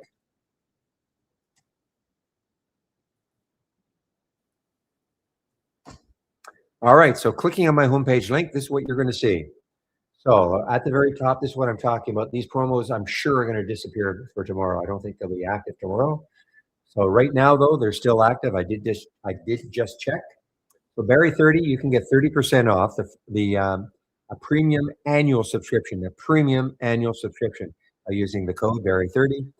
1 month, you can also get 1 month of a premium subscription.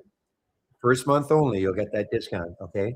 25% off. After that, goes to the regular price. And also standard and monthly, you can still get 15. You'll get 15% off first month only or the entire year, okay? So any questions about these promo codes, just you're going to ask, obviously. And all I ask, if you're going to take out a subscription to Trade Ideas at some time in the future, please use my code, whatever the code is. The reason being is that the company tracks the use of the codes, promo codes. So if they see my code being used enough, they do not mind keeping both of these rooms that I moderate free. I moderate a YouTube room and also this room right here, the trading room. So if you're sitting in YouTube wondering what I'm talking about, this is the trading room. You can get into this. It's free also. Way more action here. A lot more interaction amongst traders. Another bonus, it's open at 6:45 a.m. Eastern Time. So if you're looking for interaction with traders during the pre-market, you can come into that room. And I don't do it. Obi opens it up. Thank you, Obi, for opening it up. I don't. I live in Vancouver, so it's too early for me to do it. So that's why Obi does it. I get on the mic, both rooms, sometime between 9 and 9:15, and then I go to sometime between 2 and 2:30. So I don't know what Obi sometimes will keep the room open after I leave. I don't know if you told me yet, Obi, but of course you're under no obligation. But just let me know, okay? Just let me know if you're going to keep the room open after I leave. But then what I do is I keep my layout up and running for people to still see my layout, and then Obi will shut the room down if he's going to keep it open after I leave. Not today. It's Thursday. Okay, so when I leave, that's it, guys. Okay, when I leave, I'm shutting the room down. So next thing, if you click on my homepage link, keep it simple. Get the trade of the week. You can scroll down till you see this. Trade of the week is free. You'll get it before the market opens every Monday morning. If you're in a YouTube room between 12 and 1, Steve Gomez, he is the originator of the trades of the week. I don't know if he went over this week's. But again, it is free, and you'll get it before the market opens every Monday morning. You'll get an email, and it outlines some of the reasons why this was selected as the trade of the week. It'll give you a suggested entry and a suggested stop. Next, if you have taken out a subscription or you're thinking about it, click on the education section, click on the more info. So this is mandatory if you have taken out a subscription, okay, mandatory, 12 short videos to get you started. But this is what I would do if you're thinking about it before you give us any money. You should take a look at these videos. You would look at 11 of them. They're all short. That should give you an idea about what our capabilities are and whether or not that makes sense for you to even try us, okay? And you can always try us for a month. If you don't like it, you just unsubscribe. Monthly subscriptions are just that, month to month. Back to basics. If you're new to trading, this is for you. Free series of 15 videos for those of you who are new to trading. And last, if you're looking for my scans, my races, etc. So if you've clicked on my homepage link, scroll down, and here they are, custom scan section. So here are the large cap gainers is over here. Volatile race, I don't actually call it the volatile race. I just call it the biggest gainers, but it is a more volatile race here. Pre-market actives up and down. That's what I use in the pre-market. The upside versus downside movers, it's a crawl. It's right here. Everything you see in green is a new high of the day and red, new low of the day. Basically two competing scans. One looking for stocks making new highs of the day. The other one looking for stocks making new lows of the day. They both had very similar filters, price ranges, volume, and all that. And here's the house resumes. Now I have 4 other scans that I'm currently sharing. Momentum scan, a gap scanner, the Pepe combo scan. I don't have them up and running. I do have this one up and running though. The William up down scan. Okay, I have that one up and running on my other monitor. Why don't I have these up and running? I may bring back one of them next week just to test it out. But if I do that, I'm going to get rid of one. I don't want to have so many up and running. So any questions about, the scans or trade ideas related? Don't be shy. You can ask me questions all day long. Don't feel like you're interrupting me. If I'm doing something that I can't be interrupted, I'll let you know, but typically that's not the case. If it's an accounting question, though, that's the one thing I cannot answer, but I can direct you to the people who can.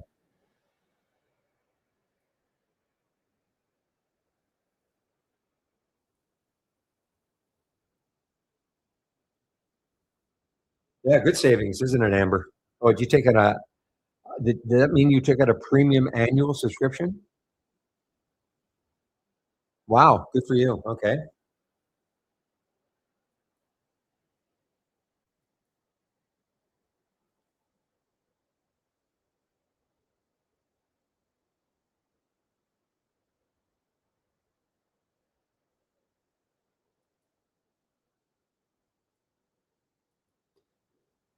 And you had been in this room for quite a while, though, also, hadn't you? And you'd also probably had taken out a monthly subscription before.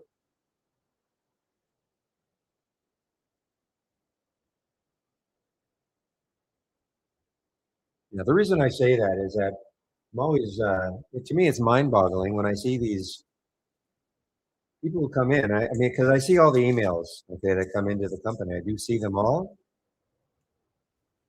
And people with no trading experience whatsoever, and they plunk down, and even with no discount, maybe they plunk down a couple $1,000s for a premium annual subscription. No trading experience, don't know our program at all. I just a lot of money to plunk down when you have no trading experience and you don't know the program at all.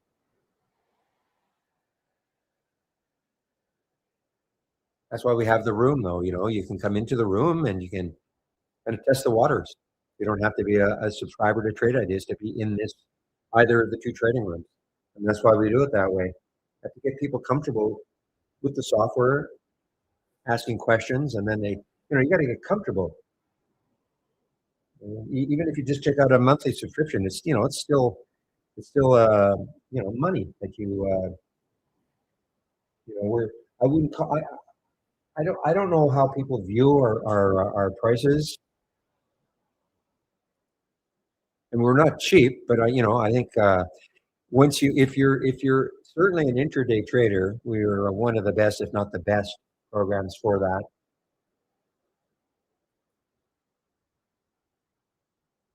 But you have to have some trading experience.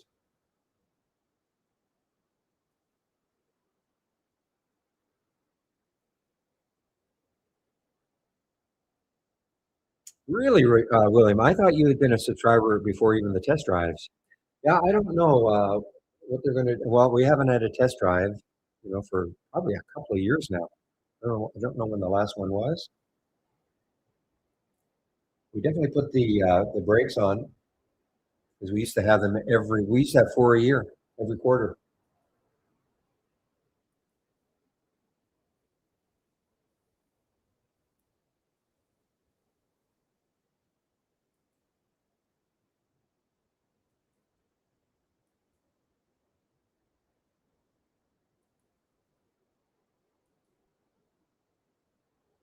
Hmm, interesting.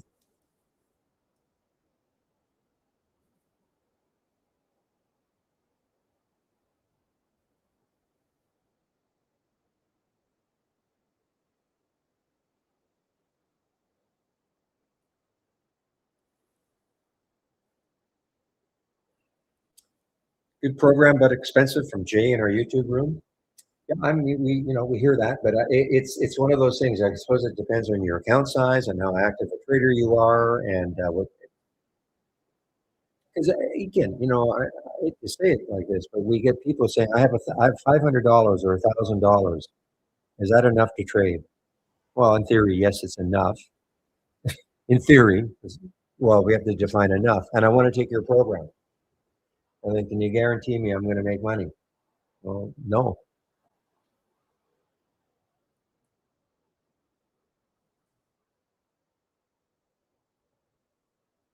Yeah, that's why I like the.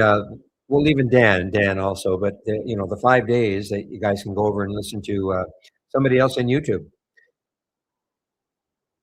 Now, basically, we have the three traders plus Dan. Okay, we have Chris and Steve and Andy, and then Dan demonstrating his the money machine. I'm sure on the Wednesdays. Yeah, but we all have different trading styles for sure.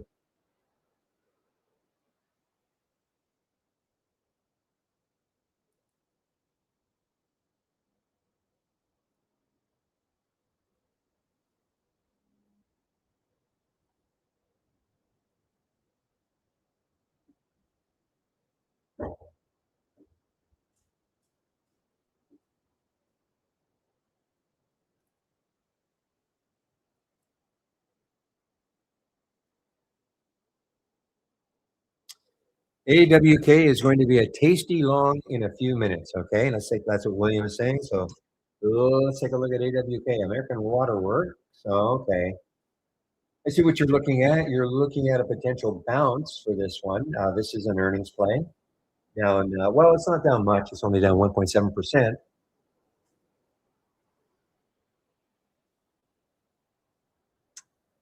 If this is the sort of the bottom, I probably be waiting for a 130 break. If this is the bottom, and then you've got this. I mean, the VWAP is way up there. So I mean, if the VWAP was a bit of a magnet, that would be very interesting, of course. Look at the AKAN. I wonder if it's truly over. I don't mean today necessarily. Looks like it's over today, but I wonder if it's truly over now, and it's going to go right back down to $3 and stay there for a few years.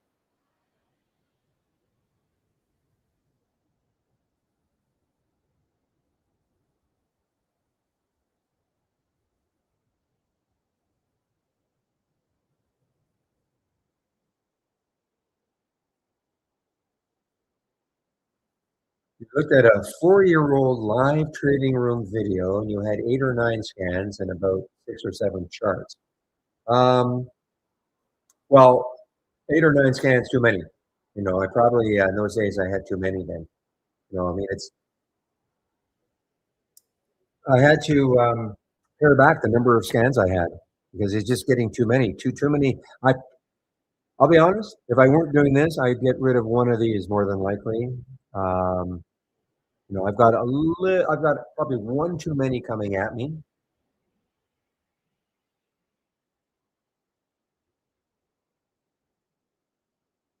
Oh, there's no question. Getting rid of some scans, topless and all that, has helped me immensely. Just because you get more focus on just a few things rather than trying to cover every single type of a scan, not scan, but pattern. I mean, it just gets too much.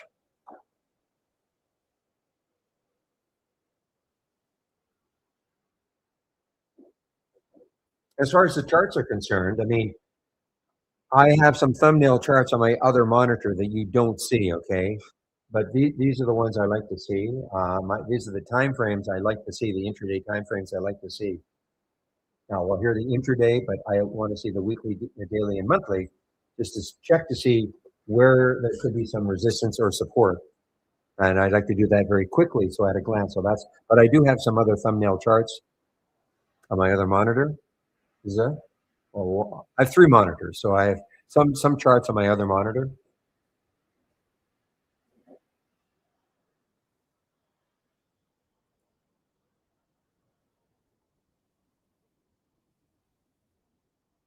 I don't know who is a direct competitor, exactly what we do. I don't know who is. the ability to create scans and then have everything adjust in real time without you're having to refresh, um, looking at a universe of stocks rather than just a basket of stocks. I don't know if there's anything else out there. I probably shouldn't ask the question because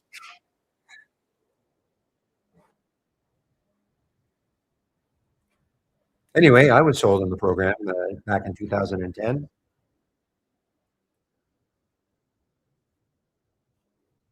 Look, wow. Unusual tech. That was you, right? What a You've got to print this out, guys. This is exactly exactly what you want to see with the trade wave. You cannot get better than this for so long. I mean, look on a 15, of course, but on a 5, I wonder what it looks like on a 2. Still awesome. I mean, this is probably one of the better trends you're ever going to back this 5-minute chart out a bit. I mean, it started back here. What time is that? That's 9:30. Not really one pullback whatsoever. And the interesting thing is, first of all, it's not an earnings play, and I mean, this is their news announcing an expansion of their partnership with Hirschbach Motor. So the final deal will enable the carrier to scale its national network with 500 million driverless miles. Okay. I mean, but that is such a beautiful, ordinary, or not ordinary, orderly. That's the word I wanted. Orderly move.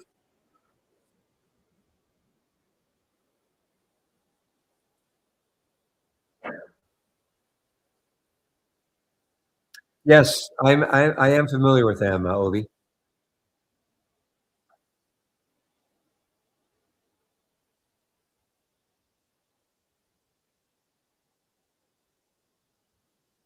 Interesting. I would have thought, but there are no shorts available for me, Interactive Brokers, for this one.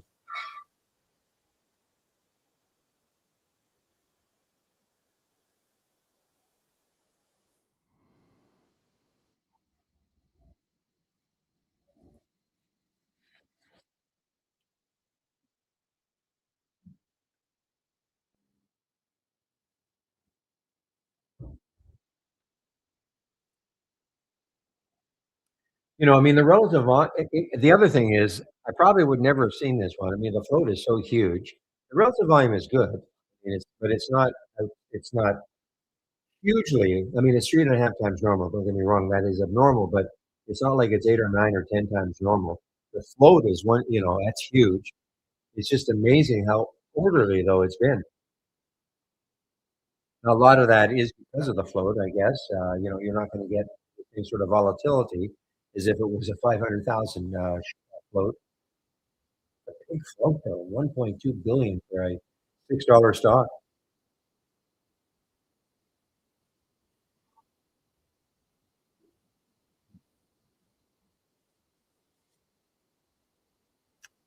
Yeah, I see UAMY is up here.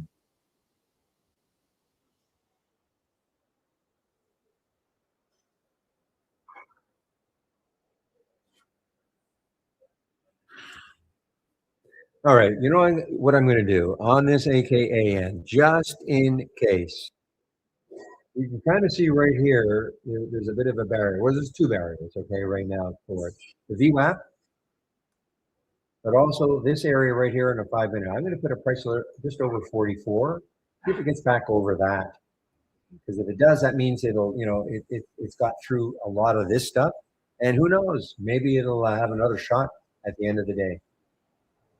The VWAP is 39. The VWAP's around 40, 41 or so.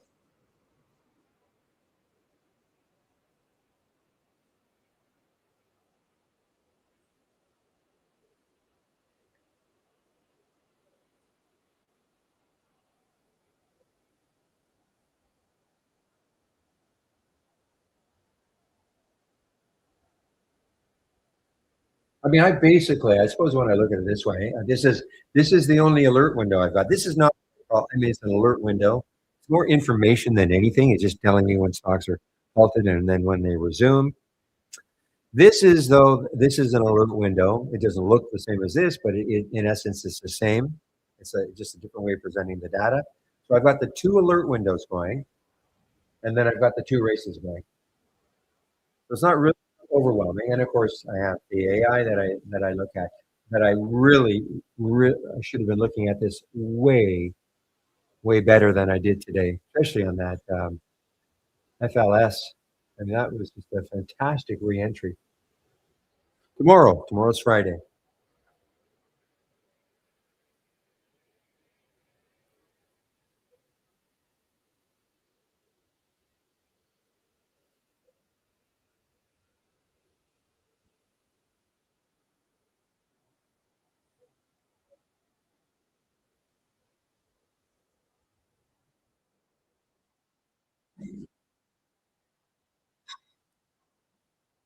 Well, you've been pretty active, William.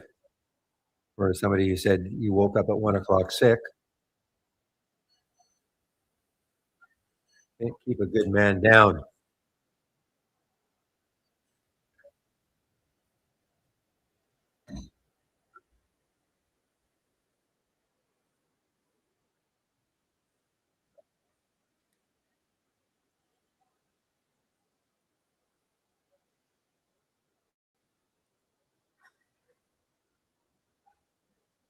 Is it really? Car is heading back up. All right. What have the memers got a hold of it? Well, I don't know. I don't know if they have or have not.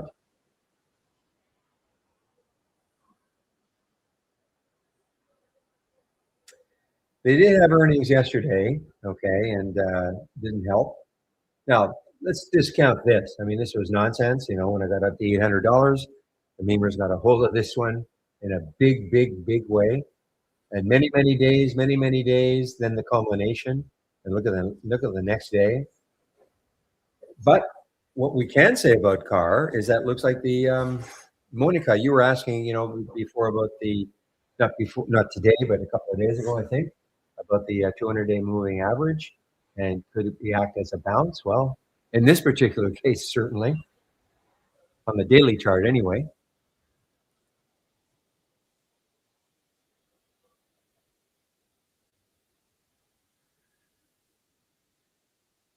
Two-hundred-day moving average is 157.91.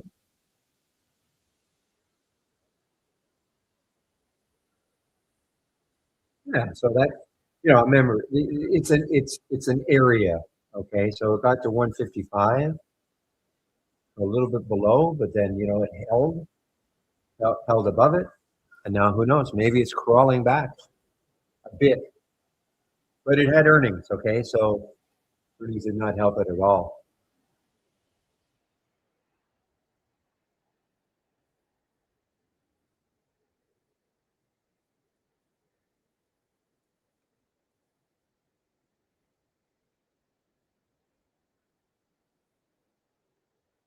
Now, if this had an ETF, I might be inclined to take some.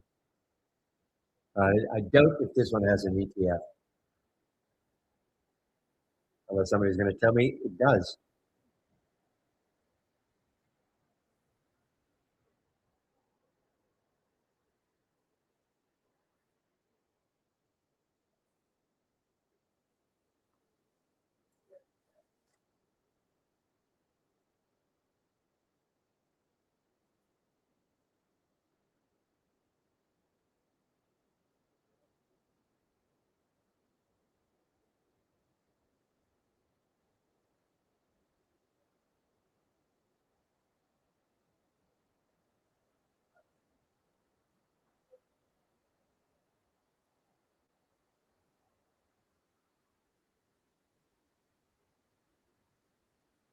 That OPCH, I didn't take it. It kept moving though.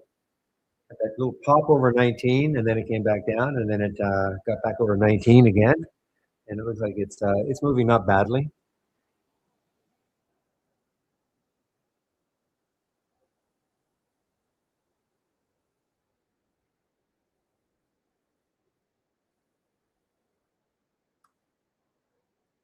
SPY, is that a new high for the day or new high, high, high?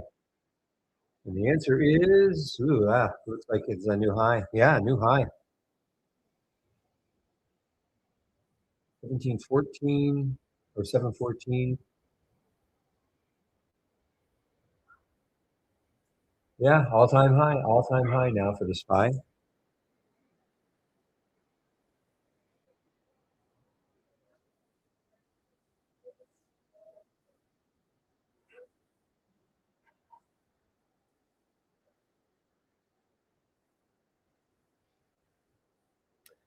On this ERAs, I have to reset my price alert. I mean, this could be an interesting one tomorrow, guys. Hammered down, had bad news 3 days ago, 2 days ago, but what's that high right there? That I think it's around 1060. Yes. So I'm going to put a price alert, say 1065, 1070. Let's let it clear it a little bit and see if that happens. Okay, and see if it has a little more recovery in it. Probably will not happen today, but you never know. It might happen tomorrow or sometime next week.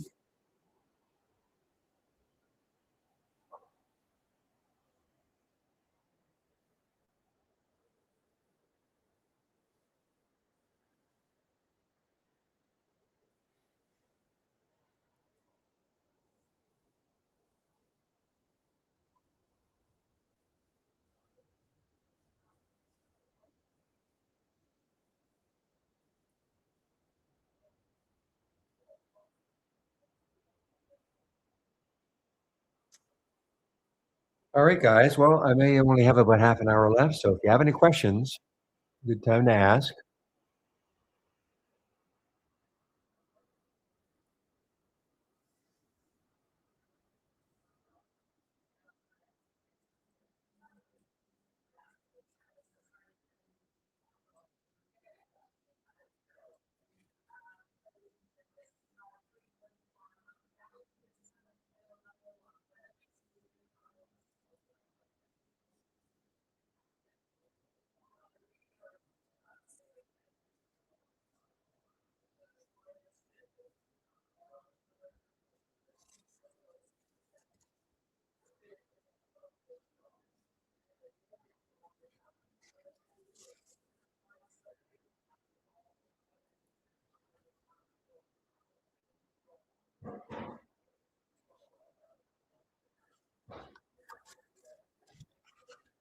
Man, why didn't I take that? Why did I not? You know why I didn't take it, the OPCH, because of what it did right here. I mean, a lot of volume came in, it popped up, and then it came right back down. But then look at the next volume bar.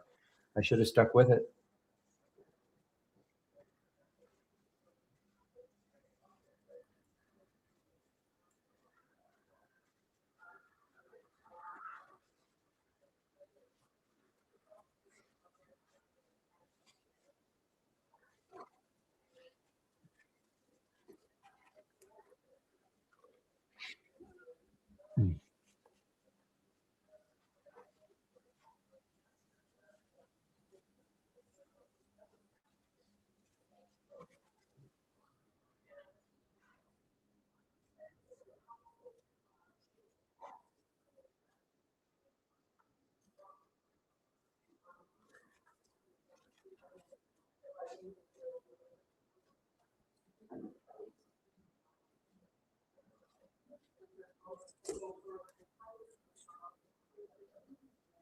Does my XLP chart show a very large volume bar 1 hour ago? Okay, let's take a look. XLP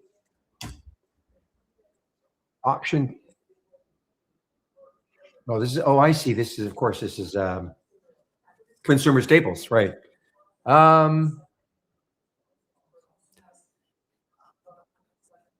You mean right there? That's right here. Yeah. Right here. Yeah. Well, that was 9:30 though. Okay, so 1 hour ago, not a very no. I mean that was 9:30, so that was the open, which makes sense. 1 hour ago, not really. I see one here at noon. That's an hour and a half ago, if that's what you're talking about.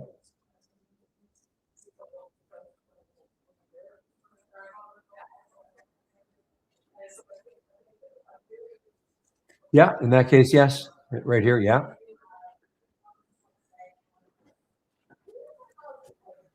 So it's right around noon.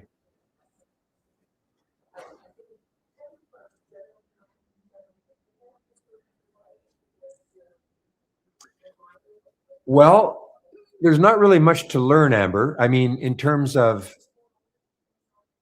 let's take a look at the Doc Channel bar and take a look at the two-time ETFs. I mean, you understand the concept that now there are lots and lots of ETFs designed just for specific stocks. You understand that concept, okay? So really, I mean, it's just typically the reason most of them seem to be two times. So most of them are two times. So in other words, if AMD moved up 1%, AMDL will move up 2%. Okay, and that's pretty simple. If AMD moves down 1%, AMDL will move down 2%. So I mean, that's just because that's what they mean by a two-time long. Okay, and the reason why they're so attractive is that a lot of times they're way cheaper than the stock itself. I don't know what AMD is right now, but you can see this one is $34. So AMD, yeah, I mean, it's a $352 stock. So that's for me, that would be, I mean, that's why I took the met you earlier. Okay. So that's the attraction of it, I guess. And then the other one is, that there were why a lot of people can use them. If you can't short in your account, for instance, there are, I don't know what the short version of this is. Not all stocks have the short version. They certainly they'll have, if they'll have a long version. There won't be stocks that just have a short version. In other words, a lot of them have a short version though also. What I mean by that, if you thought AMD was going to move down, you could buy, if there was an ETF, a short version ETF.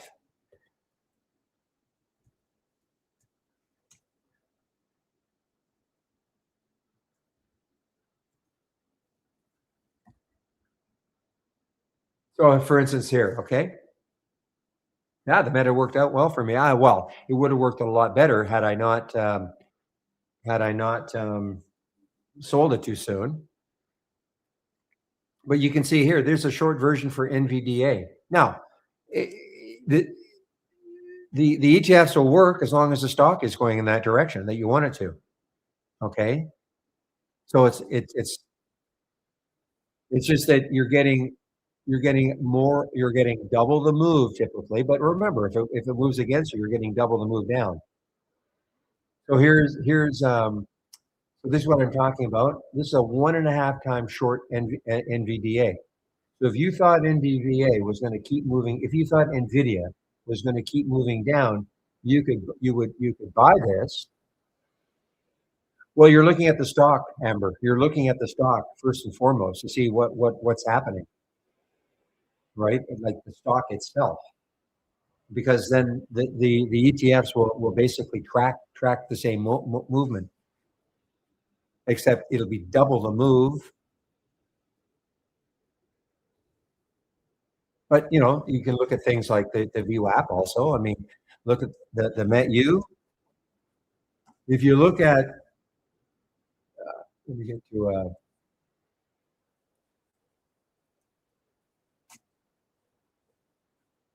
so here's METU, okay, sitting right on the VWAP, kind of, right? If you looked at Meta, the stock, it should look very similar to the sitting on the VWAP. You see? Okay. So it's all about the stock itself, of course. So, but if all of it, that's why I was saying earlier. Why did I take? And I don't think I'd ever taken a two-time. I'm not a big ETF player, but I thought, you know what? If it gets over 26, when was that? Not 26, 24. Sorry. If I got over 24, I thought, this was being beaten down, down, down, down. mean, remember now, the stock itself is down 19% still. So that's why you're seeing minus 18%. It's double the move. But I looked at that and I said, you know what? If it gets over 24, I want to take the trade because it looked like it, Meta looked like it was putting, like the stock was putting at a bottom. And, so I would take it over 24 at a stop down here around 23.90. So pretty tight stop. I was going to know if it was going to work almost immediately. So you just treat it like a stock. Now, the only thing is William says, don't hold them because they get into what's called a decay. You'd have to look that up, but I wouldn't be holding it like a stock. When I say hold it, I mean overnight or for a long period. So there's AMDS. So yeah, AMDS. So if you thought AMD was going to keep moving down,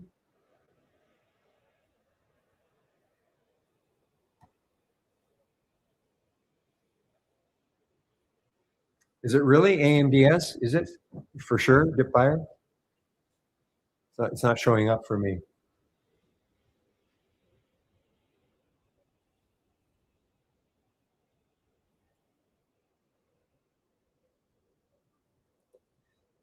So Soxol, yeah. So this is a 3-time, okay, but no, this is an ETF, okay, as opposed to a company ETF. I was talking about company ETFs. Now, and Stoxel is like a 3-time, so it can be pretty volatile. But this is a semiconductor. So if you look at SMH, but this is again, I'm not talking about looking at just traditional ETFs. I'm talking about company ETFs, of which now there are hundreds of them. I want to say that NVIDIA was the first one. I want to say that. I may be wrong. Certainly, if it wasn't the first one, it was among the first to have its own ETF. And then, some of the other large cap stocks got into it. But then you even have stocks like, HIMS. This is a HIMX. I'm sorry, wrong one.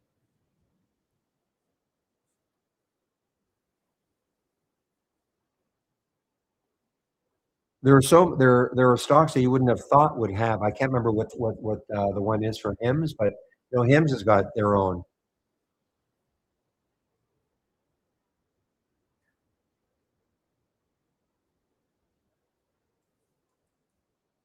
Definitely was an explosion of these.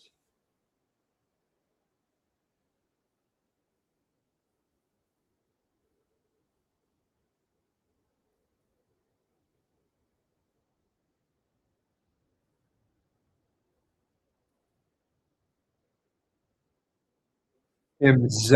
Thank you. So now this one probably not going to be that big a deal. What HIMS is $26.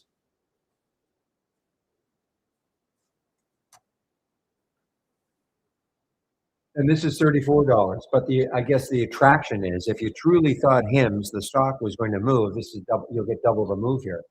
So this is a bit of an anomaly. Normally the ETFs are quite a bit cheaper than the stock itself. Okay. But so why would somebody take this instead of HIMS, the stock? Because if you had conviction, you'd get double the move.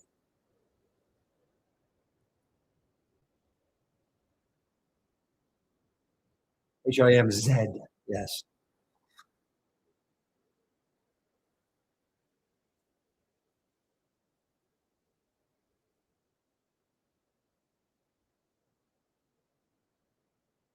Look at Metu now. This is Metu. It is holding the VWAP, holding the VWAP, holding the VWAP.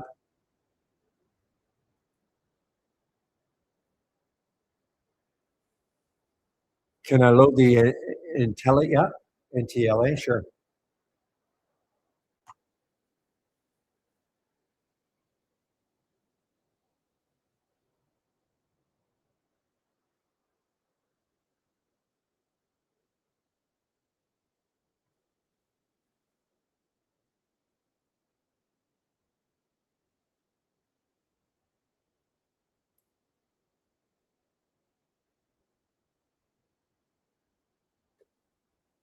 definitely was a beaten up stock for about 5 days. And then today, trying to get above.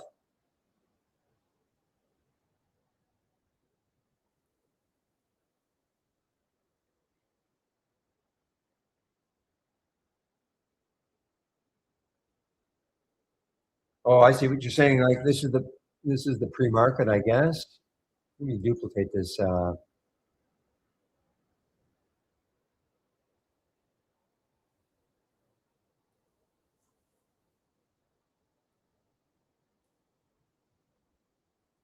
little bit bigger.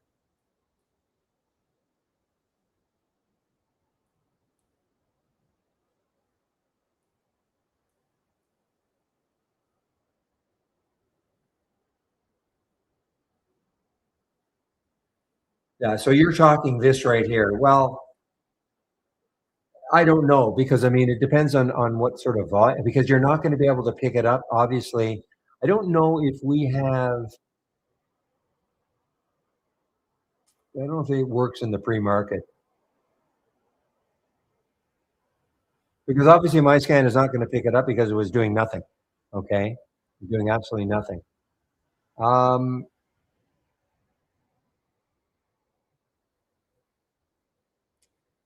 I don't know if the change works in the pre-market because you could say restrict the change over like a 60-minute period. Let me see if I can tell you what I'm talking about or find out what I'm talking about.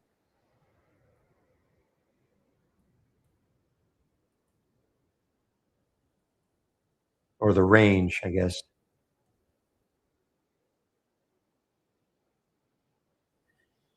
So we do have a 120. So we do have a two. Yeah, exactly. A lot of stocks will look like that. That's the problem. I'm just going to say a lot of stocks are going to look like that. Doesn't mean that. So yeah, because a lot of stocks just don't trade that much in the pre-market. They're not having massive moves up and down. It's only when the market opens. So you won't know. So it's not like, I mean, we do have a 120-minute range, 2 hours, okay, which you could restrict the percent to be very small, and you would see a lot of stocks like that, assuming this works in the pre-market. But again, as Pepe is saying, you might see 50 stocks that look like that, or 100, or 200. What are you going to do?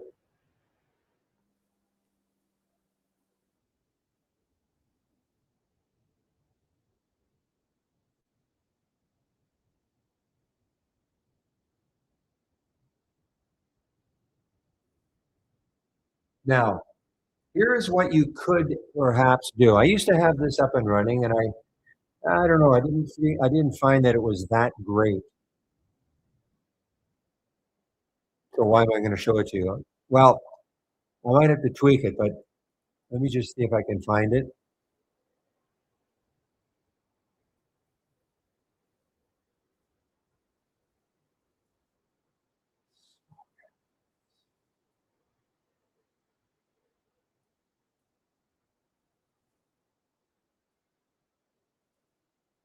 Let me show you the filters I'm using here.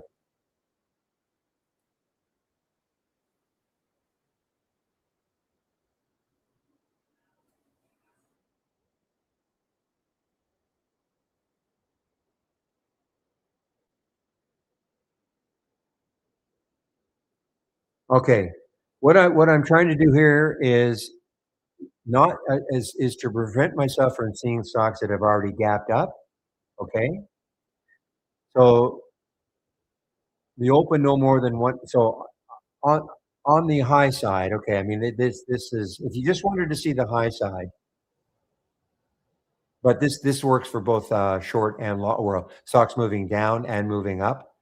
Okay, so what I've done is basically what I've done is I've restricted the gap. Okay, so the stock, it's not like you're going to see a stock that's already up 10%, and then the stock opens and it's already up 10%. Okay, I might actually look at this again tomorrow just to see what sort of alerts I get. But the current volume at the time was 3, so it means it was still a fairly active stock, even though the gap was not that great. Okay. If all that makes sense. So the stock is not going to be up more than 3% from yesterday's close. And the open is not going to be no more than 1% above the previous day's close. So that what happens is you get a stock that in theory could have been flatlining, I guess, or just not, not moving that much in the pre-market. And then it has a little move on the open, but not the dramatic move. And then maybe it's just starting, if that makes sense. Kind of like what you were just talking about with the NTLA. I can give this to you. You can try it tomorrow. And if you just want on the high side, like going long instead of going short, or you want them both, you just have to disable one of them.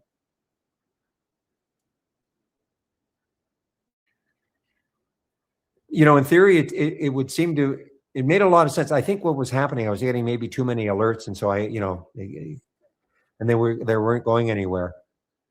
But you can always try it. Okay, so I'll give it to you. Small gap breakout shared.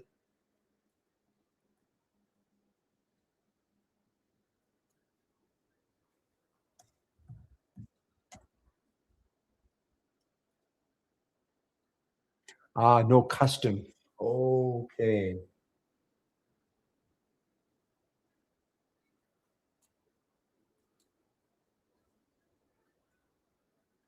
Okay.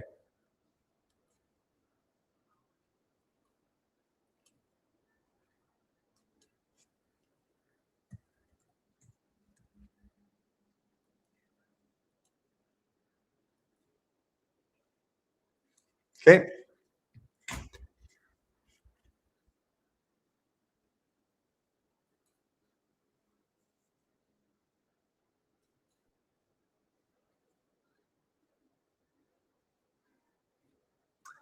So I don't know if the VIX is at a we don't have the VIX, I guess, as something I can.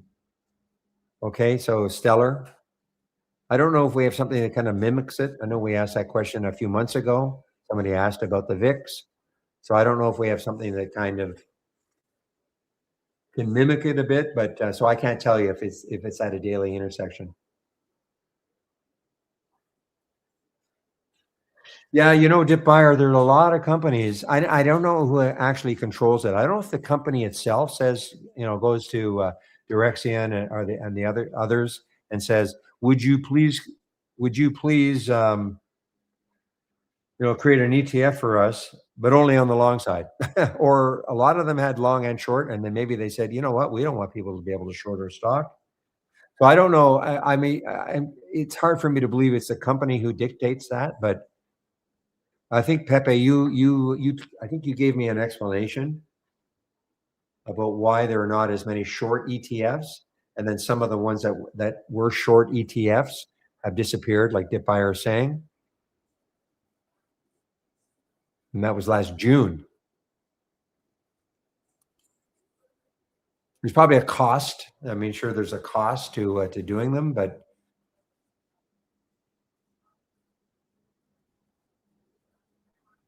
I know that if I had a company and had a say in it, I would say, yeah, don't create a short ETF for my company. But I'm not sure it's exactly like that.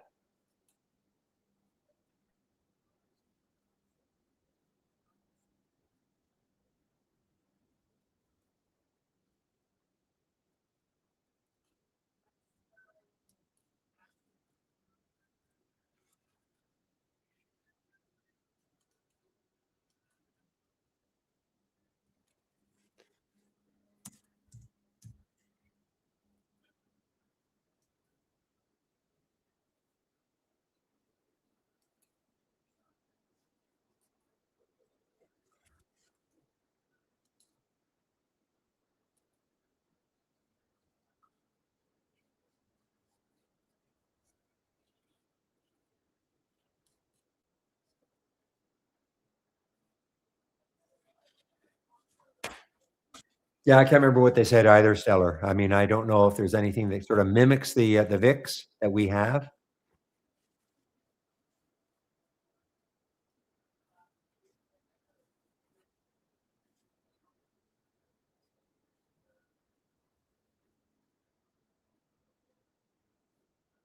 So you can kind of see here, this is the time, okay, Kane, as an example. I mean, the relative volume is great, 6.75, but it's only down 1%. So it's not like it's moved a lot, even though the relative volume is pretty high. I have no idea what the float is. I'll actually I'll watch this one tomorrow.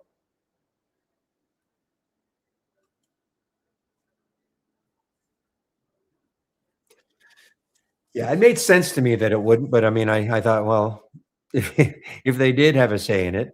So what would be, so is it a cost issue, Pepe? In other words, cost issue to create these ETFs?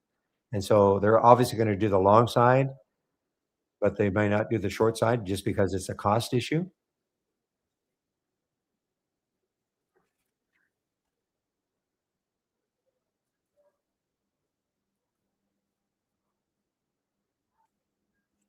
Or are they being paid off by the companies? Here's a couple of bucks. Don't create an ETF. Look at MetU now. Speaking of ETFs,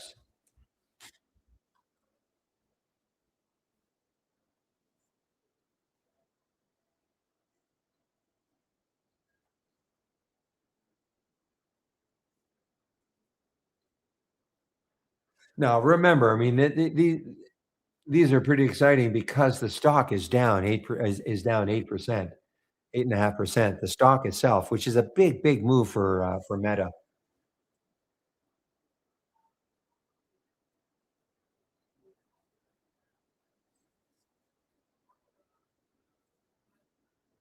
Ah, okay.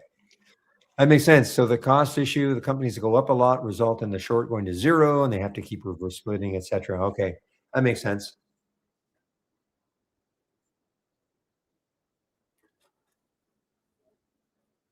Boy, Meta looks like it's just going to.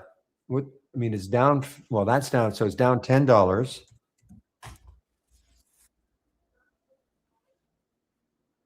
I'm sorry, it's down $55.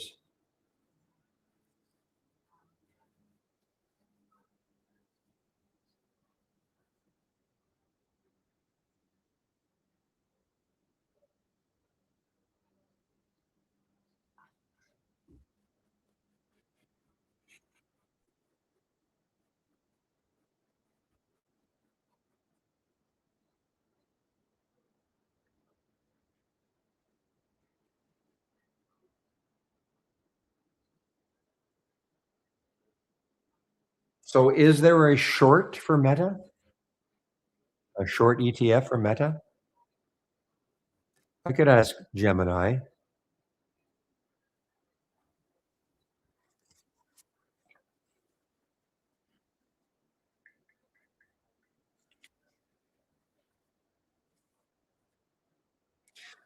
Hey, Gemini, is there a short ETF for Meta? We have the long one is METU. Is there a short version for Meta?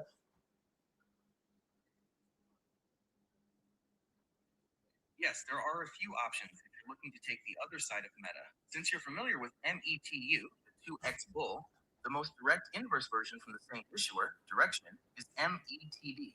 Here are the primary tickers for shorting It's only Meta one. via ETFs. Ah. One, the direct short version, METD.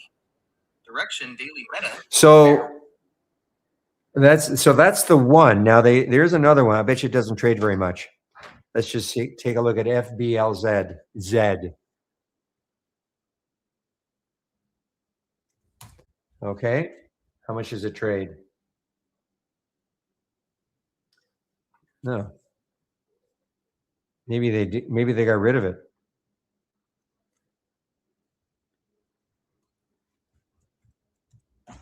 So this is the one timer, and yeah, I mean it trades, definitely trades, but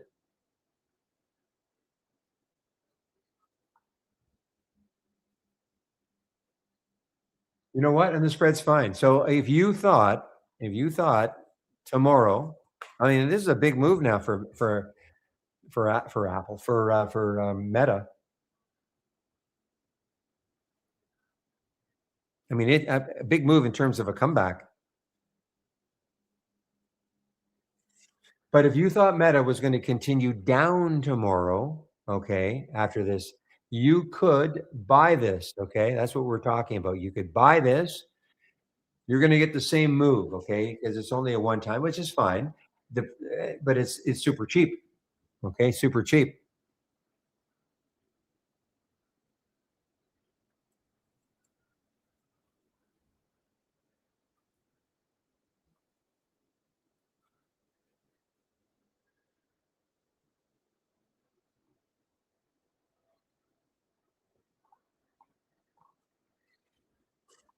So it looks like they got rid of the other one.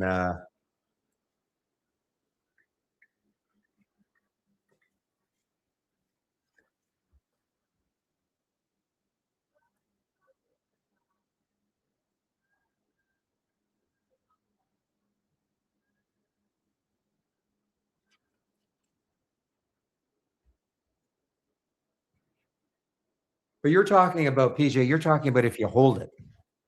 I mean, you just trade it intraday. It's not a.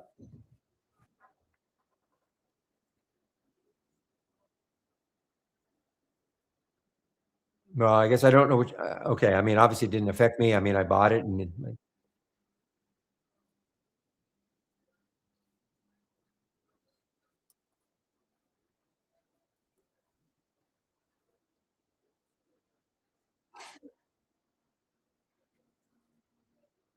oh, I see what you're saying. Okay, I got you. So you cannot use margin. Okay,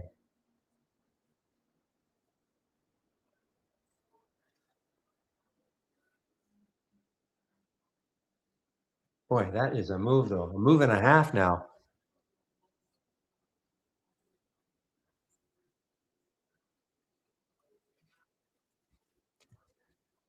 Well, I didn't go crazy on what I bought, so it wasn't. I didn't have any. There was no issue. I rarely buy a margin anyway. So I'm not in that many trades at the same time. So I never don't usually have that need to really load up on a bunch of different stocks and have to use margin.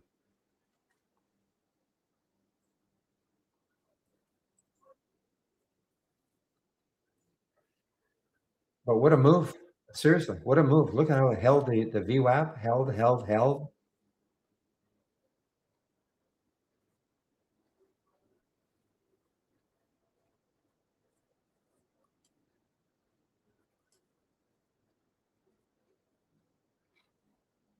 Well, I mean, typically it's fine. You're not paying anything for it. I mean, really, as long as you liquidate at the end of the day, you're fine.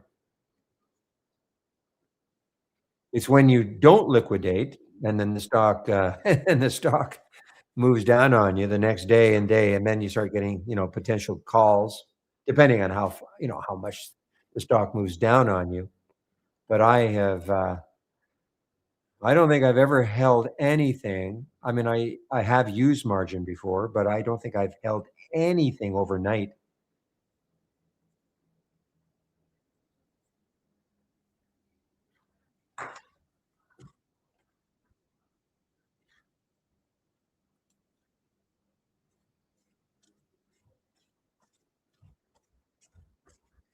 Wrong person to ask, Stellar. The question is, what are the most compelling publicly traded companies to invest in for long-term growth?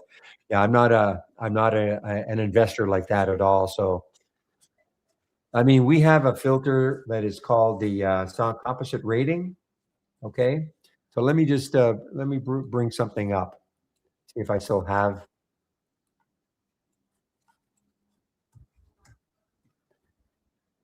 composite. Okay, what is it going to say?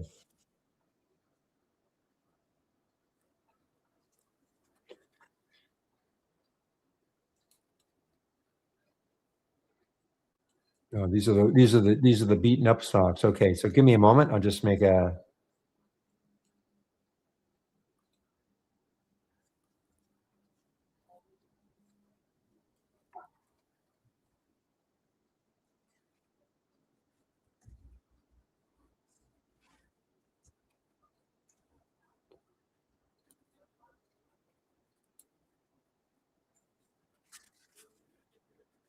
Okay, so for instance, okay, we've got this what we call the stock composite rating. I'm not saying, every one of these you're going to want to buy and hold long term, but it's basically like the top score can be 100. Okay, so these are all 99, and what this is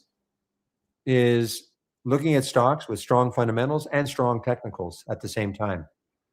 So earlier today we know that VIAV was a earnings release, and it was an all-time high also. It's dipped down now, but that's how you can kind of look at these things. Sphere, there's Morgan Stanley, there's Zoma. Zoma? Really? But that's a way to use this composite score to kind of find stocks that are at least strong technically and fundamentally. Can't tell you what the filters are because it's proprietary. Okay. And then you can make adjustments, to the price range you're looking for, things like that. And then you can kind of cycle through them and say, okay, that looks interesting, maybe. So, but I'm the wrong person to ask about, I mean, people are going to say NVIDIA. I don't care. NVIDIA is having a bit of a down day today, but many people are just going to say, buy NVIDIA, right? Buy Tesla.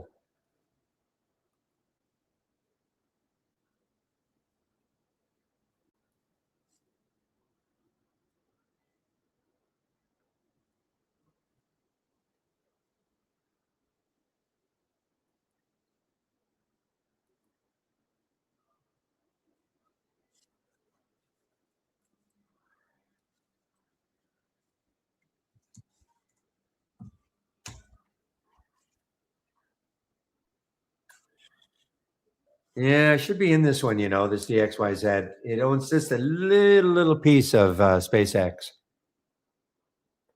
but a little bit of a piece of a potentially $1 trillion IPO.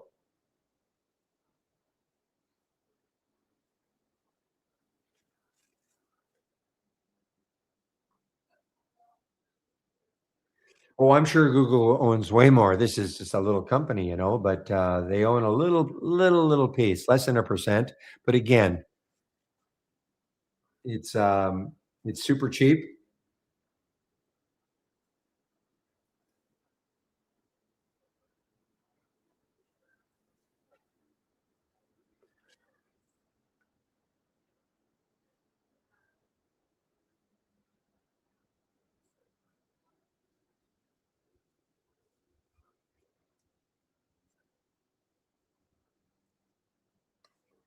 We got all excited because we heard a figure of 16 to 19%. Okay, a while back, and I thought, my goodness, they own 16 to 19% of that IPO. I mean, but what it was is SpaceX represents 16 to 19% of their portfolio. That's what that means. That's what that meant, which represented about less than 1% of the actual SpaceX IPO. Whenever it IPOs.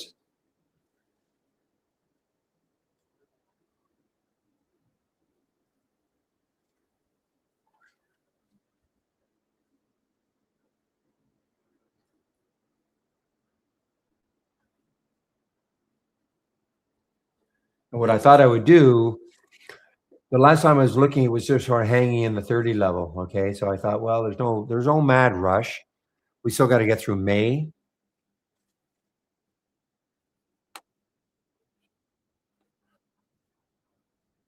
What, a $699 IPO, Dan, for SpaceX? How many share? I mean, it's a trillion. It's over $1 trillion, isn't it? In terms of the IPO, 1.75 trillion. Okay, so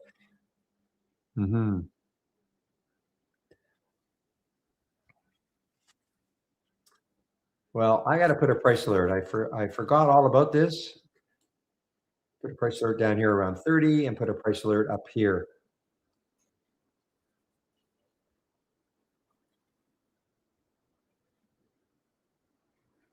Because you take, I don't know, 100 or 200 shares of this, and if it if it in fact is true.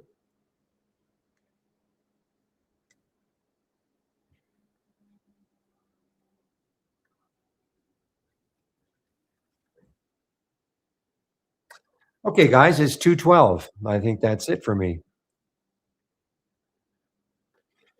Any more questions? Now again, I hang around if there's some questions, but well,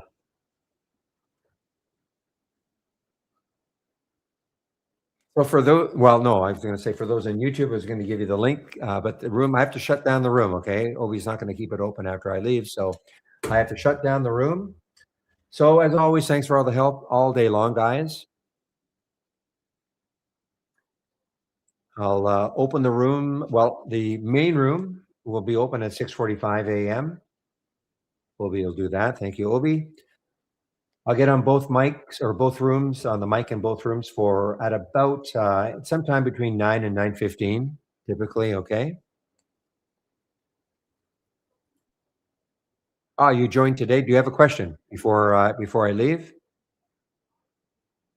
Navi, I'm just responding to you. Said you joined today. This is June. How should you proceed? Okay. Did you look at the 12 videos? Number one, the 12 short videos to get you started.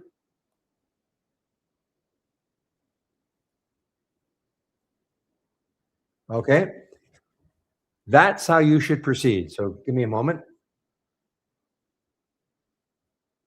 Now I've got to ask the question. What sort of trading experience do you have?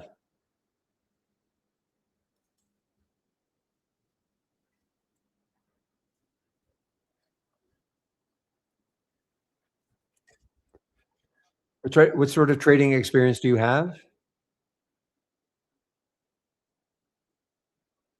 A lot? You've got a lot? Okay. You just want to take 2 or 3. So are you talking day trading then? Okay. I'm assuming you mean you want to take 2 or 3 trades a day trading. All right. Well, here's what you should do first. Okay. You click on my homepage link. I just put my link just above that last post by you. And the first thing you should do is this. Scroll down until you see the education section. Click on the more info. Getting started with trade ideas. Okay. You asked like, how do I start? Well, that's how you start. How should you proceed? Now, you may not have to do the login if you've already logged in and you've got a toolbar, but these are 12 short videos. This will give you an idea about what the program can do if you don't know right now. Okay. So it's 12 short videos to get you started, covering what alert windows are, what top list windows are. Those are the 2 key elements of the program. Okay. That's what I would do. And then you can come back tomorrow and, this room will be open. Well, I'll be on the mic at around 9 Eastern. And then we can kind of proceed from there. Okay.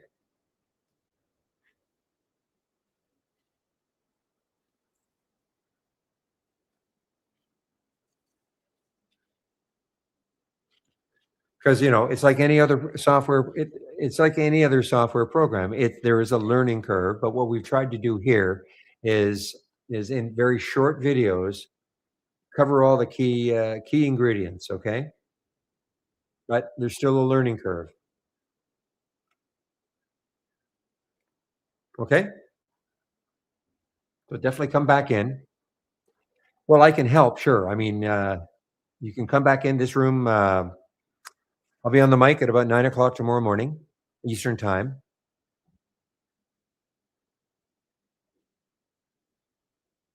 Yeah. Well, when you say how to look for a scan, I mean, okay, very quickly, we have a lot of, I'm sharing scans, but we have a toolbar, which is going to be pretty overwhelming. You have to do this first. Okay. But if you click on new from the toolbar, and then you click on dock to channel bar, just a minute.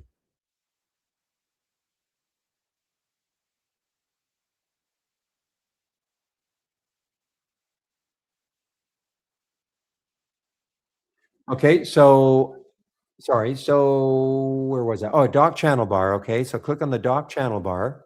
And then these are all theme-based channels. You can kind of go through them. They're all theme-based channels, explosive winners, crypto. opening range breaks. There are all sorts of different, these are all theme-based channels. You can kind of go through them, but understand there's a lot in here, like the short squeeze channel. Okay. So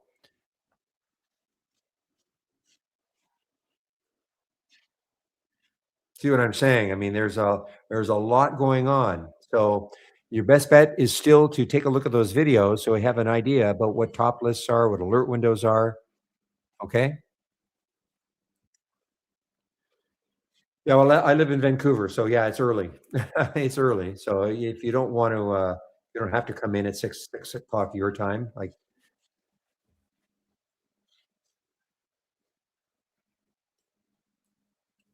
okay.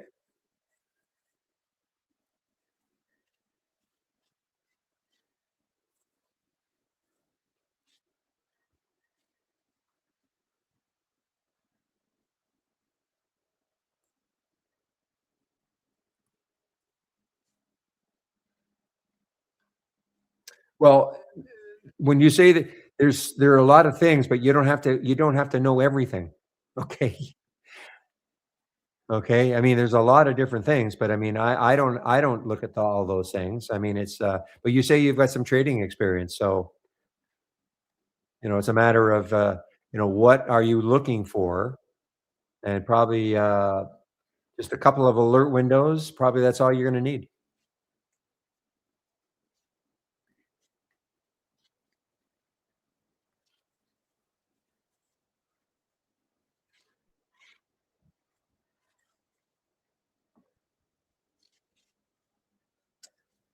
Okay, guys, I'm going to shut down the YouTube room right now. Okay, so YouTubers, we'll see you tomorrow.